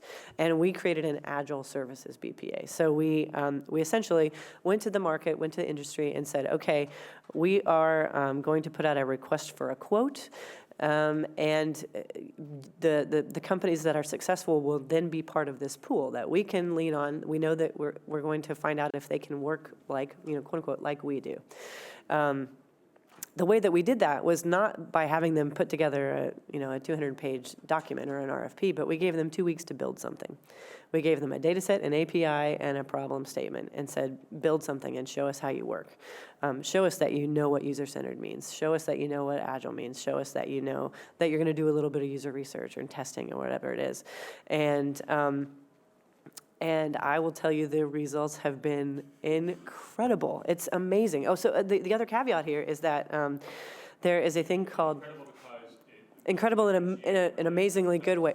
No, that's the thing, sort of, but not really just that. It's incredible because the people, this is our alpha product. It's kind of it's our test, it's an experiment to see if something like this would work. So we didn't go whole hog in terms of we want to reinvent procurement, but we tried to, again, kind of work within what we had. So there's this thing called Schedule 70. It is a schedule of IT-related vendors. So all the people that have gone through this process, it's usually a 6 to 9 month process of working through various policy and bureaucracy hoops to be able to do business with the federal government. We limited the pool to folks already on Schedule 70. So it's not just, startups or small businesses that might want to work for the government. They had to find a prime. They had to find somebody on Schedule 70 to work with. We were skeptical to find, to think that we would maybe get 20 to 25 really high quality vendors that we could put in this pool, and we were blown away. We got over 200 submissions, and we have whittled it down to a pool that we are extremely excited about. And again, some of them were smaller companies that kind of hustled and found a prime, to be sub to in order to get onto this. But a lot of them are some of your typical IT vendors that, if you say their name, you say, oh yeah, they probably have a bunch of government contracts. What we found was that getting out of the way and not giving them 200-page requirement documents and just really giving them a well-defined, well-scoped problem, giving them a data set and an API and saying go, they delivered incredible things. So they are working like us, and it does work. This was just last week that I had this conversation with one of the guys that's kind of running this project, and he said, I think we just need to be getting out of the way more. So, and just to build on, I think where you're getting at, Stan, in terms of your recommendation of how do we scale that out, there will be a couple of announcements and some more information that I think will lead towards that action item in about the next 5 or 10 minutes that I think will speak to that. But I also think that, a core kind of takeaway from this discussion is on some level there is work to be done on educating the people doing the procurement on the processes that allow them to be agile rather than making these 400-page technical specifications that lead to more healthcare.govs. Right. I think the education on the procurement side, it feels like is maybe one of the recommendations that you were making at the beginning of your question. Is that fair? Yeah, right. Or also, I think as Hillary was talking, I'm wondering how many PIFs do we bring in on who are program managers? Yeah. Absolutely. Because, having the sexy stuff is the stuff you're doing, which is totally cool again. But program management is not quite as sexy, but a good program manager is a lot of what you're talking about. You're People exactly who can right. figure out what's up and can run a process that's more iterative and agile. That's exactly right, yeah. And just a little bit of context in terms of scaling it. The president and the USDS, the Digital Council that sort of looks over all of us, has basically set the goal of getting 500 digital services experts into the government by the end of 2016. So that's kind of a goal that we're aiming toward as an ecosystem writ large. Again, teams that might be spinning up within agencies, 18F plus the USDS Digital Services Headquarters team. So there is a kind of plan to recruit and have this recruitment engine really getting people in. But also the flip side of that is, again, this BPA is scratching an itch of ours. You know, we don't have enough people to take on the projects that we want to take on. But again, we think if we can get a good program manager, a good product manager at the helm, that is possibly from our team, and then go out and work with a vendor that is very easy to get to, then that helps us scale as well. So that's a huge part of our play there. Just a few more comments before the break. Dan, I think you were next. Yeah, kind of staying a little bit on this theme. I mean, one of the key things in government is actually getting more government productivity, right? And so sometimes I feel like we get caught up on the steps we take to get there. And so, you know, BLS used to measure government productivity until 1994, and they don't anymore. And I understand that you guys are very kind of data-centric, and you're looking at metrics for success. So when we're talking about outcomes and, you know, output and cutting costs, obviously a lot of agencies still have these challenges of how they actually get cost savings out of IT projects. So as we're doing more, how are you seeing the best way to provide that evidence that we are actually able to cut costs, or maybe we're not, and then providing that evidence so we figure out ways to go and tackle that problem next?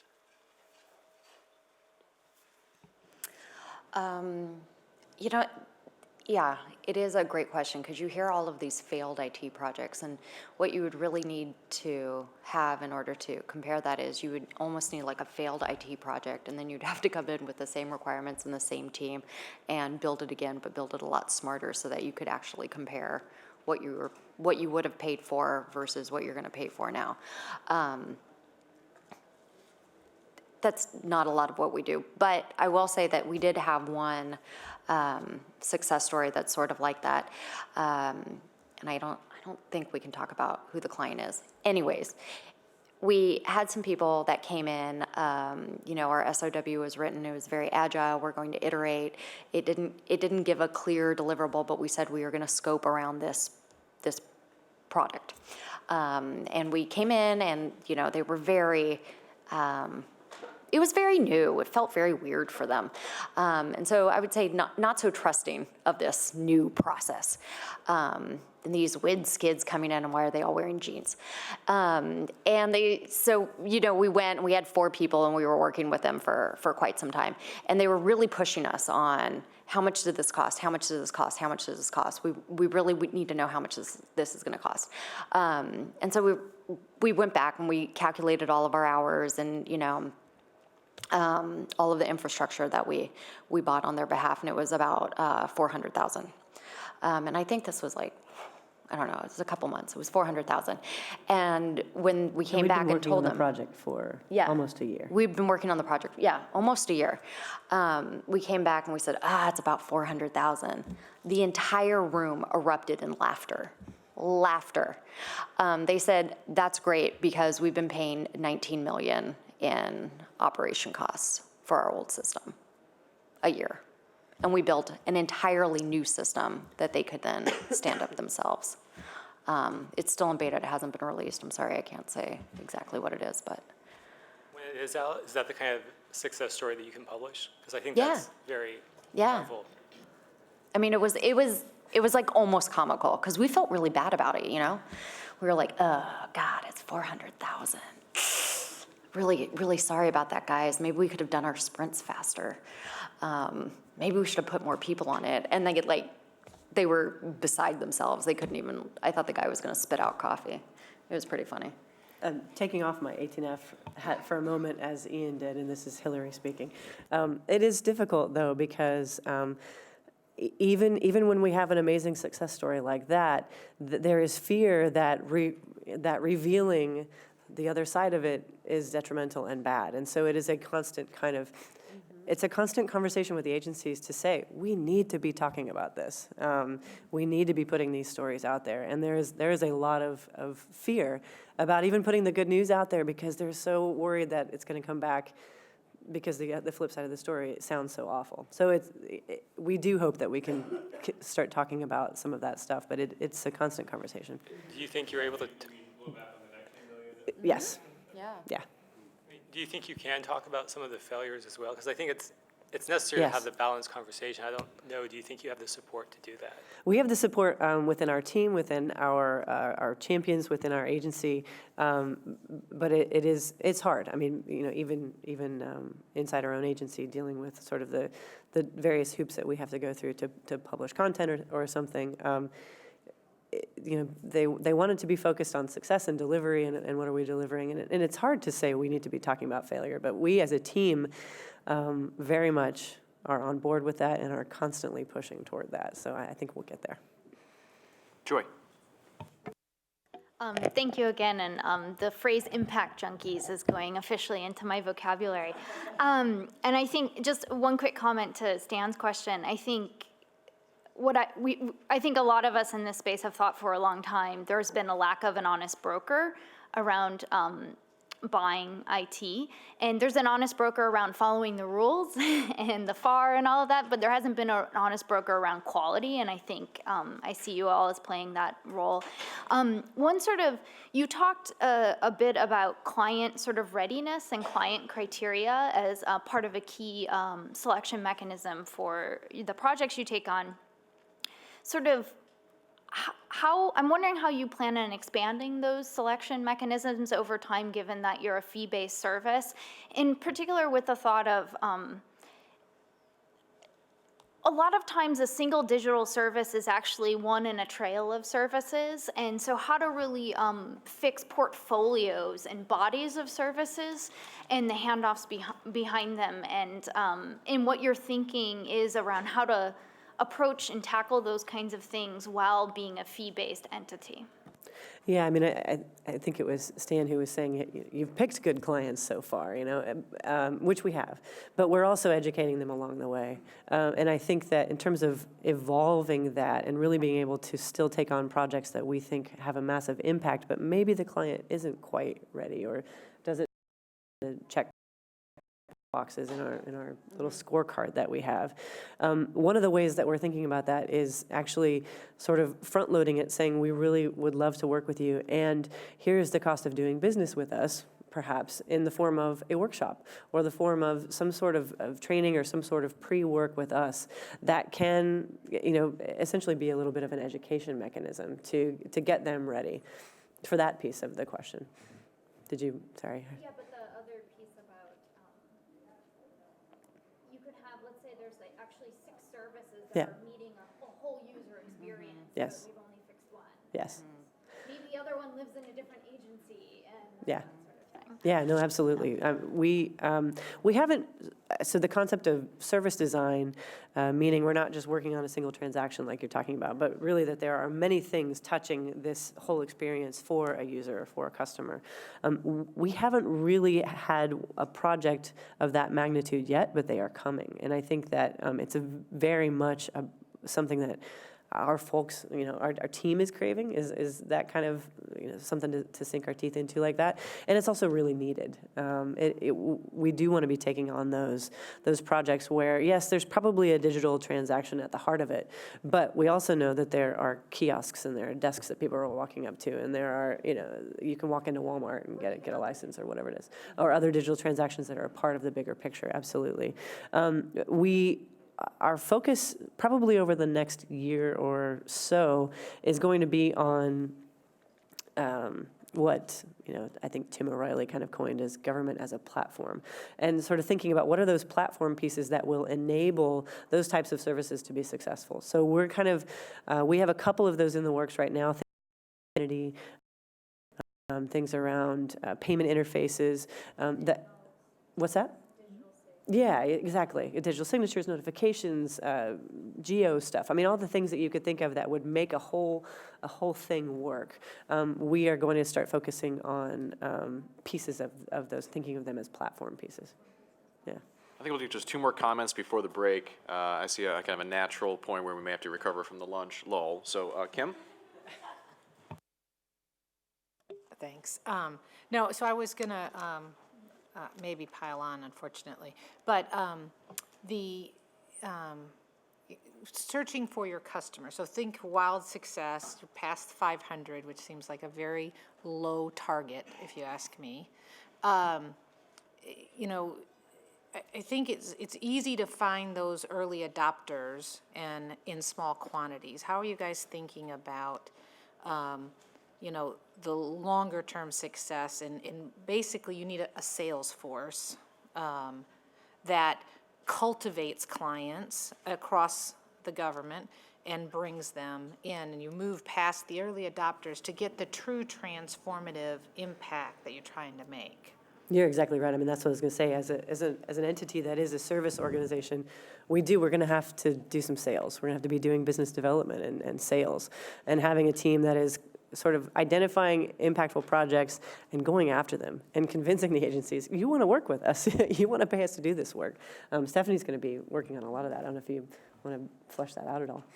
Oh, yeah, I was going to say, well, one, it's not that easy to find the early adopters, because you have to remember that the early adopters are surrounded by non-early adopters.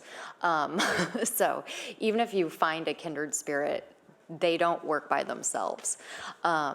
So you have to really start convincing everyone around them to kind of work the way that you work. Or the way that you kind of want them to work. And so through doing that, we're hoping that we'll have, you know, a cultural expansion. We tell a lot of people that this is not illegal. It's okay to do this. We've gone over this before. Several agencies just like yours, how maybe this one, they have signed these SOWs, here they are, stuff like that. I do think that in the beginning, we came with some smaller projects. And I don't think that we actually always picked good clients. And that's why picking good clients now is something that we really focus on. In the beginning, we kind of took those people that were willing to take a risk on us, right? We were new, we were weird. So they were willing to take a risk, and hopefully through that we had some education. And now they are better clients for the next people that they work with. We do want to move away from just these smaller projects into meatier, more holistic, more platform projects that will have lasting impact and really transformative changes. But I do think that we will have to, first, I think we're going to have to go to market with some products that we've probably made for our existing client partners to show people how it can be done, and to start taking those and seeing if we can help by replicating those around to different agencies. So that's my first plan of attack. Also, I think some of the work that we're doing around building the BPA or other marketplaces, I hope that we aren't the only team that is doing this. You know, what I really hope is that when we take on a project, part of what we ask ourselves is, if we build this, what is the likelihood that it could be reused? Does it seem like something that another agency would benefit from? Are there pieces of it that we think play well, you know, would fit well into other projects? So, you know, building a payment interface to a certain payment engine, or building a kind of knowledge library. Of course, you know, we'll be able to reuse things like that. So what I hope is that yes, we continue to be a viable kind of business inside GSA, but I also hope that people are stealing from us rampantly. You know, everybody from the city and county of San Francisco to the state of California to other federal agencies. I really hope that, and that's part of what we are going to have to do better over the next year or so, is, you know, think along the lines of almost like an app store. Like how do we identify those discrete things, those discrete, you know, objects or things that we've built that people can take and use very easily, even if it's not the whole package or the whole product that we've built. So yes, I hope people are stealing from us and that we're not the only people having to do that sales job. I will say Commerce is shamelessly stealing, and we are a customer of 18F, actually. So I guess I'm with you with the weird and new part right there, right alongside. Last comment before the break. Austin. I just wanted to say it's really exciting what you guys are doing. I mean, this disruption of government contracting is something that's desperately needed.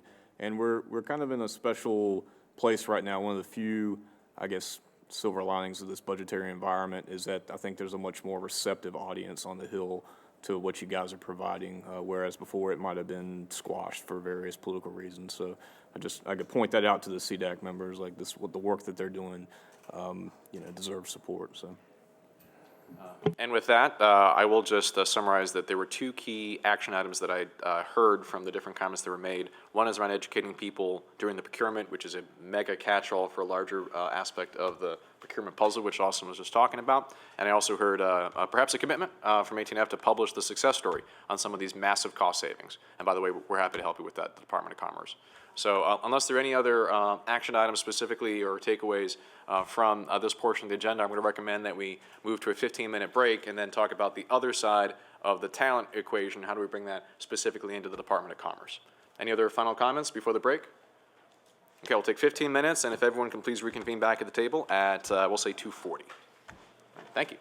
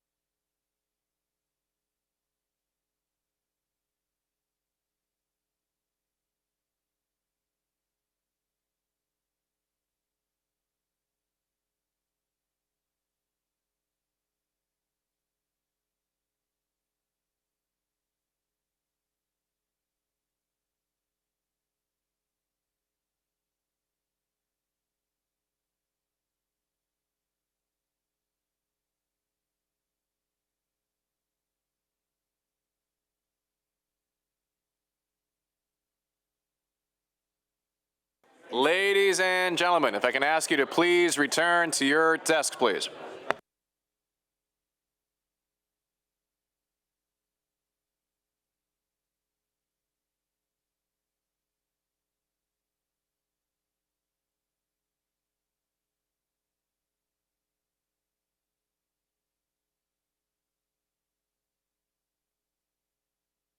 Good idea. That's a good idea.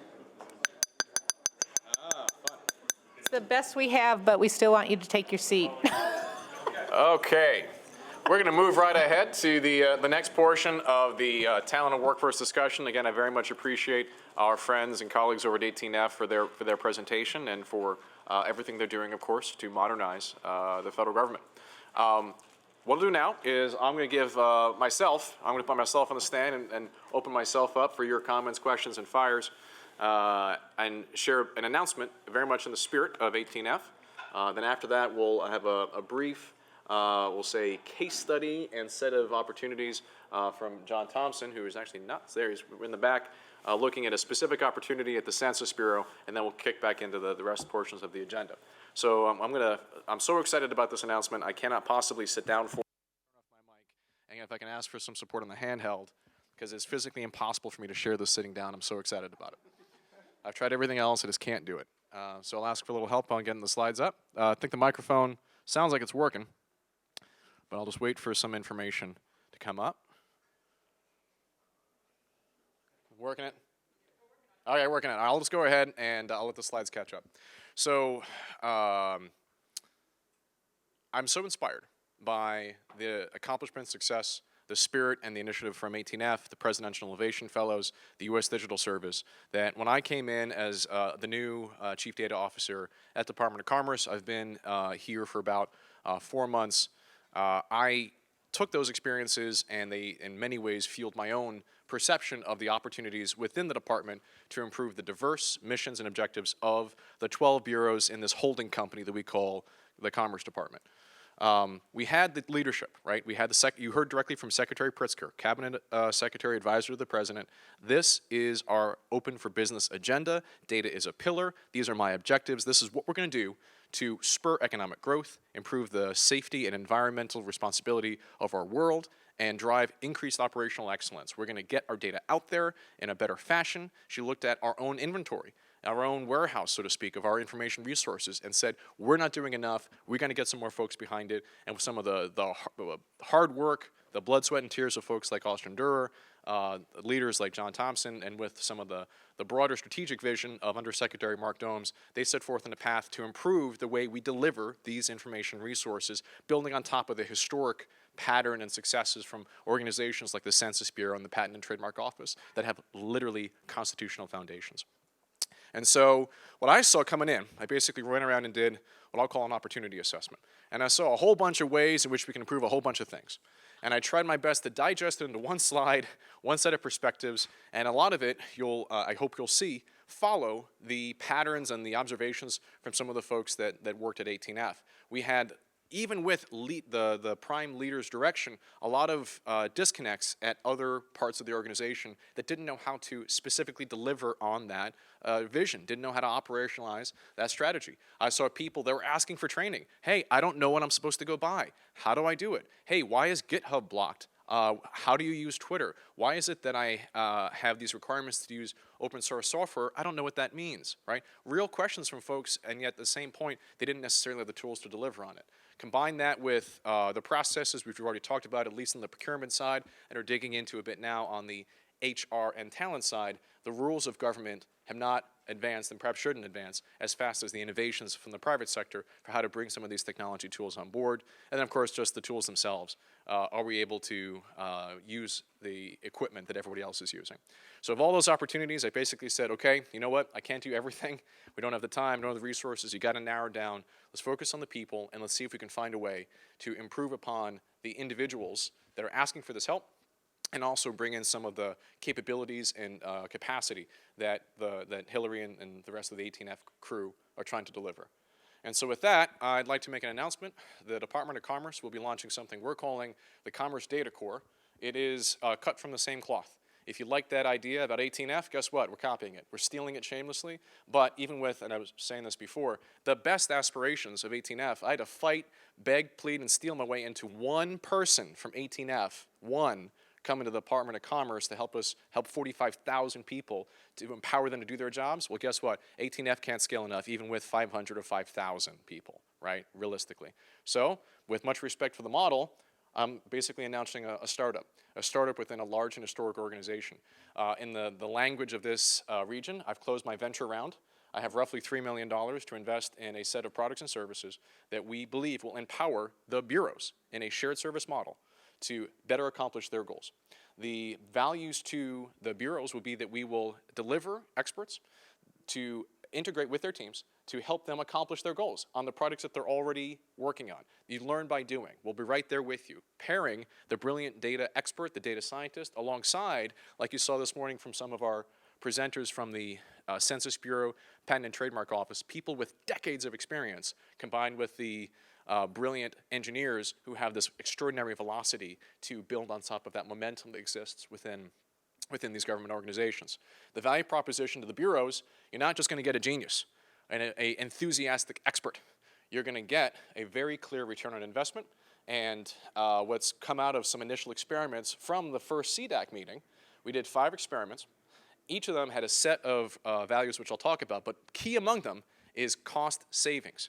We are mitigating otherwise inefficient IT procurements and saving at least $10 for every dollar they spend on these new experts in this new shared service. So you spend $100,000 on us, we'll save you, Patent Office, Census Bureau, at least $1 million on your own operations. That's the value proposition. In a way, it's supercharging the infrastructure history of what a lot of CIOs have been asked to do within federal government. We have a range of methods that I'm proposing to engage with these different projects, and a lot of it's just based on the realities of what exists in those different bureaus. If some people have a specific request, well, you may already have great folks working on that. You may not need a full level, we're going to build a product from scratch, deploy a full agile methodology. Maybe we just need to help you write the technical specification a little bit better so that you can get some of those folks that were mentioned earlier in these schedules, Schedule 70, some of these innovative technology companies, rather than having these massive specifications which really block innovation. It blocks the innovative companies from even coming in the door. We have some fantastic capabilities and legal mechanisms that most folks didn't even know about. We have one bureau called the National Technical Information Service, NTIS. They have the ability, I'm going to say a sentence, then I'm going to put a comma on it, and then give a qualification. Here's my sentence.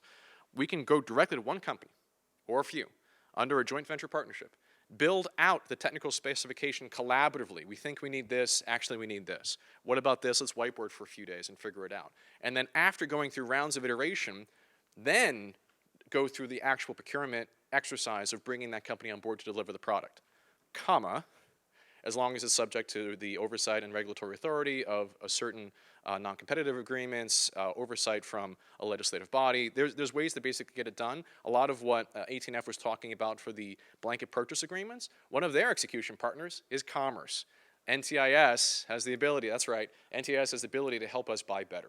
Right? And everything in between. And by the way, on the Incubate, that's not just how do we bring some fellows, White House fellows, presidential innovation fellows inside government to incubate itself as a product inside. How do we find a way to do seed investments in a certain batch of startup companies so that they can be actually brought into government for short periods of time and work on their products in the course of actually helping us do our jobs? Yes, that's legal too. You just have to do it the right way. Right? All these things, the venture is not new.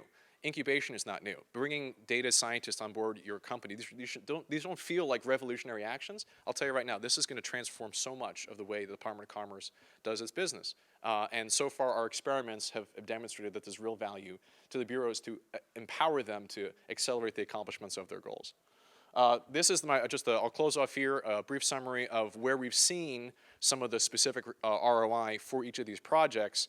You saw a little bit of a presentation of the income platform. We haven't got to the point where we're seeing savings in that one just yet, but in the course of building these products, we've learned a tremendous amount about how we can better engage our customers, ask tough questions on who's using this information, and even within a bureau like the Census Bureau, or really any government organization, help uncover some of those institutional silos which are preventing different innovators from actually building the products and delivering better services to their customers. This we hope to scale in some fashion. I don't know if we're going to go just all in on one project or if we're going to choose a bunch. But if I can go back a step, the model is a shared service, right? So this question is really about sustainability. The hope is this doesn't just help a lot of people.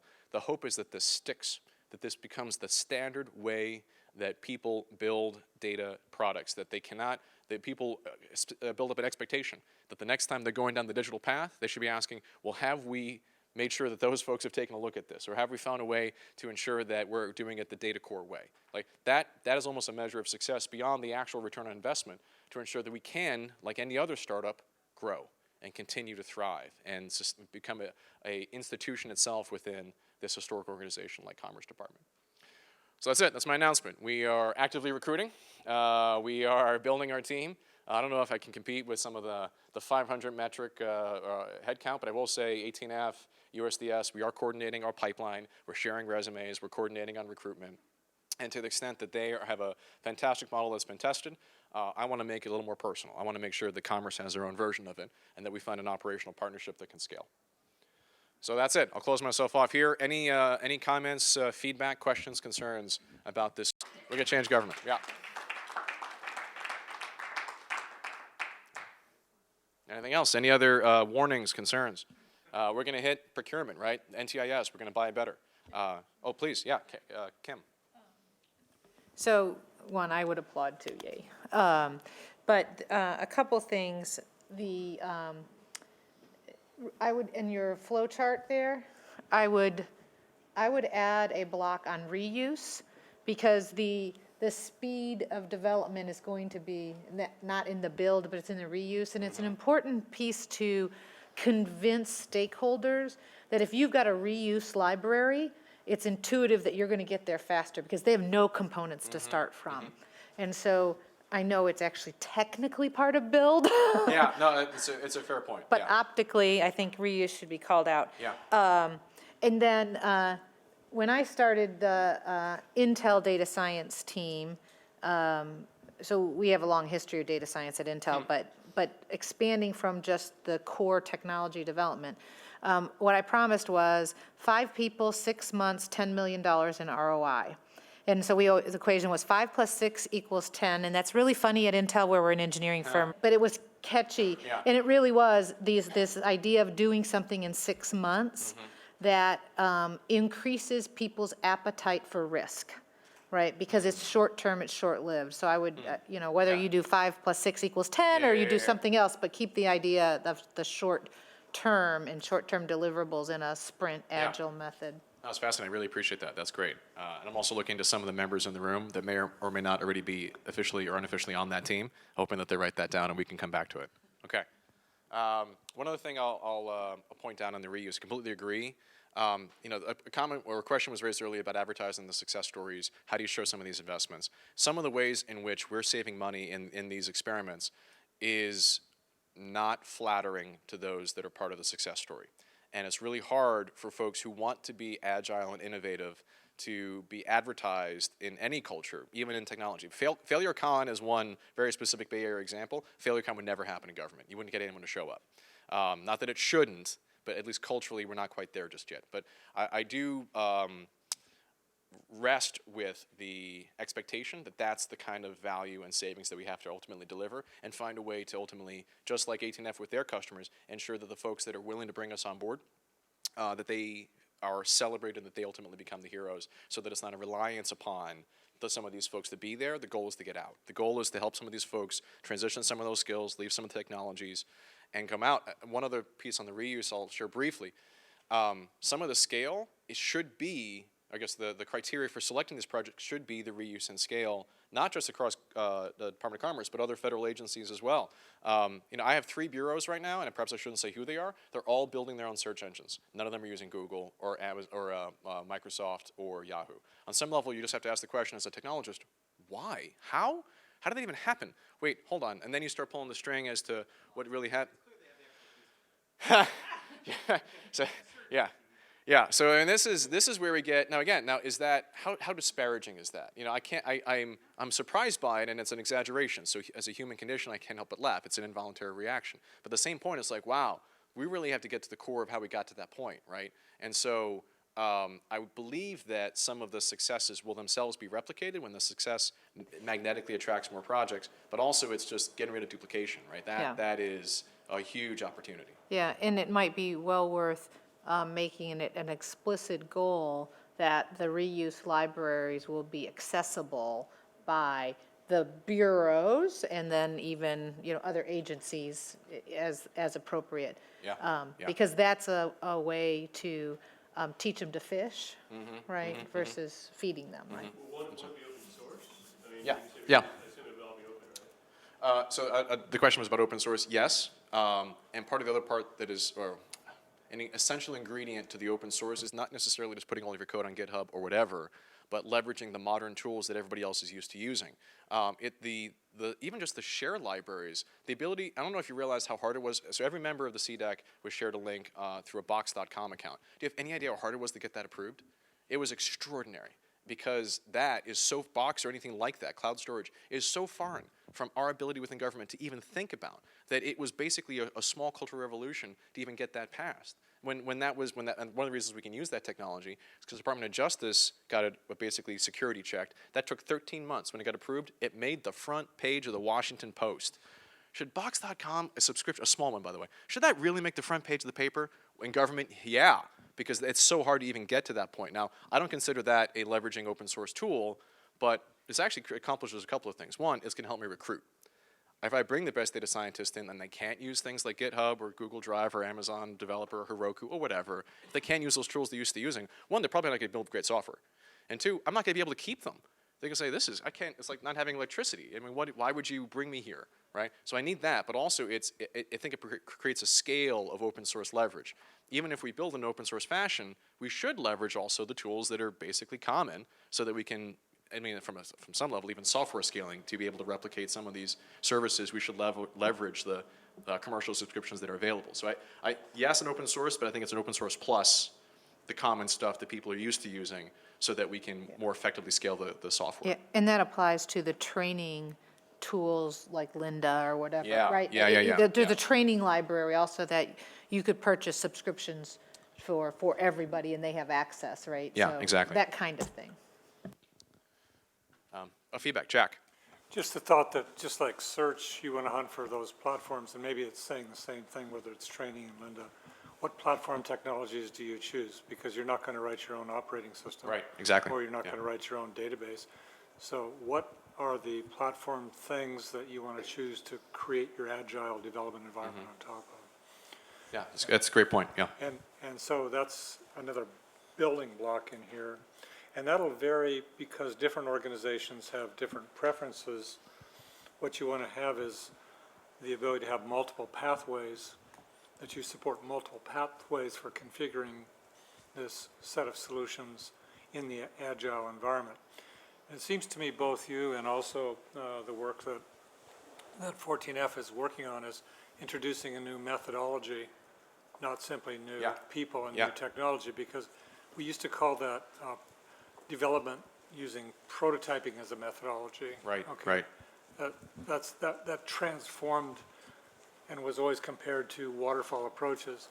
So this is yet another step in the same direction. So the fundamental change is methodology change for developing solutions. And yeah. Excellent, thank you. Joy? First off, congrats. I know how challenging it is to shift government dollars, so awesome. Thank you. Just a quick, I guess, one clarification and then a follow-up. How are you thinking of distinguishing the sort of products you imagine coming out of the data core as from like the notion of, digital services and digital transactions? So is there a bright line there, and how do you frame that? And then the second sort of question is like, what do you hope to look different a year from now, sort of because of this? Yeah. So the first part of the question, so much of the organizational approach in my case depends on what I've diagnosed as the existing infrastructure people at Commerce. I think it'd be different if I was trying something like this at Interior or IRS or Treasury. Based on what I observed at Commerce, I saw a Venn diagram overlap with a couple of other organizations and represented by a few leaders. So Steve Cooper is the relatively new CIO. His approach, his staff, his priorities is leading me to think, okay, you know what, that's my infrastructure. You're going to hear in a few minutes from a brilliant person over here named Alan Davidson. I looked at him as some of his expertise. I was like, wow, okay, policy. Okay, now I see, now not that those are clear, again, as a Venn diagram overlap, I see the digital service organization, for me, being more towards products, delivery. The infrastructure is, can we even get on the internet? We didn't have Wi-Fi in the building until about 6 months ago. How? Like, how is that even a thing, right? So Steve made that happen, and his team.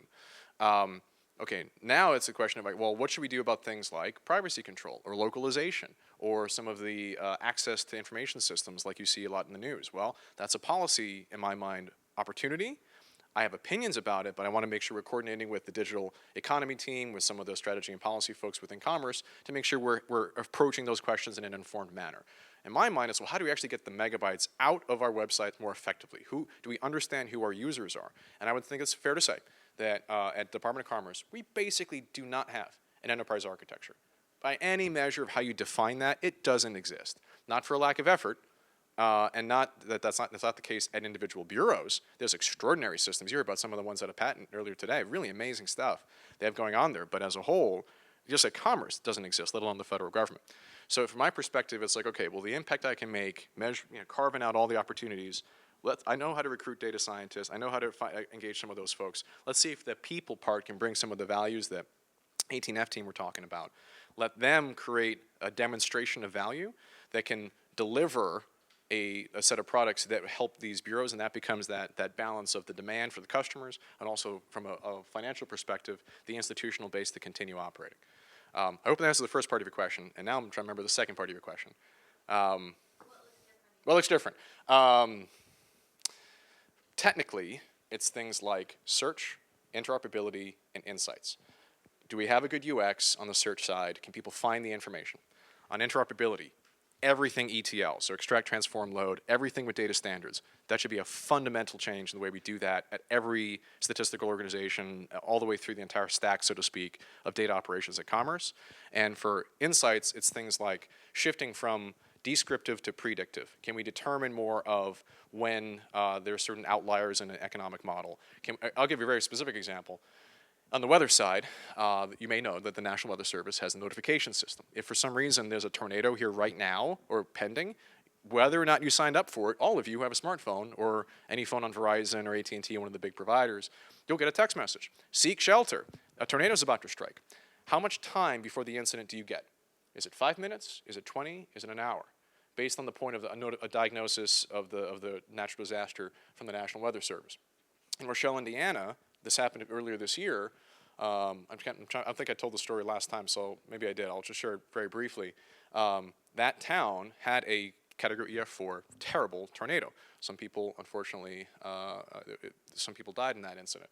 There was a 27-minute warning before the tornado hit that town.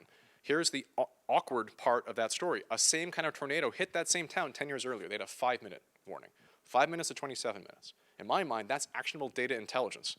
That is, I can seek shelter pretty well in 20 minutes, and I appreciate that time, National Weather Service, for giving me that.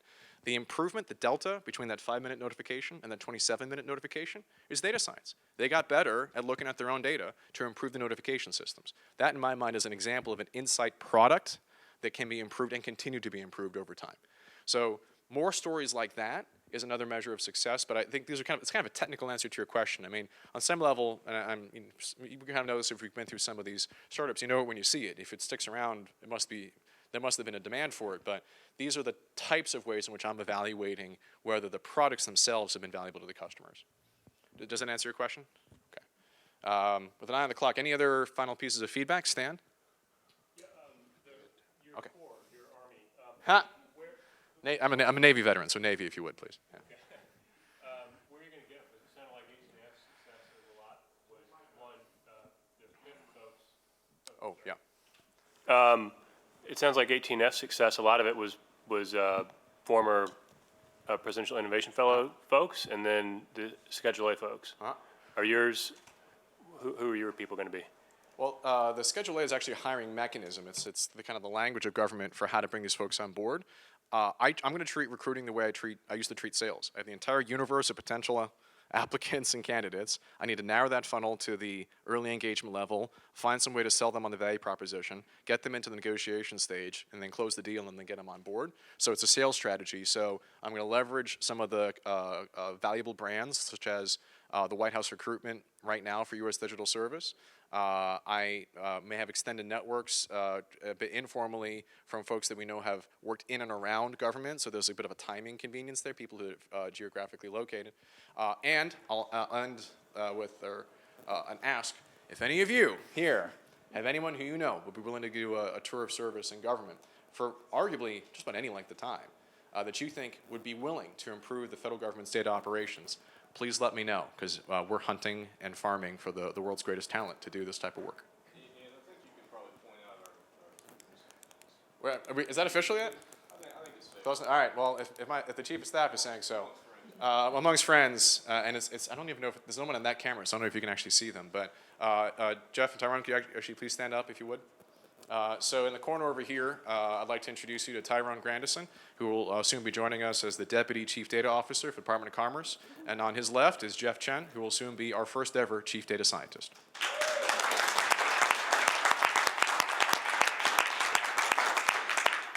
Former PIFs, by the way. We didn't plan it that. We had a much larger target, but these are the best folks that we found. Okay, Dan. Real quick, two things. One, are you including data visualization in part of your goal? That wasn't in your 3, so I was wondering if that's... Absolutely, yes. I apologize. I meant to include that in the insight bucket. So in my mind, it's a form of education, and what I expect, and we can look to some of the brilliant folks kind of in that area of the room, I think there's a UX side of that in terms of displaying information, but I also think that data viz itself is a set of products, and probably, by the way, will have the quickest wins. I think we don't really have a data visualization function in any part of government that I can find. And so just being able to create some of these visualizations will themselves be types of products that I think attract more people to what's possible. So yeah, it's absolutely on the plans. The second question is, as you're going into this, and maybe you don't know the answer now, but what's your end game? Because I can see two different outcomes. I don't mean a year from now, but kind of the 10 to 15 years from now. Okay. Are you looking for this to be something that is highly relevant, that is kind of a permanent fixture, or are you looking to be something that is decommissioned because it's no longer relevant because you've enacted this kind of change? It's two very different models, but I wonder if now you need to kind of at least decide which direction you're thinking about going, because that might impact how you engage on this kind of issue. It's a good question. I also feel like, again, from the private sector analogy, it's like just closing a venture round and then asking about your going public strategy. It's like, come on, we just went past the angels. Give me at least a few years to figure out the going IPO. But structurally, I believe that the skills that we're talking about, because that's the portion of this agenda, right? It's not even necessarily the people, it's the skills and capabilities, should be risen throughout the entire organization and then delivered as a shared service embedded with the project. So I don't want this to be my analogy, but I keep coming back to it. Think about what lawyers are today in government. There's an office of general counsel. Every federal agency has a general counsel. And there's a bunch of lawyers all over the place who basically you can't buy anything, you can't hire anybody without going through the lawyers. All right, what's the data version of that? Can you imagine if, we shouldn't be able to, we can't fundamentally make a key decision on policy. We can't, justify an economic development grant. We can't release a new product unless there's real data to support it. Well, who's going to provide that data? I think that skill set is increasingly, from my perspective, essential to all of your businesses and organizations. I think that that has barely touched government operations. And my reference for that opinion, if any of you saw the Mary Meeker report, which comes out every year in Internet Trends, look at the slides on government innovation and the impact that technology has on government. Government's at the bottom. I mean, it's barely even been introduced. And so a lot of, I think, the definition of success will be just catching up to what the private sector is already doing today. I don't know if that answers your question, but that at least is directionally where we are. I mean, longer term, I think we still need to, bring the folks on board and refine the measure of success. I think it should align with the organizational mission, spurring economic growth. But as was brought up with Alan, specifically some comments from Alan and Stan this morning, how do we measure data as a direct impact on economic growth and business growth? I would say we're not even doing a very good job of measuring that right now or defining it right now. And I think the stronger we get on that, the more targeted the data core can be on its objectives and trying to accelerate that achievement. So, again, at this point, it's a startup. It's, I have a set of products, I know the needs, I know the user, I know some folks that can do great things in a short period of time. Let's just start to deliver those, and then over time, figure out the right organizational structure. I don't know who's next. I lost track. Bill? Can you just step back one slide? Can you step back one slide? Yeah. Yes. I don't have anything to ask. I just. There you go. Yeah. Sure. Bill? Yeah, I thought I knew the answer to this, and then you brought up the tornado example. So I'm wondering how deep into data production you expect this to reach. I thought that you were going to say this is mostly data dissemination and access, and then the tornado example was really about data production, which is some pretty sophisticated software modeling tools that requires a lot of science and things. So how deep do you expect? I think it'll depend on how we evaluate each project that's coming in. So 18F has a selection methodology. We're developing ours. The reason I brought that example actually is because it makes a lot of sense to me, but I know that there happens to be a lot of people working on that right now, and I don't know if, pick a number, 3 people being augmented to that team can really move the needle, but I guess I'm willing to ask and experiment and try. Now, I guess you can come up with an attribution problem of if we get that number to an hour, was it because of the data core or just some level? I don't care. Like if we're helping folks out and they get to their objective, and then on some level the shared service pulls back, or at least provides some scalable way to deliver. Some of these services we provide to that one example may just be, I'm just going to arbitrate, an AWS contract, which doesn't exist in Commerce, by the way. It may be a set of scalable tools like Jack was talking about, which probably doesn't exist in Commerce right now because we've been buying in an old-fashioned way rather than the new-fashioned way. Now, that's to the previous slide about the kind of partner or procurer approach, just helping connect those services. That could be a scalable way to kind of, with not to take too much of the military examples, but land the Marine Corps, occupy the beachhead, rotate the Army in, and then find an Air Force way to provide support from a distance, right? So, okay, drop in a data core set of experts, help them build a set of products and tools, and then support through the vendor community to provide software as a service and scalable solutions. That model may be very replicable. And so to that extent, we could hit the big stuff, like the data analytics associated with early notification systems. But, to your point, it may just be so hairy. Maybe all we need to do is look at the BEA website, which, by the way, is also under development. It's the one website that produces all the GDP information for the entire nation. All GDP comes from a website that is hard-coded in HTML. There's no CSS. There's no content management system. It's 3 hard people just typing it in one at a time. On some level, you're like, wow, we can really help you with that. But are we hitting GDP? Actually, yeah, we're helping you to deliver that information more reliably. So we'll have to triage that, but I don't personally think that we should shy away from the big projects. Who was next? Sorry, Joy? Joy and then Alan, okay. Just going back to your Office of Legal Counsel example, which I would maybe pick a different one. No one likes me comparing it to lawyers. I don't know why. For many reasons. But one thing that I think as you move forward on this is thinking through the natural allies. And it strikes me, when you were in your analogy there reminded me, I bet every single agency in commerce has an office of policy and planning. And there's a lot of analytical and talent in there and very smart people. They might not have access to modern tools and even modern training, but those people are good and they're sometimes not used as well as they could be. So they strike me certainly as a group of natural allies that can sort of extend some of the stuff you're trying to do. Yeah, absolutely. No, we can't do this ourselves. We have to find those analysts, the data folks, the champions, and even just in the early experiments, inside, most people are like, oh yeah, I'd love for this to happen. I proposed it 13 years ago when we did this, this, and this. Those people, those are the great ones to partner with, because okay, you've already been working on this. Now how can we, in many ways, just bring the right type of people to your team? Alan. So I think it sounds great. I highly recommend that you steal the entire 18F playbook. Yeah.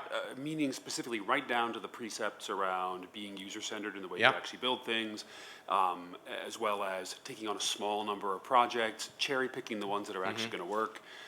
All of that stuff is super important. Just because,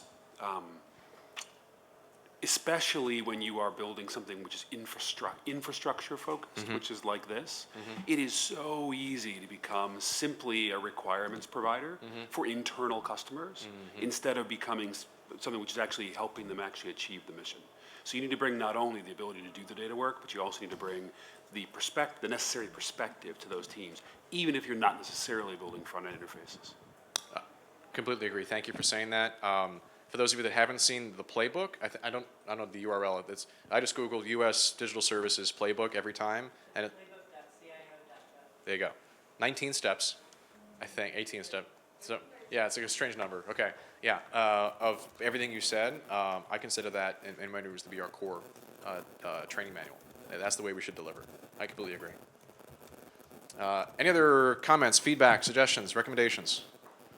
Okay, thank you so much for this feedback. I am eager to report on the status of this initiative at the next CDAC, and hope you all hold us accountable for how well we're investing these resources. What we'll do next is turn it over to another quick presentation of type, but really open it more broadly to the larger set of opportunities around talent and government, and maybe with one very specific use case. So with that, I'd like to turn it over to John Thompson, and Tanja, if I can ask for your help to tee up those two short slides, we'll then carry forward. So, John, you ready? Sure.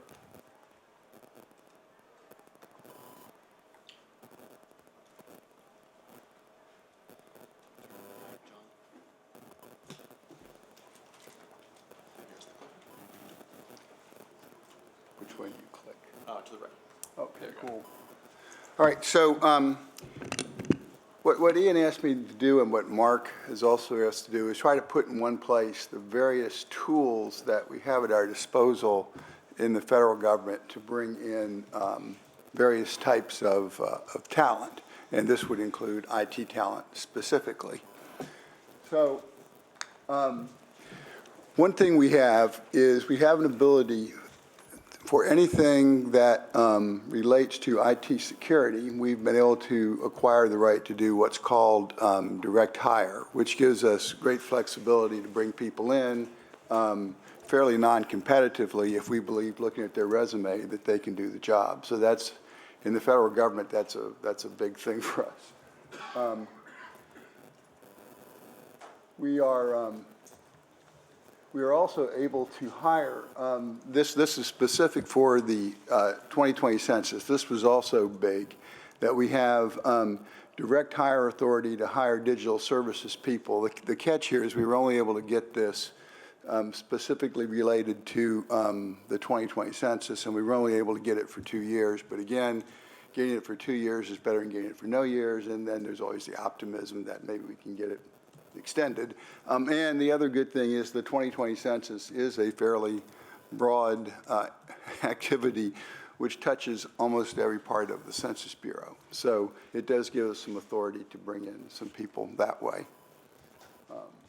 We have the Presidential Innovation Fellows that we've been taking great advantage of, and like I mentioned today, we've had some great success with Jeff Meisel, and we're really looking forward to working with the next class.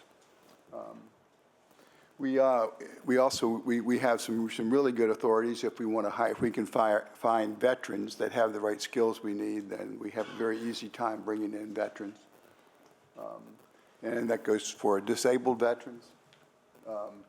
We have a program called Pathways, and this is a way that we can look at some specific things, and we bring people on as either an intern or in various ways to come into the Census Bureau, and then after they've completed certain levels of their service, we're then able to bring them in and hire them with great ease. So it's a way to get someone in, and it's a win-win. They get to see if they like working at the Census Bureau and the federal government, and we get to see if we like them, and then we can eventually get them in.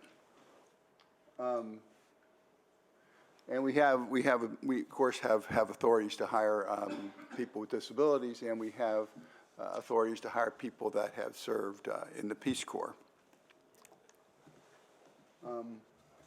Now, one thing that we're looking at getting is cooperative agreement authority, which lets us form a cooperative agreement with, say, a university or a nonprofit or an organization like that, and we can put in some effort, they can put in some effort, but it's a way for us to draw on the staff of, say, a professor and a number of his graduate students to work on specific projects. And we put something in the game, they put something in the game, and we both get something out of it. We used to have that authority. We don't have it, but we're optimistic we're going to get it soon. We have the Intergovernmental Personnel Act, and what this means is we're allowed to bring in people for a period of time. I believe it's up to 3 years, and it's probably extendable for another 3. And this means that if someone's at a university or a nonprofit, we can bring them in. We simply pay the university for their service or the nonprofit. What this means is some people are put off by the government salaries. This is an opportunity for someone to come into government and do some good, and but then return to their organization. Right now, we have something like that in place for the individual that heads up our research area. And right now we have a man in from Johns Hopkins, and he's been doing this for 3 years now. And it's an opportunity for him to grow, because he gets to come in and manage a very large research program, which is unusual for a university professor. And so he'll get to go back with some skills there, and he's bringing into the Census Bureau the kind of research talent and direction that that we can get very, very easily and quickly, and probably couldn't attract into the government long term. But that's fine with us. We still will continue to use that to get additional talent in. We also have a joint project agreement, which is similar to a cooperative agreement. And again, this is where we both put in some money to work on something together. So it's another way we can form a partnership with the outside. Finally,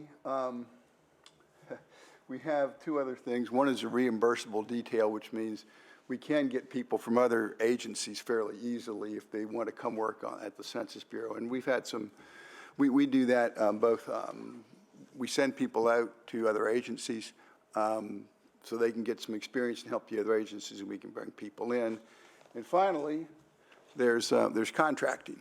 So we can contract with, sign contracts and bring in people on contracts. We find that for some of the IT expertise that we need right now, specifically related to some infrastructure, we've had to do quite a bit of contracting to bring the talent into the Census Bureau. The downside with contracting a lot is you just don't build up an internal capability. So we like to try to build up some more of the internal capabilities.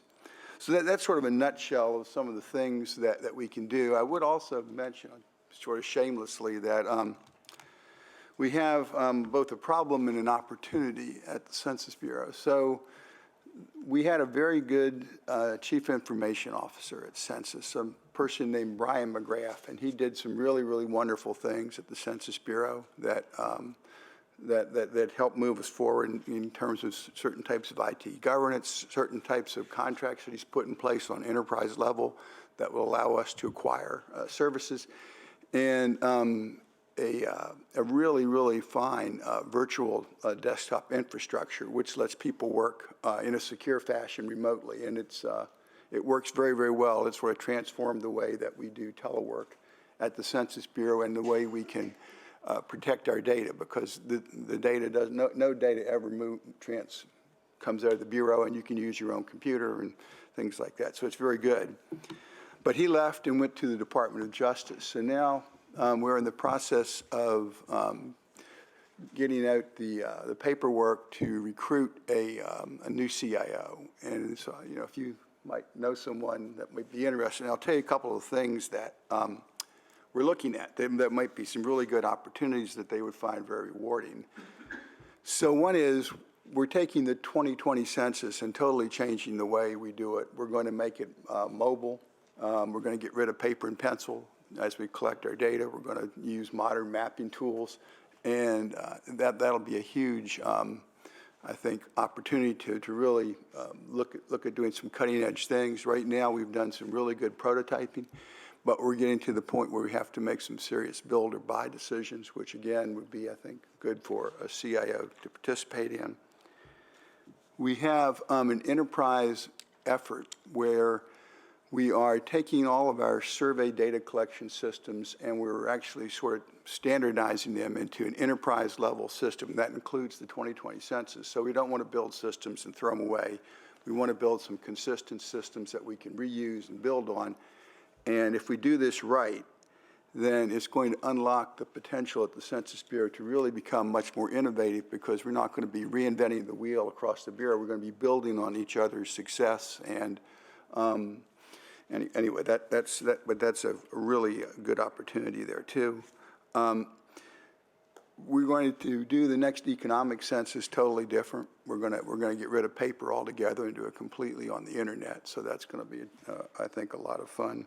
And finally, as Ian mentioned, or as we mentioned this morning, we're changing the way we do data dissemination. So all these are some exciting things we're doing to try to move the Census Bureau into the 21st century. And I think it's a great opportunity for the right person to come in and really, you know, have some fun and really make a contribution to public service. So anyway, and as part of the data committee, when we get the announcement, we'll send out the announcement, and I'll put some of this more in writing. This is why it's exciting. But we would love to, if you start thinking about it, might think of some individuals that might be interested. That would be very good. So with that. Okay, so outside of giving John a resume in the next 5 minutes, are there any, that's the bookend presentation to this topic on talent and workforce and retention and training. A bunch of announcements and programs here. Any overarching feedback or recommendations as well as any specific responses to John's statements? Karen? This is just a specific question, and you might have said it, but I didn't hear you mention Title 42 authority to let you change the government pay for a position. Do you have that, or? No. We wish we did, but we don't. But I think part of the demonstration from all these examples, because this is kind of a litany of hiring authorities, everything's on the table, right? On some level, every legal way to bring somebody on board, on some level, we're considering it either for the CIO position, for data scientists, for front-end engineers, visualization experts, even some that I know some of the organizations, quote-unquote, represented here. There's ways that even within your own companies, if you can have an executive loan program, this is a lot of the folks came into healthcare.gov during that recovery. Some of the executives at some of the technology companies nearby, even though paid by their own companies, came to work for government for a year. I think he went back. It's almost kind of like not a fellow, what's a sabbatical, thank you. That exists. So there's lots of ways for us to bring some of this talent in. We just haven't necessarily really used them until very recently with things like 18F and some of these other programs. Joy. Oh, actually, I'm sorry. I think I went out of order. I apologize. I think Kim was up. Dan? Okay, I apologize. Line of sight. Forgive me. I was blocking. Just a quick thing. I mean, we've talked a lot about hiring authority. The other side of that is, of course, kind of firing authority, which, I mean, obviously we're talking about onboarding talent, but at the same time you have a budget. How does this, can you just talk a little bit about the options you have there and if that's changing at all? I sort of missed the question. Was it the budget we have? No, the firing authority. Basically, when you want to get rid of employees, what kind of flexibility do you have there? And you explained also innovative ways to address that challenge. So that comes back to how you hired someone. So in some of these ways, if you hired them, it's very easy to let them go. It's very easy to let someone go in the first year. There are some situations where you have a long-time government employee, maybe covered by a union, that you have to be it takes a very long time to get rid of them. But it really depends on the way in which they're hired. I believe Kim was saying. Yeah, So John, I actually think you have a pretty meaty, interesting agenda to attract talent, right? So you've got good work, and that's kind of the number one thing. There have been a number of CIOs, CTOs that have gone into government service, so Tony Scott, Megan Smith, et cetera. I would get, one or two of them on the interview team to be myth-busters, because there are lots of CIO jobs available today, and the market it's a rich market for people with the right skills. So, people will make the decision that they'll need some role model of success, so I would recommend that. And then I'd offer up, I would be happy to help you think about the specs and how you position the job, because a traditional view of what a CIO does in a government, bureau and inside of an agency is probably going to be too limiting to make that work that you really have to do shine in the eyes of the candidate. Yeah, thank you. Kathy. There are many universities which now have data science curriculums and degrees, and I think it would be great to, for instance, advertise internship opportunities. This way you can check out those students. And to be honest, some of those students are pretty senior people which have a lot of industry and other expertise, and they just needed that little bit of update which they get in these universities, and then you can hire them. Yeah, that's a great point, and forgive me, I failed to mention that. We have a developing funnel of, we'll say, 2 very secure, 5 in negotiation, and maybe 10 universities that have either reached out to us or reached out to them because they have a core data science curriculum, they had previous relationships with other parts of bureaus where we consider them part of the overall ecosystem. A lot of it is just the bandwidth of, it's kind of like with the 18F criteria for working with them. You can't work with 18F unless you commit some folks to really meet on a regular basis. I wanted to make sure that before I bring any of thes universities on board, that we have someone who's available to actually sit down with the students and answer the questions on a regular basis. Because I've been one of those students who couldn't get a hold of the government person, and it creates a very damaging feeling with the student community that we're trying so hard to reinvigorate. So, very good point. Absolutely needs to be part of our actions. I appreciate you mentioning that. And Joy. Just a sort of thought. You all are talking about acquiring talent. I wonder what degree you're thinking about sort of internal talent acquisition. And this is only anecdotal, but for us, we found that we actually have lots of talented people in the city, but sometimes they don't feel empowered, or they don't have the right training that they might need or the right tools. Or they're sort of tucked in somewhere where the leadership's not listening. And we actually have lost people who were very good, but we weren't able to sort of allow them to blossom. And so I think that's one side of the internal talent acquisition, but then I think there's also the staff development and professional development side. And so I would just be worried about creating these elite forces who are better than, the people who have been spending a lot of time in government and working very hard and being sensitive to the sort of cultural impacts of that.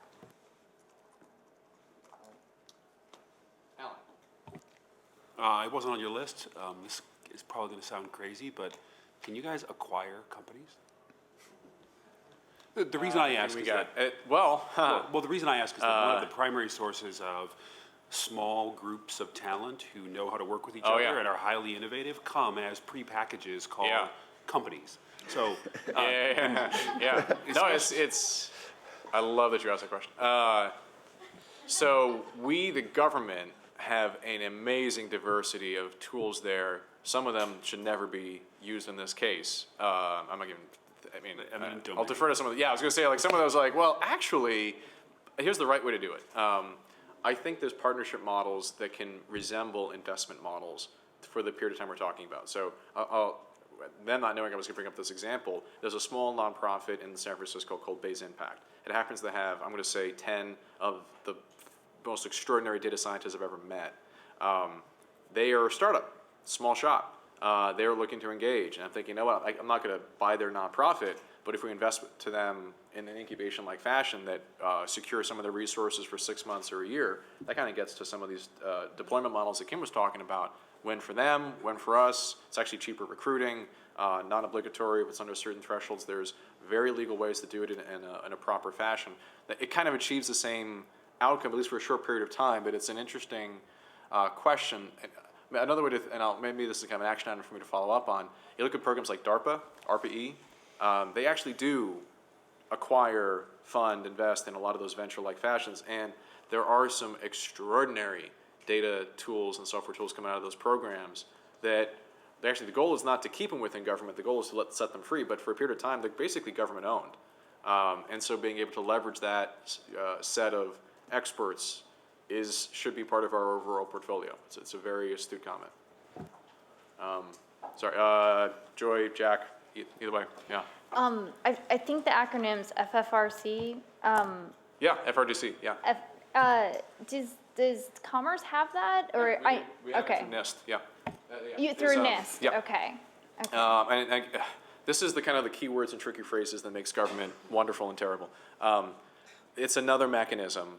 That would be more of a scientific nature it's traditionally used to take a PhD student, bring him into government for 2 years as a fast-track hiring authority with much broader pay scale capability.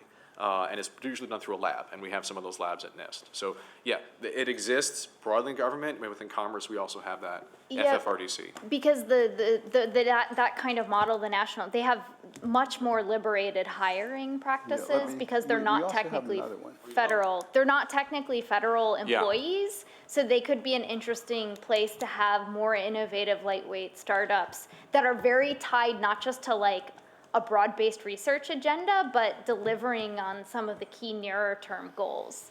Mm-hmm. So I think that model, works better in certain departments across, like JLab's obviously very successful. Access to MITRE through an FFRDC that they have with Treasury, and they let us get on it. And it's a very convenient way to get consulting and talent from MITRE. I don't know if MITRE is a pretty decent company, and we get a lot of use out of them.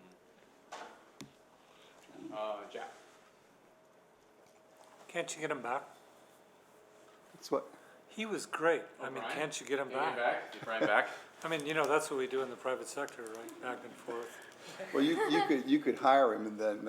And they have a loan executive program? Well, he is perfect. I know. Because he knows the whole history. We just did that peer review, and he came out with huge high marks because he had in-depth knowledge and also had all the modern stuff. So, I mean, he went to justice for those things.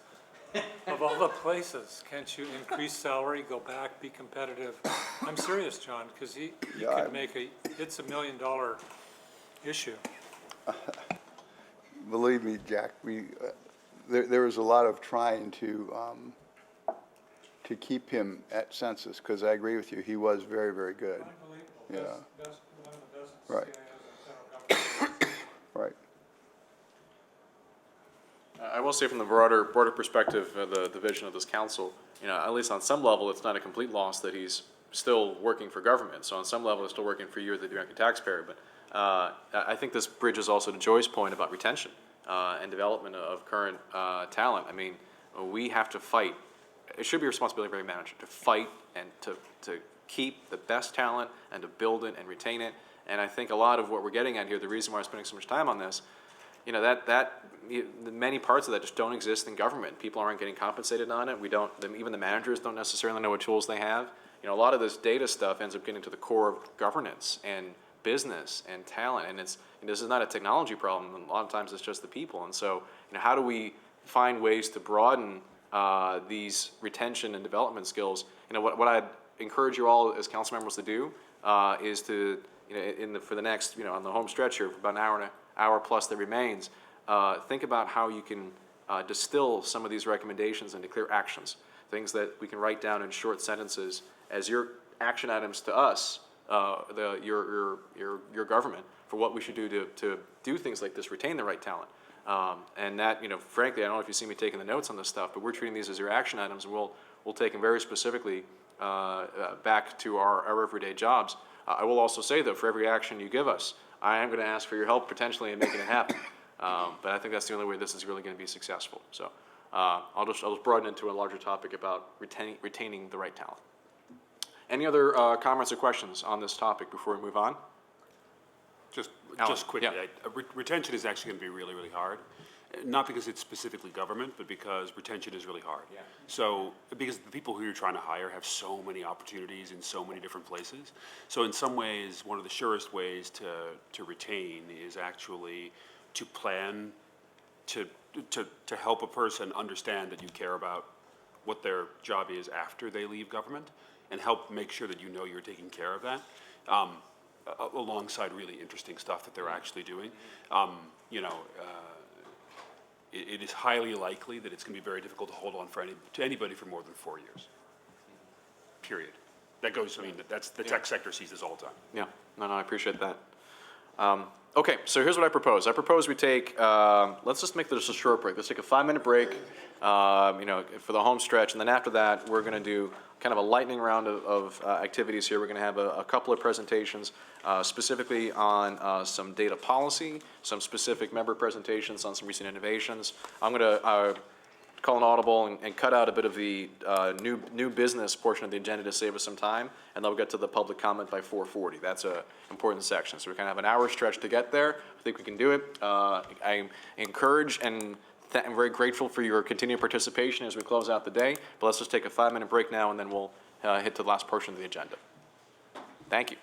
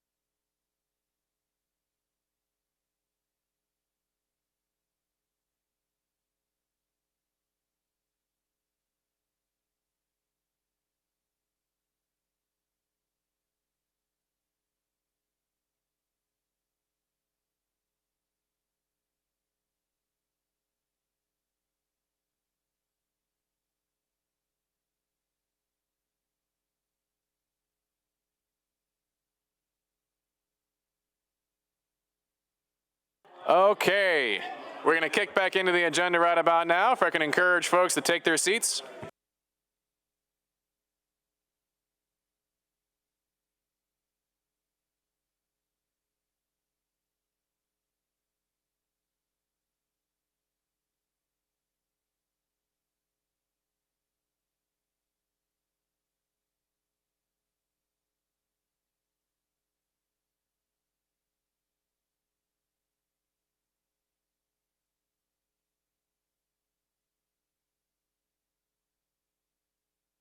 Okay, we're going to get started right about now. I'd like to introduce everybody to the, I'll say this slowly to let the gentleman take his seat.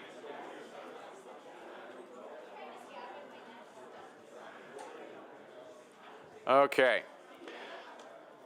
So, ladies and gentlemen, I'd like to introduce everyone to the, well, actually do this a little bit in the corner. Or folks by the check-in table, if I can ask for your help just to corral the conversations into the hallway if we need to. Thank you so much, I appreciate it. So, I'd like to introduce Alan Davidson. He's the new director of the digital economy for the Department of Commerce, and we've asked him just to share some brief remarks about his perspectives on his role within our larger data operations. So Alan, please take it away. Excellent, thank you. And I think that we have a couple of slides, although they're non-essential. So if we bring them up, we'll talk about it. But first of all, thank you very much. First of all, thank you, Ian, for inviting me and including me today, and congratulations on the launch of the new commerce startup on data, which is going to be fantastic. People are very excited internally about it. And I would just say thank you to all of you. Having been in and out of the conversation today, in and out of the room, I would just say I've been really impressed with the interaction. I know we're all very grateful for your time and energy behind all these conversations, so thank you for that. So I'm Alan Davidson. I am the newly minted Director of Digital Economy at the Department of Commerce. It's a new role, first time anybody's done it, and the theory behind it is to try and pull together the many different ways that the Commerce Department is engaging, particularly around policy issues in the digital economy. So I am chairing a relatively new group called the Digital Economy Leadership Team. It's a set of bureau heads or senior bureau leadership in the parts of the Commerce Department that are engaged on digital economy policy issues. We've been tasked with putting together this framework for thinking about how we think about policy in the digital economy, and particularly also feeling that there's an opportunity for the Commerce Department to take a greater leadership role in setting policy in the U.S. government and globally, exercising leadership in this space. I know when I was outside of government and we ran into a public policy issue around the internet, privacy, security, it wasn't always clear where to go in government. I think it's still not very clear where to go. It depends a lot on what the issue is. But we hope that the Commerce Department can be, it's certainly a logical place, given its mandate to represent commercial industry and the broader interests of the economy, to think about businesses and consumers and their interests in growth and opportunity in the digital economy. We think there's an opportunity to be that one-stop shop and to have a bigger voice in this area. So that's our modest mandate, think about all of these issues. And as you know, because you folks have been thinking or gotten some introduction to the department, you know that we actually are engaged in a lot of these areas. If we have the National Institute of Standards and Technology thinking about cybersecurity standards, we have NTIA thinking about broadband and spectrum, privacy issues, security issues. BIS, the Bureau of Industry and Security, working on export control issues, which have come up recently. ESA, International Trade Administrations, all of these organizations touching on digital economy issues, digital economy policy issues. And so the goal is to try and build a framework around that. Two quick caveats very quickly. One is I should say that I'm very early in this job. This is week 7. So I've started counting weeks, not days, but not yet to months yet. So this is an early view of how we're thinking about framework for our digital economy work. And the other thing I would say is that one of the things that it's clearly missing in a lot of ways is how to think best about data policy. And that's actually one of the reasons that we thought this was a good stepping off point for a conversation. So we still don't have slides. That's okay, but I'll just keep chugging along until, unless do I need to hit something? No, that's it. It's okay. We'll just bring him in, yeah. Yeah, okay, cool. Okay, very quick couple of words about motivation here. I think I'm preaching to the choir. Department of Commerce believes strongly in that the digital economy is a huge part of the future of the American economy and the global economy. We are big believers in its importance to promote jobs growth, to get economic opportunity, but also to further certain broad values around the world, not access to information and ideas, access to the global economy for people around the world. And those are important values beyond just the importance of promoting the American economy. I think we also see, even though it's basically been a huge success story in a lot of ways for the American economy so far, we know we can't take this success for granted. Huge amount of disruption in the market. A lot of the policy ideas that we had taken for granted in this space, things around intermediary liability or privacy, security, government access to information, those ideas are not, they're not stable, right?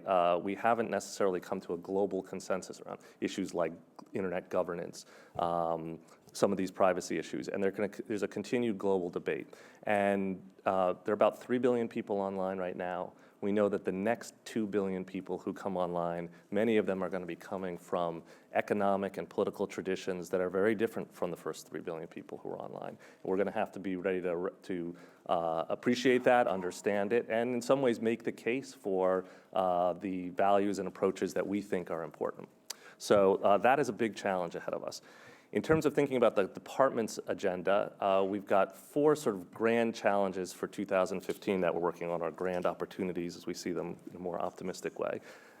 First and foremost is really going out and trying to make the case for the global free exchange of information. We see around the world now this basic idea of a free and open internet where data and services cross borders seamlessly, increasingly under attack and under siege. Part of it is just very different, value systems at times. Part of it is potentially, could be viewed as a form of a trade barrier.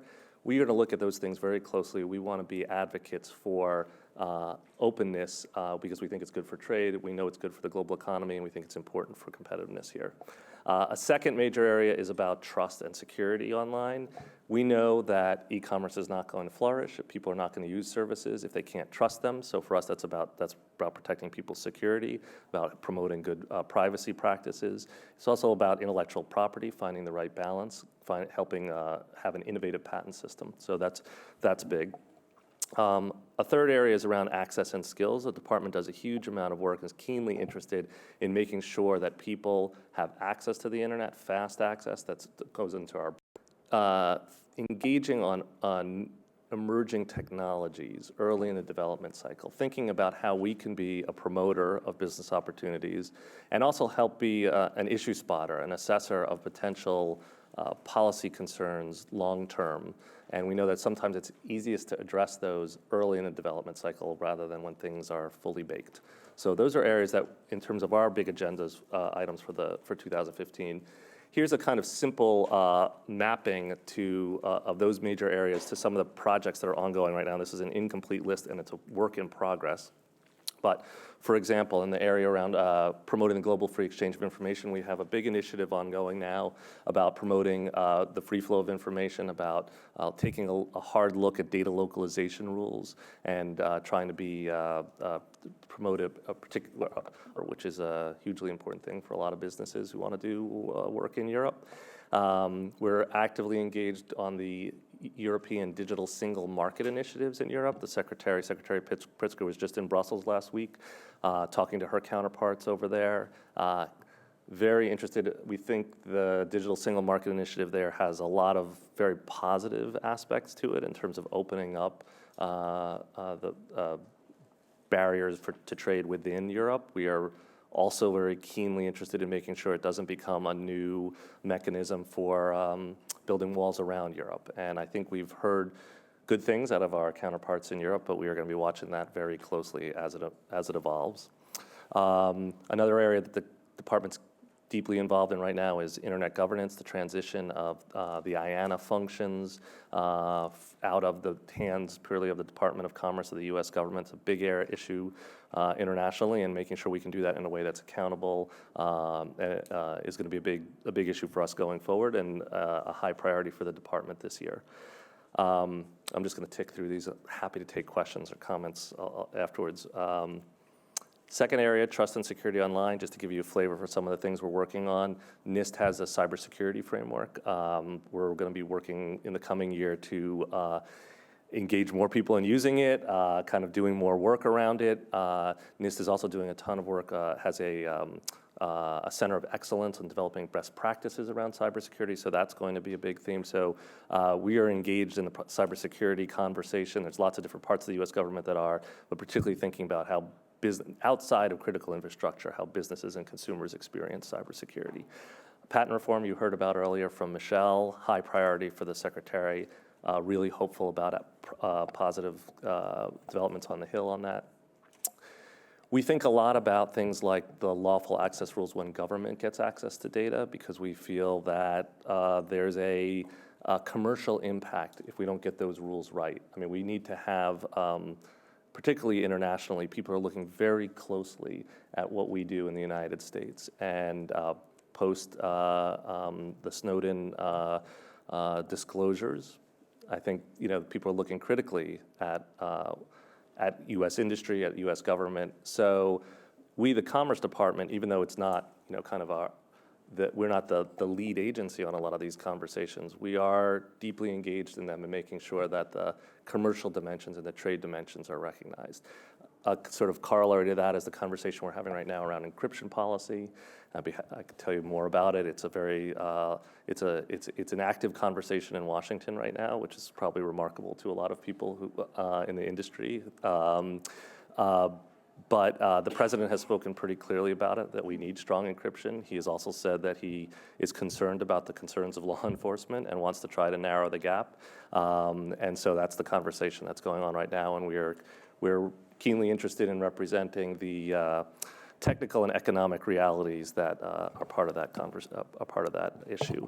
We're also doing a lot of work around privacy, particularly around a set of what we call multi-stakeholder processes within commerce, where we try and bring together lots of different players in the space to hash out best practices or even codes of conduct around in particular areas as a kind of alternative to trying to go through the legislative or regulatory process. We're doing one right now on facial recognition, where we've launched one on security vulnerabilities. We're doing another one on unmanned aerial systems, on drones. I don't know why we don't say drones, but we, for some reason, don't say the drones. I've just said it 3 times. Sorry about that, whoever's listening out there. So those are some of the areas we're involved in the trust and security space.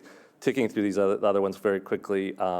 Broadband access, a big issue right now. The Secretary co-chairs a Broadband Opportunity Council. It will report to the President next month on ways that the government can actually do more to get more broadband out there within the United States. This is looking largely within the U.S. Spectrum policy, we've been charged with freeing up over 500 megahertz of government spectrum. That's ongoing right now. It's a huge area of opportunity. And generally, skill building for the digital economy. One of our favorite programs to talk about right now is NIST, for example, is leading an effort to around cybersecurity education and trying to find innovative ways to help build skills, to get people more connected to the digital economy, and not just in Silicon Valley, but all around the country. Lastly, I talked about some of these multi-stakeholder initiatives. We really are keenly interested in getting engaged on new technology. That's always fraught when government is looking at those issues. We recognize some of those tensions, but we know that also there are times when coming at these issues from the perspective of promoting and evangelizing new industries and growth opportunities can be helpful. And issue spotting and trying to come up with best practices around in new areas, like we're doing with facial recognition or security vulnerabilities, can be helpful to the cause. And that's what we're interested in trying to do, and to help the government, at least and the Commerce Department, be a little bit smarter about new technologies that are coming over the horizon. So that's a kind of quick rundown of some of the things we're working on. In terms of things for us to discuss, and these can be rhetorical questions depending on our time, But I would say we're very interested in this conversation about, first of all, does this look right to you? Are there things that we're missing? I mean, this is actually reflective largely of the work that the Commerce Department does, but what else is out there that we should be thinking about? The second is the bucket of data policy issues. A lot of the issues that I've mentioned, of course, obviously touch on how we think about data, and the department has its own mechanisms, for example, for dealing with privacy. We have a chief privacy officer. Security, a lot of that work happens in our infrastructure operation and under the CIO. But we're thinking also, how can we be an evangelist in government for the right kinds of data policies, and be curious about your thoughts around that. I've talked about emerging technologies. Last thing I would just mention very quickly is around the value of the internet. I know that conversation has come up a few times today, and it's a big topic at ESA, but we are really, I think, part of making the case internationally for our view of the free and open internet has to be about explaining to people its value and why this is a good value proposition for people around the world, not just for American companies, right? And so being able to measure, discuss, describe the value and opportunity that comes from the digital economy to everybody around the world is a huge project for us if we're going to make progress in these other areas. So that's a big data issue. And it's a big area of partnership with ESA. I know Mark Domes, the Undersecretary, is super interested in this area too. And we look forward to having a conversation about this and anything else that you'd like to talk about. But that's the whirlwind tour of our framework for thinking about digital economy policy, at least as of week 7 in my tenure here in the middle of 2015. So thank you. Okay, thank you, Alan. Any feedback or suggestions for what Alan described? Dan? Yep. First, just huge applause for you. I mean, I think this is some of the most important work that's going on in the Commerce Department, and I'm really glad to see you come in and take leadership on this and work with so many people who've been doing this work, but really putting this at the top of the agenda. Thanks. A specific question, though. And thank you guys for your work in this, but you guys have been real leaders of this area for a while, so thank you. On the IoT initiative that you mentioned, one of the issues that has come up in the House and Senate resolutions around IoT is developing a national strategy for the Internet of Things that would be very similarly modeled to what the FCC did with broadband. Since this is clearly something that's more a commercial opportunity, it seems like this is something that could be housed in the Department of Commerce. Is that something that you guys are considering? Or I guess if I could make that an action item, I'd love to do that. But. I think we'd love it to be an action item. I don't think we've had specific conversations with people on the Hill about those particular resolutions. We're keenly interested, but I will just say it is early days for us in terms of figuring out what that national strategy would look like and how we would be part of it. I think we're mostly in information gathering and discussion mode, and I think our approach would be to try to gather thoughtful people, have a workshop, get input from folks like you here in the advisory committee model, and I think it's still early days. I don't think anybody's ready to launch a strategy tomorrow. So there'll be public comment will be an essential part of that. But we'd love to do it. All right, wrote it down. All right, Joy. Yeah, what a fun agenda. I wanted to ask something to link it to the discussion we had earlier this afternoon around sort of technology in government and innovation in government and the cybersecurity piece. And I think there's something there about how those don't necessarily work together all the time. And given that NIST falls under the purview of Department of Commerce, and NIST essentially puts out all the regulations for information, cybersecurity, and privacy to the federal government, I think stepping back the long thematic arch to cybersecurity and federal government is it sort of stamps out technical innovation if we really step back and look at it. And it puts government systems in a sort of balkanized world of like weird off, clouds from the private sector, so we don't actually get to benefit and leverage modern tools. FedRAMP's taken forever to happen. And so I remember a few years ago having a group conversation with Ron Ross and talking about yeah, we put out this framework and everyone took it as a compliance thing as opposed to like a set of things based on risk. And the lack of a risk-based approach to information and cybersecurity in government directly affects government's ability to innovate and offer delightful services. And we don't see a balanced conversation around that, and so I'd just be interested in hearing what your thoughts are on that. My thoughts are that absolutely resonates with the experience of anybody who's worked in government and tried to build systems like this in government. And you're absolutely right. I don't know what the answer is, although I think your point about taking a risk-based approach is really important, and it's something for us to.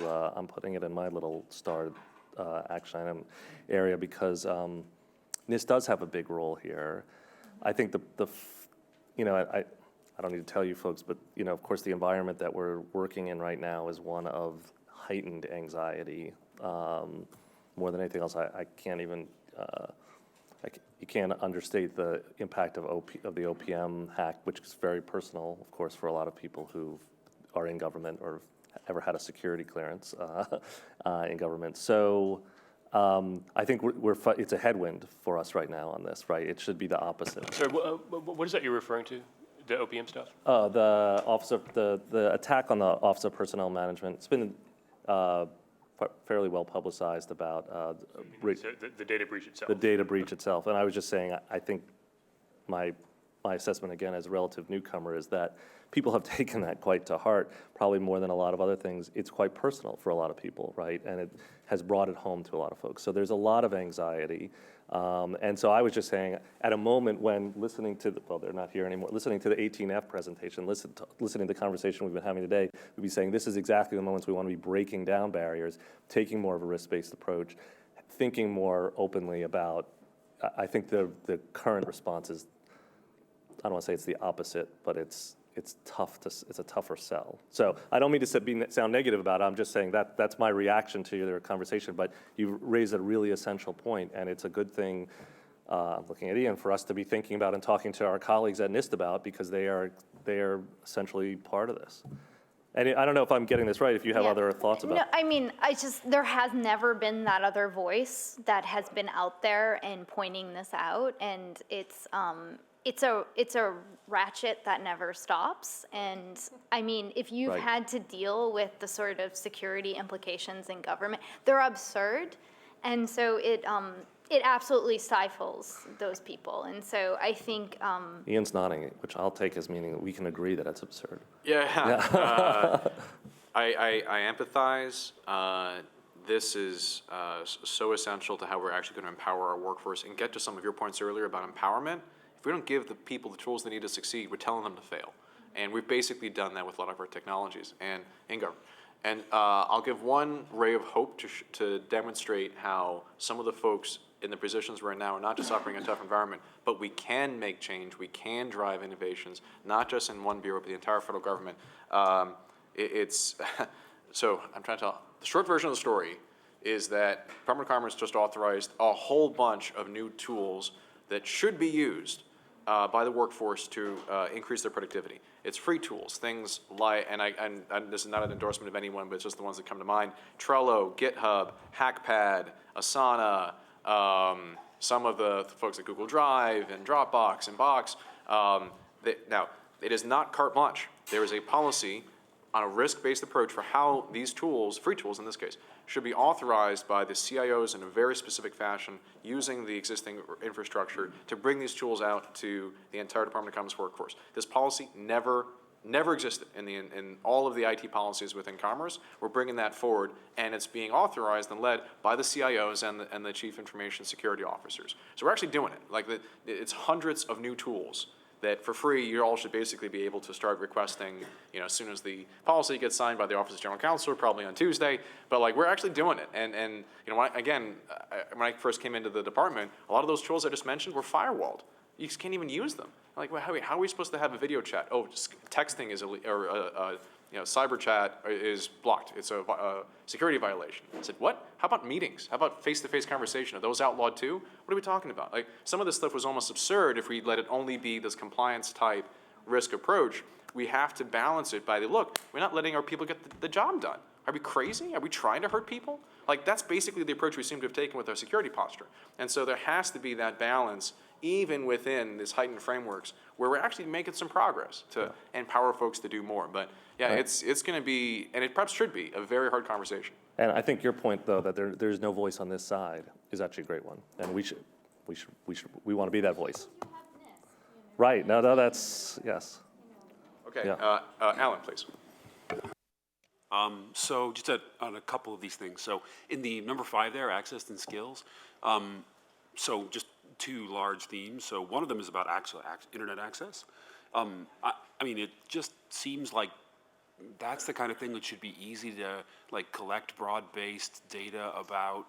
I mean, it is our data pipelines. We should be able to see what's actually served. And Does Russ report through FCC or through well, that's the rural universal That's access agriculture. system? Is it agriculture? Agriculture. And not FCC? Yes. Wow, okay. Take them over. Sorry, what's, I don't actually know enough of the context there. Are we, does But what we- this but sound you like were an gonna- inter-bureau action item? Well, just to be, you're saying to be able to measure better what's happening out there. What I mean is visibility on that kind of thing is super Right. valuable in terms of drawing attention to it. Right. So that's pretty, that strikes me as a very straightforward thing. And actually, well, you would say it's very straightforward, but in fact, it has been, to be honest, say it was like easy. I not said it was straightforward. Well, and this is really the FCC, and the commission has done a lot of work to try to measure connectivity. Yeah. It is also, to be honest, been kind of fraught because the metric, how you measure that, like, for example, if one person in a zip code had, this was the old example, I think they're measuring it in a more granular way, but for a period, it was if one person in the zip code had access to broadband, then that zip code had access to broadband.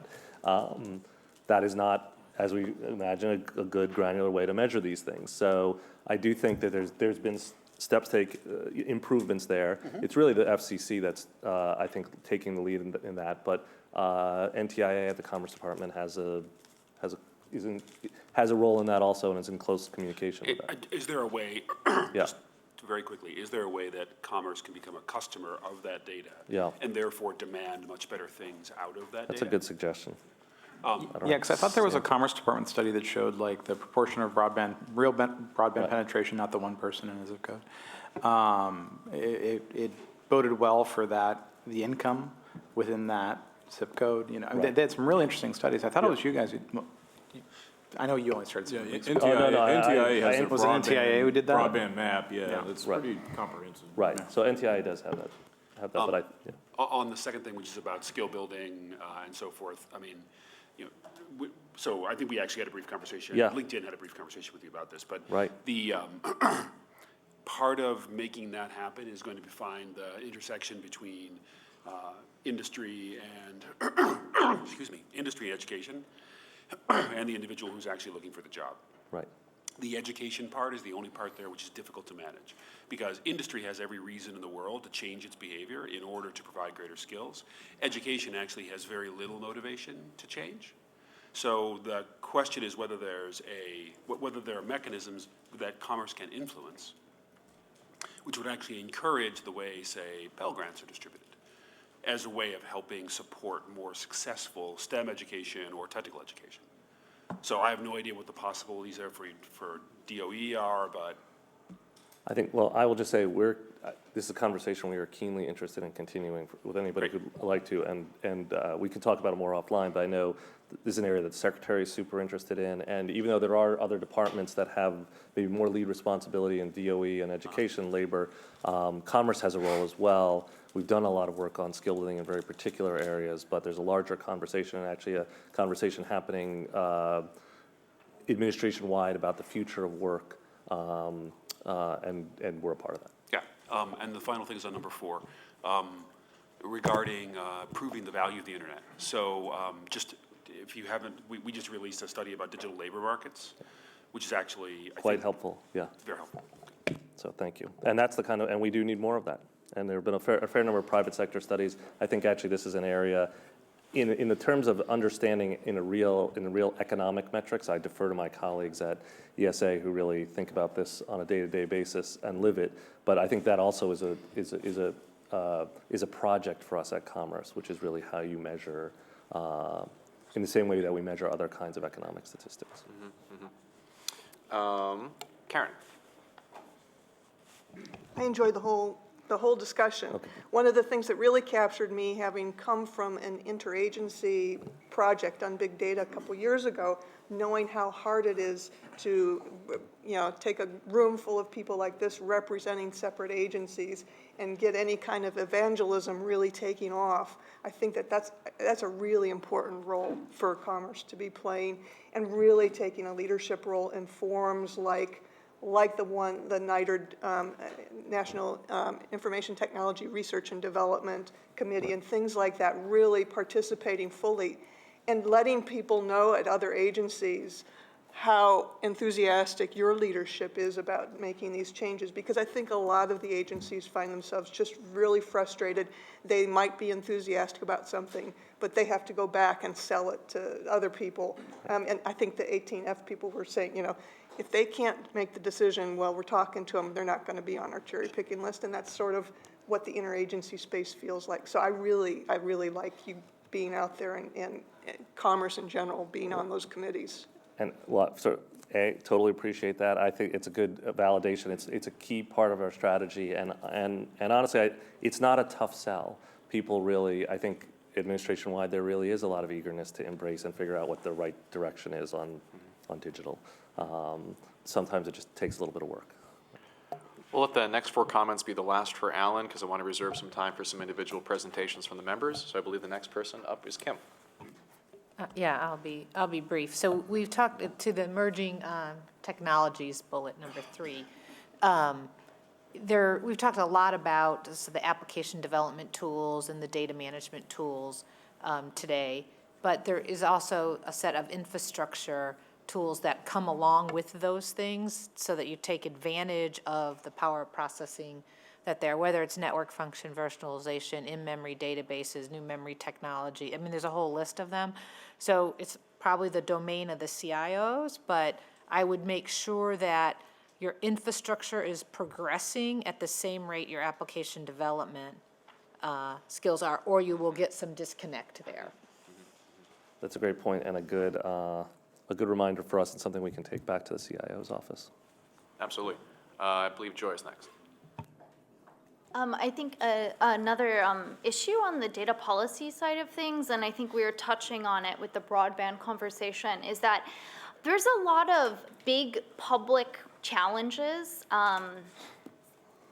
Broadband is one, energy use in the environment is another, consumption not only of energy but water, traffic information. There are all these areas where they're very public conversations and public impacts that are quite tremendous, yet they, being fully informed about them, rest deeply on large reams of privately held data.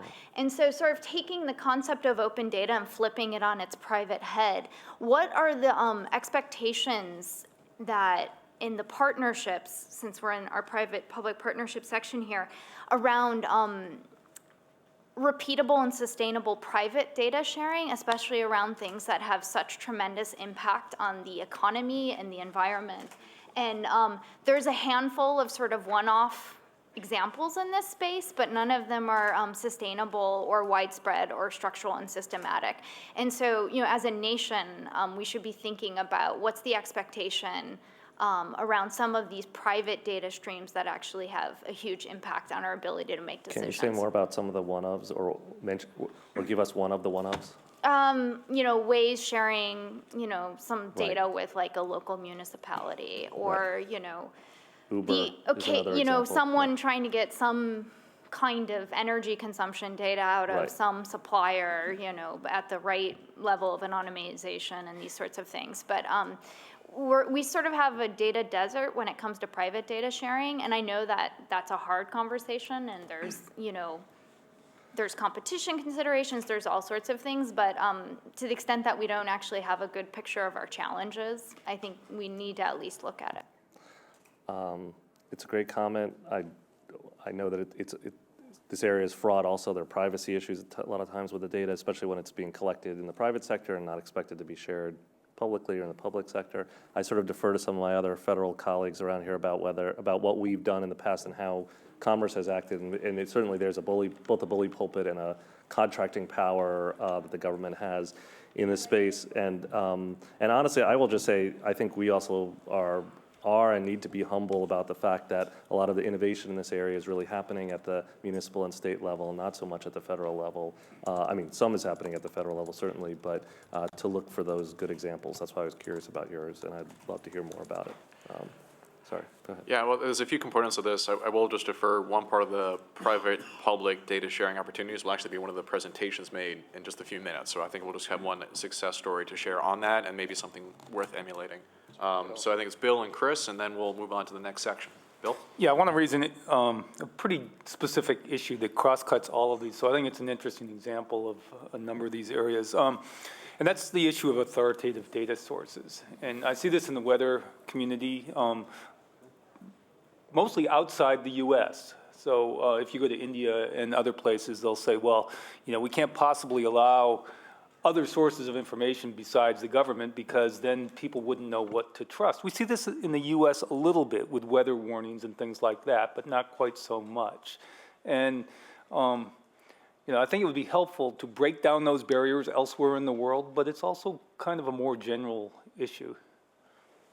And I would just say that's part of what is an underlying motivator for our, for prong one of our agenda, which is really about the free flow of information and ideas across borders, because of our belief and I think an underlying faith in that access to information is a good thing, and it's good for markets, and it's good for people all around the world. And I think that's going to continue to be a major theme, and I appreciate that angle on it. And finally, Chris. So it's two, but I'll keep it really tight. So in the data policy realm, data retention rules from the archives, keeping them modern would be probably something that could take a millstone from around the department's neck. Even when I was in government 20 years ago, we were maintaining machines simply to maintain them. And it was kind of ridiculous to keep a bunch of spinning disks spinning, even though there was nothing connected to them. But anyway, and then there's like a funny export opportunity that gets overlooked, mostly due to ITAR and all the rest. There's a lot of technology companies that get stuck, and I think the department gets stuck on this too, on bringing technology into the country because it's not clear when digital services are in violation of export rules. It's funny how many startups I've heard in the Valley, when you mention ITAR or export restrictions, they all have this look on their face like, I've never heard of, what are you talking about? And I'm like, well, there's this whole personal criminal liability if you offer this to these IP addresses, and they go, what are you talking about? And then you just go, if I talk too much, they're going to get implicated, and do I really want to do that? So and it's going to hit whenever you bring people in. Like with GitHub is a great example. It's so GitHub, are you doing ITAR restriction on this technology? And they're like, and you get kind of stuck. So I will just say on the second point, I'll say I think that issue is now really squarely before us because of the proposed rule coming out of BIS, the Bureau of Industry and Security, about export controls and our commitment under the Wassenaar arrangement. I'd be happy to talk offline, probably best, but just because of our time. But so I think that is squarely before the department, and people are thinking about it very seriously. We've got a ton of really important and good comments. I think we've telegraphed there will almost certainly be a further notice in that area, and that will touch on some of this. I don't think it's going to resolve it, and we have we have a lot of work to do there. Yeah, and it's the part of that whole interbureau discussion. It's really awkward. Yeah. And, right. Oh, God, well, and it's worth recognizing that there are some things that have motivated good ideas that have motivated a lot of these concerns about the use of dual-use technologies, concerns about human rights that have motivated what's happening in Wassenaar. But we also have to recognize, I think people had not seen the impact that it was going to have on security research and on innovation generally. And so that's, we're keenly aware. And I would just say, I know we're short on time, but this is super helpful. I think this is good, and I hope it'll be an ongoing conversation. I know Ian and I are really eager to develop more of a data policy agenda together, and so to the extent that you folks have comments on any of the things that are already on the list, but particularly on what we're missing on the list, this is great, and we're eager to continue that conversation. We appreciate your input. All right, Alan, thank you so much. Thank you. We're going to move to really just the last two quick hit items on the agenda, and then that'll be it. That'll be it for this session. So far, I've recorded 22 action items from today. So I'm not sure how we're going to be. I'm going to have to look to the co-chairs here for the best way to manage this and report back out on these. But it's very much appreciate all of the participation up to this point, and we're now at some fun show and tell sections, and then we can get the public comment. So what I'd like to do is actually look to one volunteer from the email that was sent out for an individual member presentation. As mentioned briefly, there are a number of interesting public-private partnerships around data that are creating great benefit for a very diverse ecosystem. One that I've personally seen and I thought would be relevant to this discussion is from Zillow, and so I'm going to look to Stan. With an eye on the clock, I would like to respect those that are actually tweeting at us rather actively and contributing on a number of hackpads and other places through YouTube and others about they've actually already started asking us questions. So I want to provide some time for that, and out of respect for the public calendar, we said that would start at 4:40. So, I don't know, 5-10 minutes if you can share a bit of your perspective, Stan, and then others, if you have time to share some of their ideas as well, we'll see if we can squeeze them all in before 5 o'clock. So We can stop at 4:40 for public comment and then come back if you still, if you still roll. Yeah, I'll try to move through it pretty quickly. And do I have a clicker and a Prezo? Clicker is right on the table there. Oh, great, okay. Thank you, Tom. So your patent service knowledge at work. There we go. Thanks so much. Oh, that's hilarious. All right. We have different senses of humor. Should not be laughing at this. Tom, Jeff. Okay. Want to just talk through them while we figure this out? Yeah, sure. So it looks like it's coming up. So I was asked to kind of pull together a little bit just examples of open data at Zillow, and I thought what might be helpful is to so Zillow's involved in numerous efforts around both the creation of open data, we're obviously huge consumers of it, and then also in different efforts to try to promote more of the sharing of that data. And actually Kevin Merritt from Socrata has been a big partner in Zillow's efforts in that space around sharing. So I'm going to talk about some of the examples of what we've done with Socrata and some other organizations around data sharing. So I'm going to try to breeze through these. Open data is a huge part of kind of Zillow's DNA, where you think about, the actual service itself when we launched was really about aggregation of nominally public data. It was just very hard to find that data. So a lot of our early efforts were just really scrounging around to 3,044 different counties around the country and pulling in public data that people could find if they wanted to go down to some dusty courthouse and look in some records, but put it all, digitize it, and bring it all online for people to find. So, in any given home detail page on Zillow, you'll find information, of course, about, tax information, property attributes, mortgage information, sales information. It's all coming out of the public record. So in that respect, we're huge consumers of public data. We're also huge consumers on other pages on Zillow. You'll find information about neighborhoods and things like that, which are leveraging census data products. So decennial census, ACS, a variety of different products that are telling you something about the people that are living in that area. And then we're also huge creators of new data, where if you go to Zillow.com/data, which is a place that most consumers don't find their way to, but this is where we aggregate a whole bunch of data up around derivative products that we create. So when we try to figure out valuations on homes for 115 million homes, and then create derivative products that help you understand negative equity or foreclosures or what's happening to home values or rental values in your neighborhood, we then aggregate that data up and we provide it back out to the public for free. So, I think we've got now more than 50, 60 different metrics that have time series over the past 20, 30 years that are available for everything from the country, the nation, down to state, down to zip code. So we're big believers in really returning a lot of the data that we've consumed back out to the public for free. So you can download all of this for free, and this then finds its way back into the public domain, either by powering people to kind of do their own data analysis, or this is at University of Chicago, Amir Sufi, and who's done a bunch of work using Zillow data around rents and affordability and income inequality, which we were talking about earlier today. So this is all using Zillow data right off that page, zillow.com/data. Or you'll find, the Federal Reserve is also a huge consumer of Zillow data. And this is, again, free public data. So the Federal Reserve slurps in a huge amount of what we produce because it's all for free, and it's fantastic data. Again, the data asset is created, and we monetize that on the consumer side because we're a media business. So we monetize it through advertising to consumers. And we don't really seek to monetize the data itself because we believe fundamentally that ultimately consumer data like this is going to be entirely free. So we think that if we were to charge for this, then in 10 years someone's going to come along, or 5 years or 2 years, and give it away for free, and we might as well be the people who give it away for free now because it's going to be free. So if you really believe that, and we really do, then you wouldn't be the first guy to make it free. So then kind of getting into a little bit of how do we make more of it available? So when we think about data and open data, so we've tried initially to make a lot of it available by scraping it together and putting it on our own website.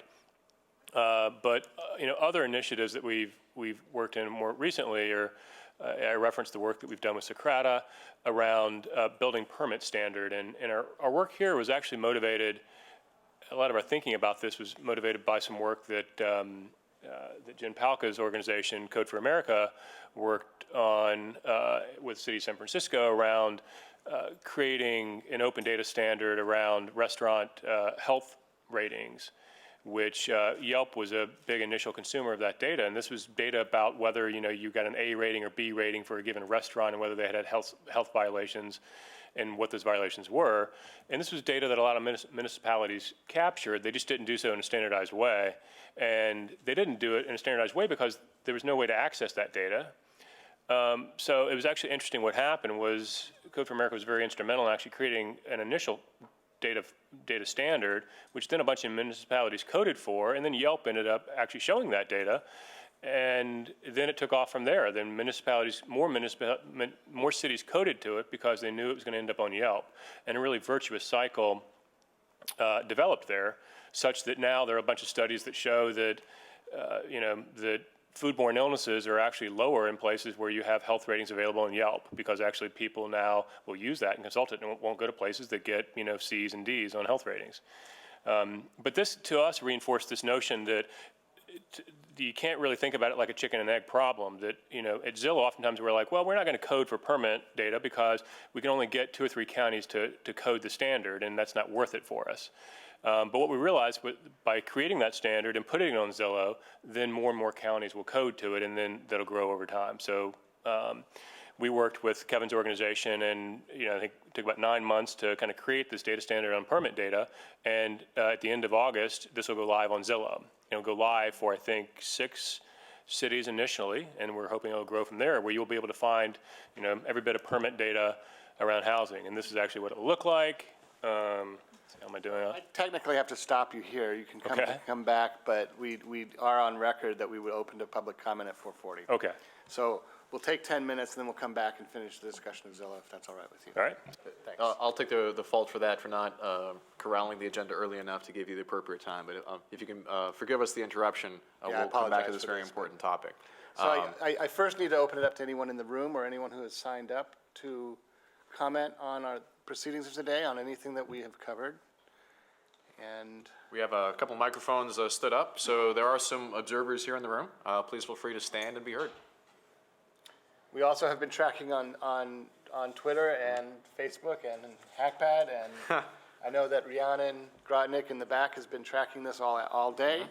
And I think she's given Ian some notes to speak to. Yeah. Well, if there are no questions physically, I'm sorry. I didn't realize you were missing the microphone. So yes, please, let's provide this gentleman a mic, and we'll get started in the room. Didn't see him stand up. Yeah. Hello. Can you hear me? Yeah. Okay. My name is Valentin Penchev. I'm the director of IT of a newly founded Network Science Institute at University of Indiana. I want to thank everyone here. It's an amazing opportunity for me. I think we open a lot of collaborations. And I wanted to basically pile on Stan's introduction and ask a question. Have there been any thought of having a one-stop portal for accessing of government data, for standardizing and for having the same API for all sorts of data that the government is collecting right now? Thank you for that question. Would anyone like to respond? He was asking about a one-stop shop For all government data and central API accessibility. Am I rephrasing the question correctly? I have my personal opinion about it, but. It's kind of like data.gov, right? I mean, the APIs are standard across domains. Oh, yeah, sorry, yeah. So data.gov, I think, is designed to be that repository, but a place where you can go and search and find data on any domain. But depending on the domain, I think all the APIs there's no standard API. All the APIs are different. I will add to that to say that is the ambition of data.gov. But I think there's a fair question to this council as to how effective that's been. And if it, at this point, a few years in, a few extra investments, if it's still not working, well, why is it not working?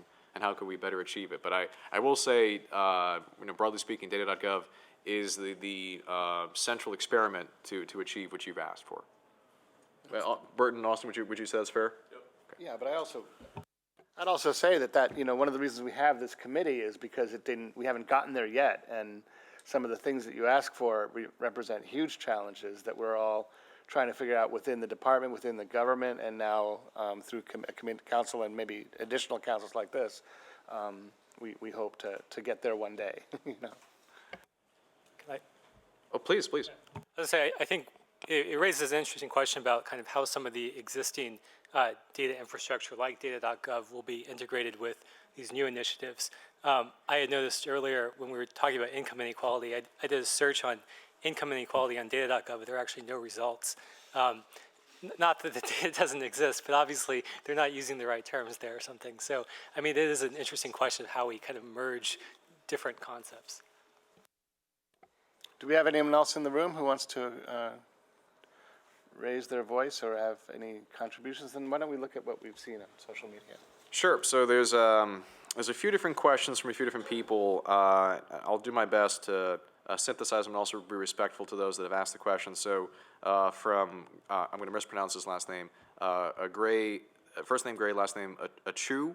So one question was, what stories does open data bring to the table? Will decision-making improve? He asked a follow-up question, basically regarding, I think it was the timing was the earlier discussion around the income portal in particular, and if we actually go beyond just data and do the storytelling as well, how do we measure the success of that? It's an interesting question because it was also a conversation that got cut off a little bit earlier, so I don't know if we'd like to open that up to the council now. How would you respond to that question from this gentleman named Gray for how that storytelling will actually improve the impacts and outcomes? Is it a responsibility for us as a government to go that extra step towards storytelling? Kevin.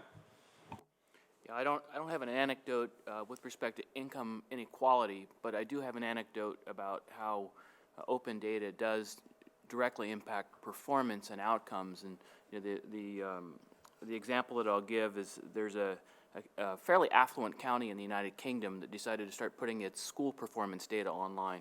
And when they decided to do this, they asked each head of their departments to kind of come up with some goals for communicating what they wanted to achieve. And as you would kind of typically expect, this Department of Education head said, well, I want to state the goal of 60% of kids should be ready for college by the time they get into high school. And so the person who was running this initiative said, 60% seems kind of low. Why do you only want 3 out of 5 kids to make it there? And he says, well, because I'm already at 59.7% and it's easy to achieve.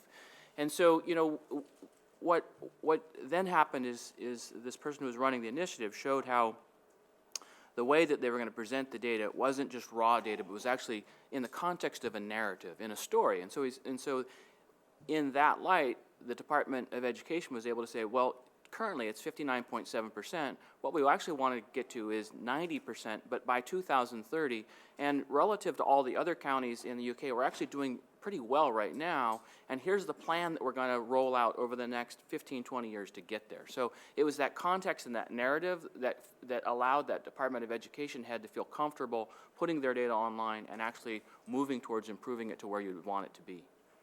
So basically, you would, with that story, advocate for storytelling Yeah. as part of the data release, okay? Yep. Okay. Kim? Well, We'll get that, you'll we'll have get to. that in a second. Yeah. So I'm also would be an advocate for storytelling and the going back to the income equality.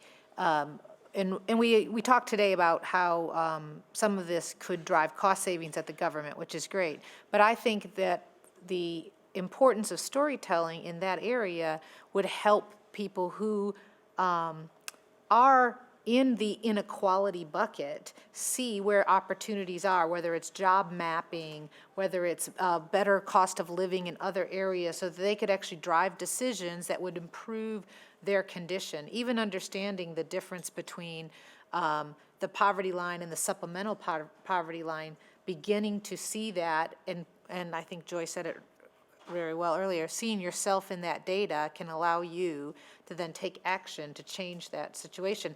And that happens through storytelling, making it real for the participants of that, that demographic. So I think it can make a big difference. Excellent. I believe Karen was next, I believe, and then Bill. And this is just echoing Kim, since she's no longer allowed to speak. No, but in addition to making their own individual decisions about where maybe to go or something like that, I think it's also, the storytelling also, and by letting people see themselves in the data, as we've mentioned a few times before, it gives them more information to petition for things that would change that with the people who are the policymakers. It makes them more informed, being able to give better arguments and know how to approach people like Congress people and other policymakers. And I think that that's a real empowering thing that the storytelling gives a lot more than an API to data gives. Bill. Yeah, I think Stan more or less said this before, but storytelling is probably highly valuable in some cases, but in other cases there are storytellers that you want to get information to. And so you spend a lot of time creating the stories that you shouldn't be spending. You should be focused on getting the information to the storytellers. And I think there's a key process to decide where that line is between telling the stories and enabling storytellers. Yeah, and last on this question, I think is Joy. Oh, actually, Jack, I'm sorry, I didn't see your sign up. Joy, or Jack then Joy? I'll let them arm wrestle for it. Okay, Joy then Jack. I inverted that. As always, I think you need both. In sort of a couple things, I think as a government entity, it's more than just disseminating data. Someone said the phrase data democratization earlier, and I do think as a public entity, there is a role of you have to be inclusive, and simply putting out raw data is not inclusive, and it reaches a very narrow part of the population. Second thing, and I think people are thinking storytelling, it can be very elaborate or it can be very simple. It can just be the unpacking of a data set and what it means. And I think of that not as a waste of time, but actually a crucial part of disseminating. Because a lot of these data sets are deeply complex, and the collectors and disseminators of it actually hold a lot of information about that data set that isn't captured in metadata. And storytelling and unpacking data sets through a visualization or something like that is a wonderful way of transferring their domain expertise in a way that is scalable and accessible to an incredibly large audience. Excellent, thank you. And also give a process point. We're going to go a little bit past the 5 p.m. hard adjournment, if that's okay with the folks here, just to provide a few more minutes for some of these comments. Jack, please. Yeah, this is a kind of a scale between raw data and storytelling. Where do you stop? It's a policy question. And certainly, John, in your organization at the Census Bureau, you are often asked for the story behind the data by Congress or by the public themselves. Income is a perfect example of that. So there is a policy question that I suppose the federal government will wrestle with in almost every agency. dealing with how far do you go, I'll just say that. And that has to do with commercial trade-offs and impacts, because one might, on the other side of the argument, say, well, we should leave storytelling only to the private sector, because if we go too far, we'll be eating into the private sector's profits or motivations or capabilities. And just watching it over my entire career, I've seen that go back and forth in many ways. And I agree with Joy that you have to have both, but both is too simple of a way to say it. There's just going to be a whole rich ecosystem of storytelling and apps, and some will be done in the private sector and some will be done in the public sector, and I think that's healthy. Going all the way back to 1971 with the Census Data Use Program, there was private sector initiatives around the data dissemination. I don't know, John, if you're old enough to remember that. The dual labs controversy versus the Bureau themselves doing it. This was, okay, that was before your time. It was exactly the same policy issue that we're talking about today. And my own personal view is that that's going to be an ecosystem, not a black or white. So I would just caution you to make some dumb decision about policy as if it's a single scale. It isn't. I think it's a mosaic, and I think it's an ecosystem.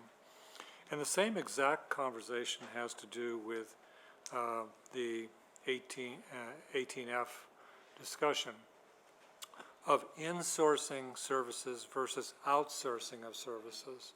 And I can see a time when there's going to be lots of policy discussion sort of along the same way. Well, what they're doing there is really just a different methodology, and the private sector can do that methodology just as well as the public sector, and yakety-yak, going on. And I can see Congress debating that.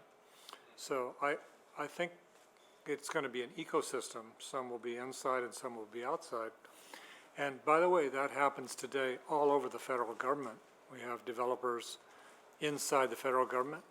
John, you have lots of them in your organization. You have a tradition, for example, in the spatial area of insourcing the actual management of the spatial data. And what I really hear, and I think I just caution you to stay conscious of this, Ian, is a new set of methods. And in your deployment of those new set of methods, one would be to define there's an elite group. It's the 8F18 group, and then there's everybody else. And everybody else gets pissed off because they're not in the in group. And there's these new guys, and they're the whiz kids, and that's not going to be sustainable because it'll create internal organizational conflict. One way to get around that is to make sure that your groups, your startup and their startup, is all about transferring the new methods, because it's not only the enthusiasm, but it's, like I said before, prototyping as a methodology for system development, or whatever you want to call it today, the agile. So a huge service would be to insource educating and starting and incubating these sort of teams all over the federal government, not the elite group. There could be an elite center of innovation, which people aspire to get a 2.5-hour webcast from, or go to a special weekend workshop with, so that it's not, just one group. That kind of elitism, I don't think will survive, but the sparks that it generates must survive and must actually be disseminated across government. Thank you. And this is a great number of comments from one tweet. I love that having all these comments from 140 characters. Maybe last point here on this one question. I'm going to get to, I think, just one more internet question, although I'm also getting apparently the wave that there's more going through Twitter. So last comment from Stan, and then we'll go to the next question. Sure, yeah. I was just going to try to draw the distinction between the government should certainly be, and also draw a distinction between facilitating missions and interpretive missions. So certainly I think the government should be in the role of storytelling. I think the question is whether the Department of Commerce, as a facilitating, as an organization that provides the data that facilitates a lot of things, should be in the business of interpretation. And it is difficult to merge facilitation and interpretation. So, I guess I think about it like NOAA's mission on, buoys and weather stations. There's an organization that does that, and they're not the same. They're not the same organization that then makes. They're not the Intergovernmental Panel on Climate Change, which makes recommendations about global warming. Because I think people get a little bit skittish about the people who actually collect the data, then interpreting that data and making claims and stories out of them. So I guess I would say that I think it's great. I mean, the government certainly should tell stories. I mean, the government, part of the government is political, and their job is to tell stories and promote change. So the National Economic Council and a variety of different organizations are going to take census data and tell stories about them, and that's great. The question is whether census itself should be telling those stories. So. And let me just want to take one step back to the question about the 18F style, the Commerce Data Service Elite Team. We are mindful of that. One thing that Ian has incorporated into the team is the idea that we're going to have short-term details for career staff to come in and work on the team. Actually, we've got Lisa, who's in the room, is one of our folks that's currently on detail to the Commerce Data Service, and then we have another gentleman, Eric, who's our data trainer, whose job is actually to go around to the bureaus and talk about the different opportunities that the service provides. So it's one way we are trying to tackle that challenge. Okay, there was one person who's been very active on Twitter and engaging us. His name is Dennis McDonald. He asked many questions. Unfortunately, some of them were very specific to people who, unfortunately, have already left the room. So I'm going to just choose one of his more iconic questions and open it up to anyone who would like to respond. How do you increase the risk appetite inside government?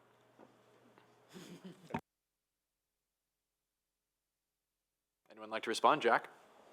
I think just exciting, focused projects.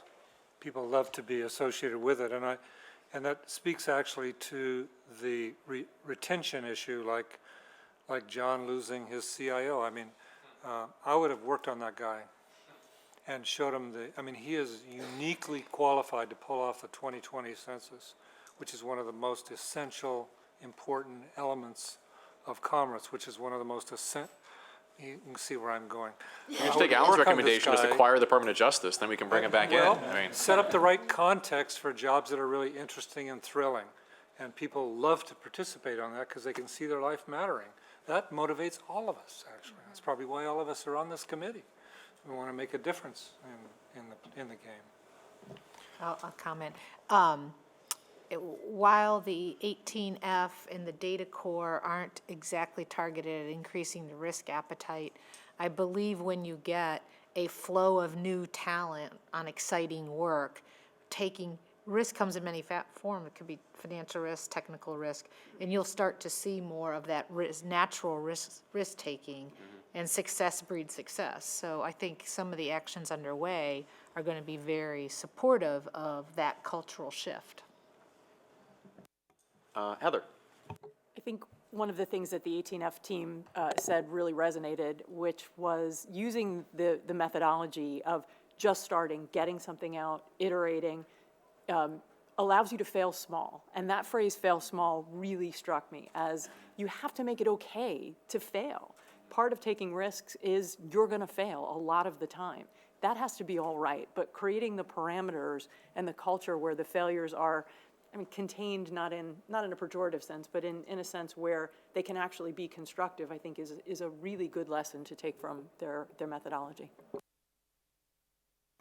Anyone else? Joy. Joy.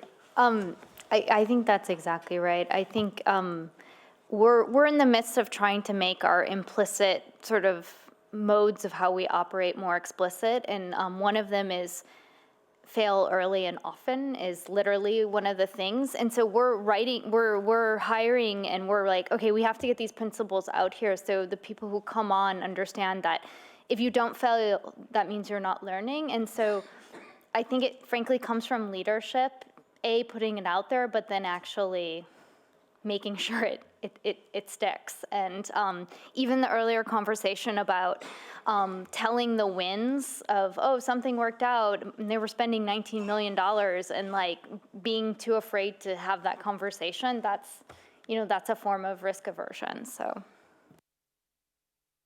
Thank you. Any other comments on this one question?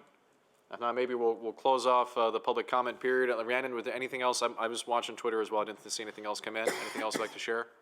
Yeah, we had another question from Dennis McDonald, and I think it's on. Just told it to him. okay, Yeah. and he was going back to the point where everyone was talking about storytelling. He said storytelling has significant cost implications. Context takes time and expertise. Do feds really want to give up this role? Give up this role. All right, well, I very much appreciate the question, and if Dennis can forgive me, I think we actually, I don't know the timing of it, I think we actually ended up covering it in some of the subsequent answers on storytelling. So if it's okay, and with no disrespect to Dennis, I'm going to say that thank you for the question, and I think we'll continue to address it as recommended by the council. So with that, I'd like to propose that we close the public comment period. Close the public comment period and turn it back to Stan to finish our discussion of Zillow. Your discussion of Zillow. Yeah. With us, so. Yeah, and I'll do this as a confession. So here are the things I'd love to get done before we leave here. I'd like to give Stan a proper time for him to finish his story. There's a couple of recent wins that maybe just for a minute or two I happen to know about from Heather and Karen's world. I'd love to give them an opportunity to share some of their successes, and that we can join them in that. And then I'm going to look to the co-chairs for the recommendations for how to distill the action items and takeaways that I've been writing down. We can figure that out here. We'll come back to that question. I'd like to just think about how do we actually translate this into a set of actions and opportunities for folks to volunteer. So that's the agenda I have left. If it's okay with you all, I'd like to continue charging just for a few more minutes past the previously scheduled time just to cover those topics, if that's okay. All right, I'm seeing nods of approval. So Stan, take it away. Okay, well, I'll try to speed up even more now that I'm standing squarely in the exit between finishing the meeting and everyone getting on their way. So I mentioned permit data, a bunch of other data sets that we're very interested in and working with our partners for unlocking the stuff that's held in city-level databases and unlocking it, getting it on places like Zillow. So we're very excited about that. How to get more people using it. I thought it might be useful to kind of highlight where, some of the things we've done here. We recently did a housing hackathon. The OSTP, I think under Parks and under Van Rokel, they did a great job of kind of pushing these hackathons in different areas of energy. And we stepped up and did one with housing with the University of Washington. Socrata was a huge partner with us there. Where we brought in, and actually Jeff Mizell, who's here from Commerce, and I think Jeff's with 18F as well, if I'm not mistaken. Yeah, it's close. Okay. All right. Anyway, they were great partners, and we hosted a housing hackathon in Seattle on kind of unlocking data sets, municipal data sets, and then HUD and Commerce data sets, and getting people to work on issues in housing that don't actually get a lot of love. Things like how do you find wheelchair accessible housing? How do you find more Section 8 housing? Different things like that, which ended up being, it was the largest open data hackathon ever in Seattle. And I don't know, Kevin, if you have anything else to add to. Just very quickly, the app that won the hackathon was an individual who basically created new pathways through existing buildings for people who were moving around via wheelchairs. So, Seattle's very hilly. Lots of the buildings are on a slope, so you can come in on one floor and actually go down the elevator and come out on a lower street. And so he built this really cool app for people who are handicapped. Awesome. Yeah, and it was great, great participation and some really cool apps that, and actually, Jeff, on the break, one of the ideas that came out of that is actually shipping on Zillow, which is this idea of community pillars, which is identification of people who actually will take Section 8 vouchers. So to help that community find housing appropriate for them more easily. So that was a big success that came out of that will actually ship on the website. And that's pretty much it. So just kind of wanted to highlight some stuff about using data, creating data, getting more of this data unlocked that's kind of hidden away in these local levels, and what we can do to kind of bring that out into the light of day, and then how can we get more people using it for creative things like affordable housing. Excellent. Can I just add one comment? Please, please. For those of you who are employees of government organizations here or virtually, just remember that the audience that you're trying to reach isn't always coming to your government website. It's how can you get your data to where people are already making the decisions that they're making, whether it's buying a home on Zillow or choosing a restaurant on Yelp. Yeah, I couldn't agree more. maybe we'll just have one comment in response to Stan's presentation. Who would like to make that comment? Jack or Joy, I'll let you arm wrestle again to see who gets to speak. Okay. Oh, Karen, okay, there we go. Yeah. I was just thinking I could kill two birds with one stone really quickly, because what I was going to say, I don't have a whole presentation or anything, so it's probably, but I was reacting to Stan's presentation about, in terms of the federal government being a consumer of Zillow's data and how useful you have made that data. I'm kind of on the receiving end of finding Census's data in particular being extremely useful, and their new products for creating APIs for little companies like mine to use. We've got a very small company, it's very new, we don't have a lot of resources. We don't have people who can go sift through all kinds of sites trying to find just the right data. And we've got far many more creative ideas coming through people's minds about what we might want to add to make our clients' data more valuable to them. And this API that has come out, City SDK, is something that we've been able to adopt in the last several months that has been extremely helpful for us in saving that kind of time. And it gives us sort of this assurance that we'll always be able to keep up to date with that data.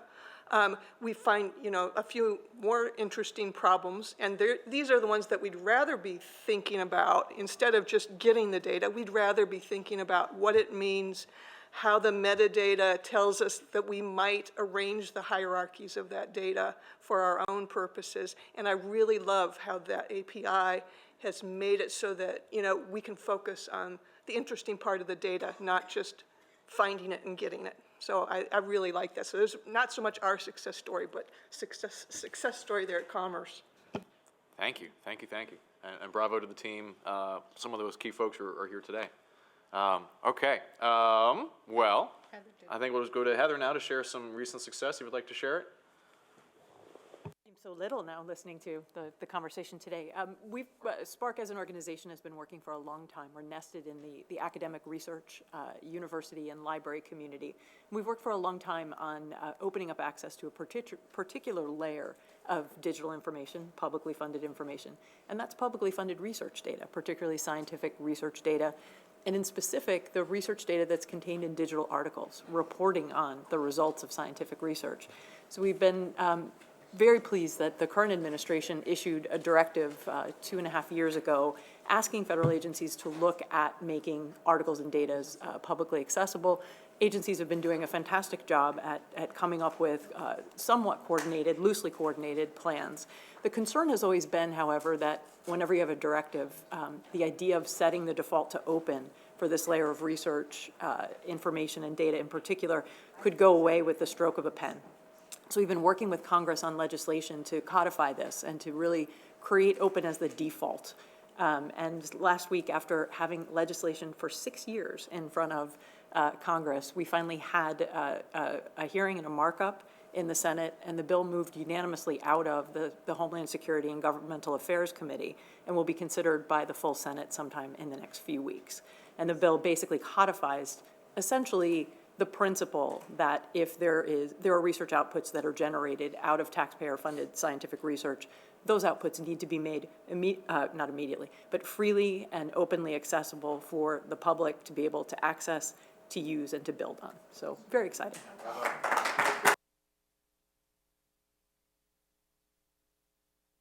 That wasn't little. No, never. Yeah. Any other brief successes from the world of the data ecosystem that anyone would like to share before we move to the next and final agenda topic? If no takers, let me brainstorm openly with a view to the co-chairs for how we should proceed with some of the contributions and action items recorded. I mean, one simple idea would just be for the Commerce team to digest these into a collection of key takeaways and themes, present it back, and we'll say by Monday, share all the share the document for comment to all the members, give everyone a couple of days to provide feedback on it. We missed something, add a few things to it, and then no more than 1 week from today, we'll publish the takeaways and action items. Is that, there you go, I just proposed it, but I look to you all for leadership on that. That makes sense, and we had our kind of subgroups from last session. To the extent that they fit into that, it might provide continuity of people working on that. Now, you're also free to change groups if you wanted to change groups, but some continuity usually is helpful. Well, maybe that's a good use of the time we have here. Maybe I'll ask this as a final open-ended question. I can spend some time here going through all the action items, but I think you probably have maybe your favorite or an emotional sense of some things that specifically resonated with you today. So, council members, if there are any action items that specifically call to your interest and to your bandwidth and availability that you'd like to contribute towards, hey, I can give an illustrative example, the storytelling. We're going to work on that in the context of some of our products. You have a unique set of interest or enthusiasm or expertise on that point. Basically, I'm asking here for a raise of hand on any of the action items for things that you'd like to specifically work on, even if it's just one conference call, something that you'd be interested in. I open that up. Is there any open volunteers here at the council table that anyone would be interested in contributing to? Can I just say, it might be something to do by email once people see the full list. Okay. Well, I'm going to do both. I'm not going to lose the opportunity to have the direct sale, face to face, eye to eye. Who's willing to volunteer and sign up? Yeah, but it's an open-ended question. Karen? I was just going to say that I commented on this earlier. I really think that the role of the advocacy in the interagency space is really important. And I can certainly volunteer to talk to whoever is interested about my experience with the Big Data Initiative a few years ago. And that's something that would be, a great, conference call sort of, just reveal of, what was that like and some of the challenges there. Excellent, thank you. Okay. Any other actions from today, stuff that inspired you to offer a bit more time than, we'll say, at a working group, a little reach out, a little extra guidance? Wait for the full list before you volunteer. I think it's probably an informed decision. Okay, well, with that, as I think the last action item, let me do a little sanity check, make sure we haven't missed anything. No, that's it. So we're going to move now to closing remarks. I don't know if Kim or Dan, anything you'd like to say, and then I'll have one more point, and then I'll turn it over to Burton. Well, I'm just going to say thank you to the Commerce team, of course, for organizing this, and to Kim for hosting us here at Intel. This has been fantastic, and the music and everything. Thank you.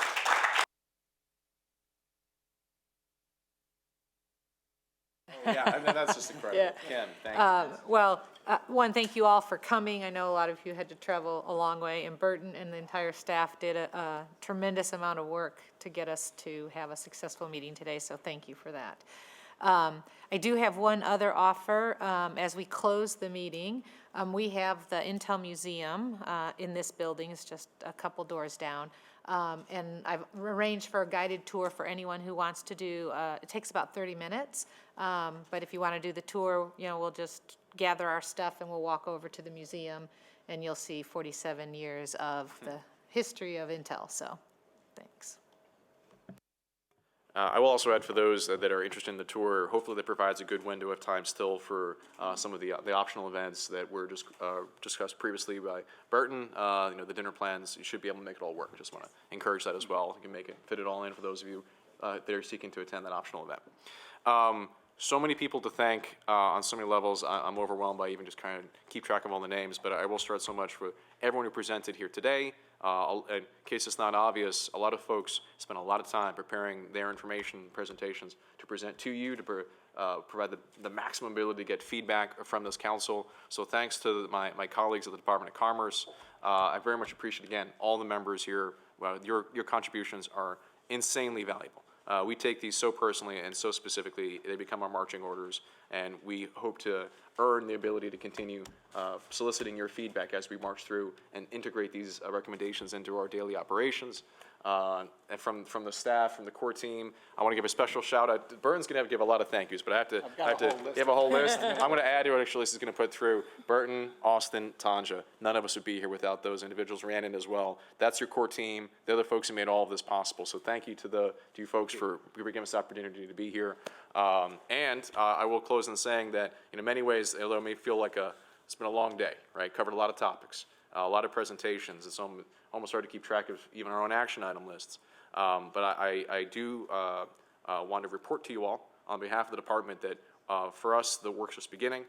We take, every time you have this level of feedback and contributions, you are impacting the way your government works. We're taking this stuff on board. These reports, your recommendations, they go directly to the Secretary of Commerce. She asked me about them. She asked me about the follow-up. This stuff goes through every level of leadership, and it's also going to be carried through to a lot of folks that are working every day on this larger mission of improving the economic prosperity of our nation. And so, again, I very much appreciate all of your time and efforts.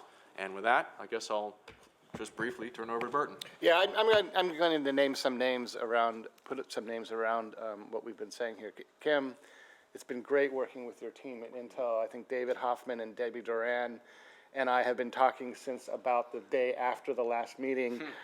Eliza Arias, Robert Goldener, Karen Fujimoto, and Heidi Wallison-Teachout from Intel were all instrumental in making this work. I think for our own team, Mike Morgan and his team of producers, Frank Rachel, Mark Thalman, Steve Deutsch, and the audio team of David Meyer, Torrance Brown, Saul Bromberger, and Mark Whalen, and also Mike Kruger, who is sitting in the Department of Commerce headquarters as we speak, making sure the live stream is intact and has been smooth. And I know that there have been some work behind the scenes to keep that moving forward, but I thank you all.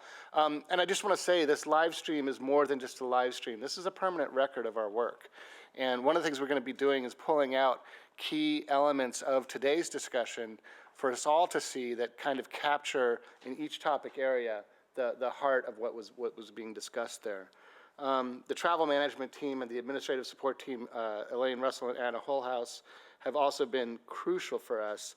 And then Rhiannon Grotnick, who's been tracking social media and taking notes and helps in so many ways. But this all happens because of Tanja White, who owns every minor detail of this. And as we approach it, so thank you. As we approach a meeting, her days get longer and longer and longer. And there's so many things that could go wrong that don't because of her attention, but the attention of all of these folks I've mentioned.